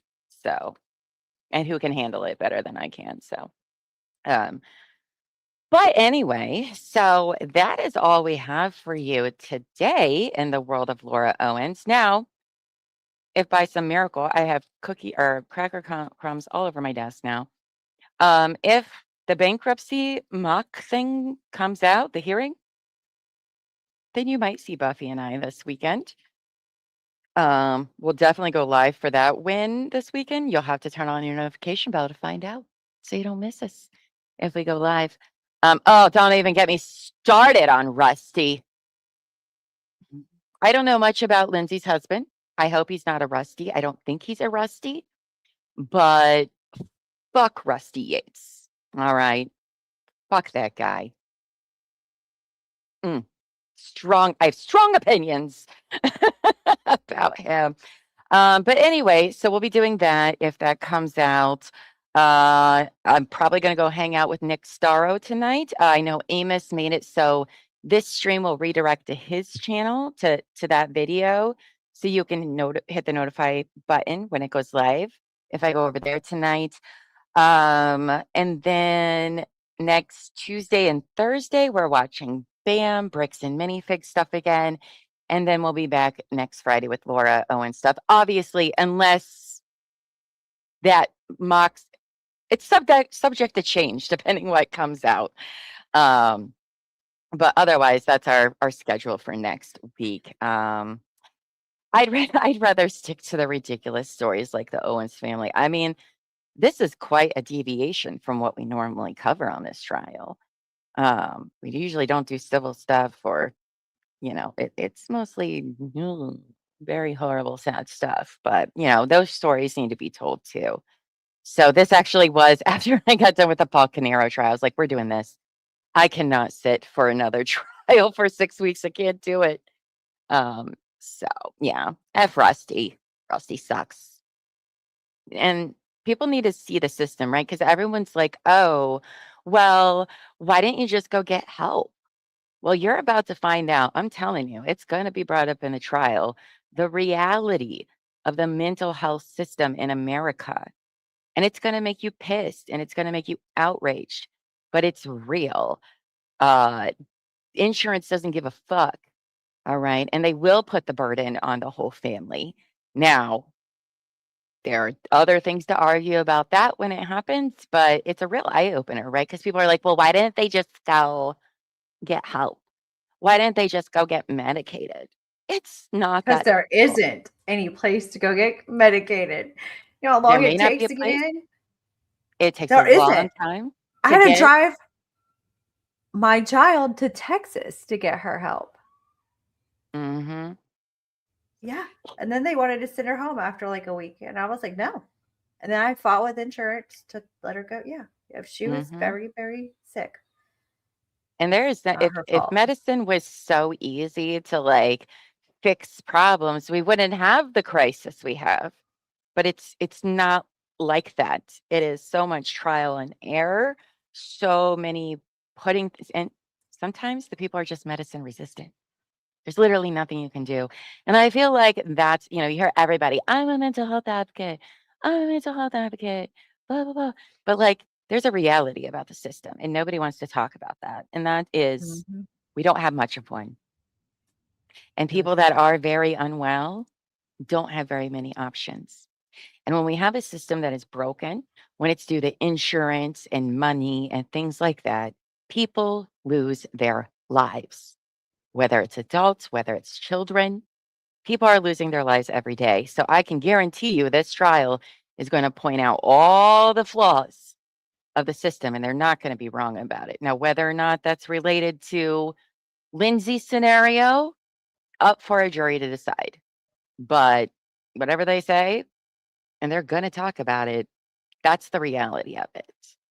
Um, so yeah, Stalk, that was the one that did me in. And I was like, nope, never again. I wasn't even streaming that one. I was just watching it. And I was like, no, I can not. I think Murdaugh I'm was very broken. long. It doesn't bother me. We're probably gonna start covering the Murdaugh since it's getting a new trial, because I have some very unpopular opinions. And I am very interested in the second trial and how both sides are gonna handle the second trial, particularly after the Karen Reed trial. Because in Murdaugh, they used some of the similar evidence, if you will, that then we learned in the Karen Reed trial may not be as reliable as they think. So I think we're going to start following that on like our True Crime and Wine Time show. And then when it comes to trial time, we'll probably watch it on Couch Court with Llama. But I'm probably going to definitely be covering that again because I have tons of questions. I'll say this. One, and this is going to get so many comments in the chat. One, I don't think he killed his family. I don't think he killed his wife and kids. Do I think he was there? Yes. I don't think it was him. Therefore, that's called reasonable doubt. Two, the prosecution left me with a lot of reasonable doubt. But who knows how they'll do this? Like, I'm going in with an open mind. Maybe they'll do a better job. And that's a much longer opinion to share with all you guys that I'm not going to do now because we've been here for a long time. Peachy says, preach. I teach special education in rural areas. Yes. And let me tell you, I have 6-year-olds on waiting lists for the rural areas are,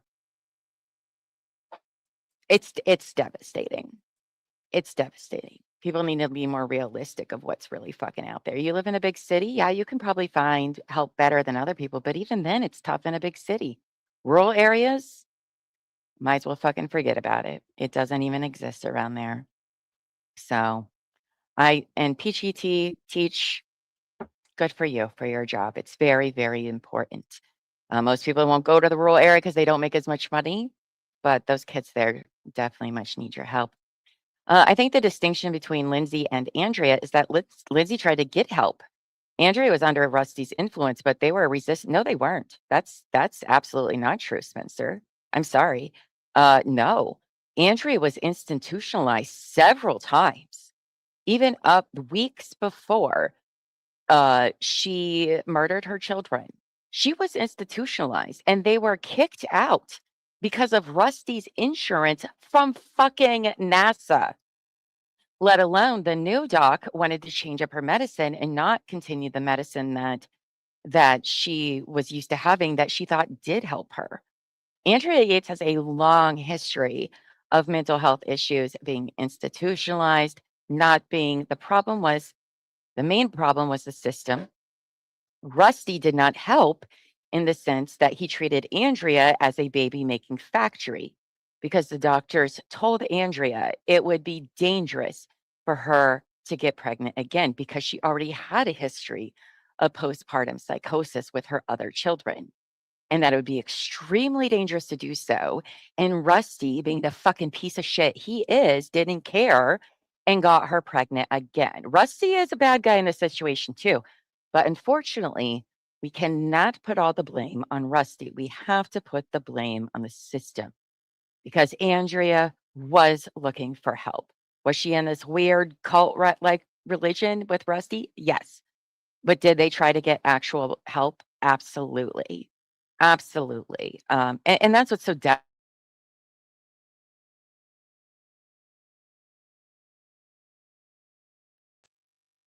there we are. We've switched places apparently. And so that's why it's just like so important to talk about. And by the way, I was not yelling at you. I apologize. By the way, please don't come across. I'm very passionate about it, and nothing you said is any of that. But anyway, friends, we're gonna get off of here so I can at least take a break. Yeah, I live in a capital city with numerous hospitals too, and good fucking luck. Good luck. So, all right, friends. Well, thanks so much for being with us today. I know it was interesting. But don't forget, while we're all depressed talking about really sad real stuff, some exciting real stuff is that I'm wearing Omar's tie and it still smells delicious. That can cure your mood for sure. So, all right, friends. As we said, we hope you have a wonderful weekend. We'll be back this weekend if something pops off with Laura Owens. Otherwise, we'll be back Tuesday, possibly again, depending on what happens. So, all right, friends. Thank you so much, Buffy. Anything you want to say before I end the stream? No. All right. Until next time, friends, go forth and be amazing. All right. Bye, guys.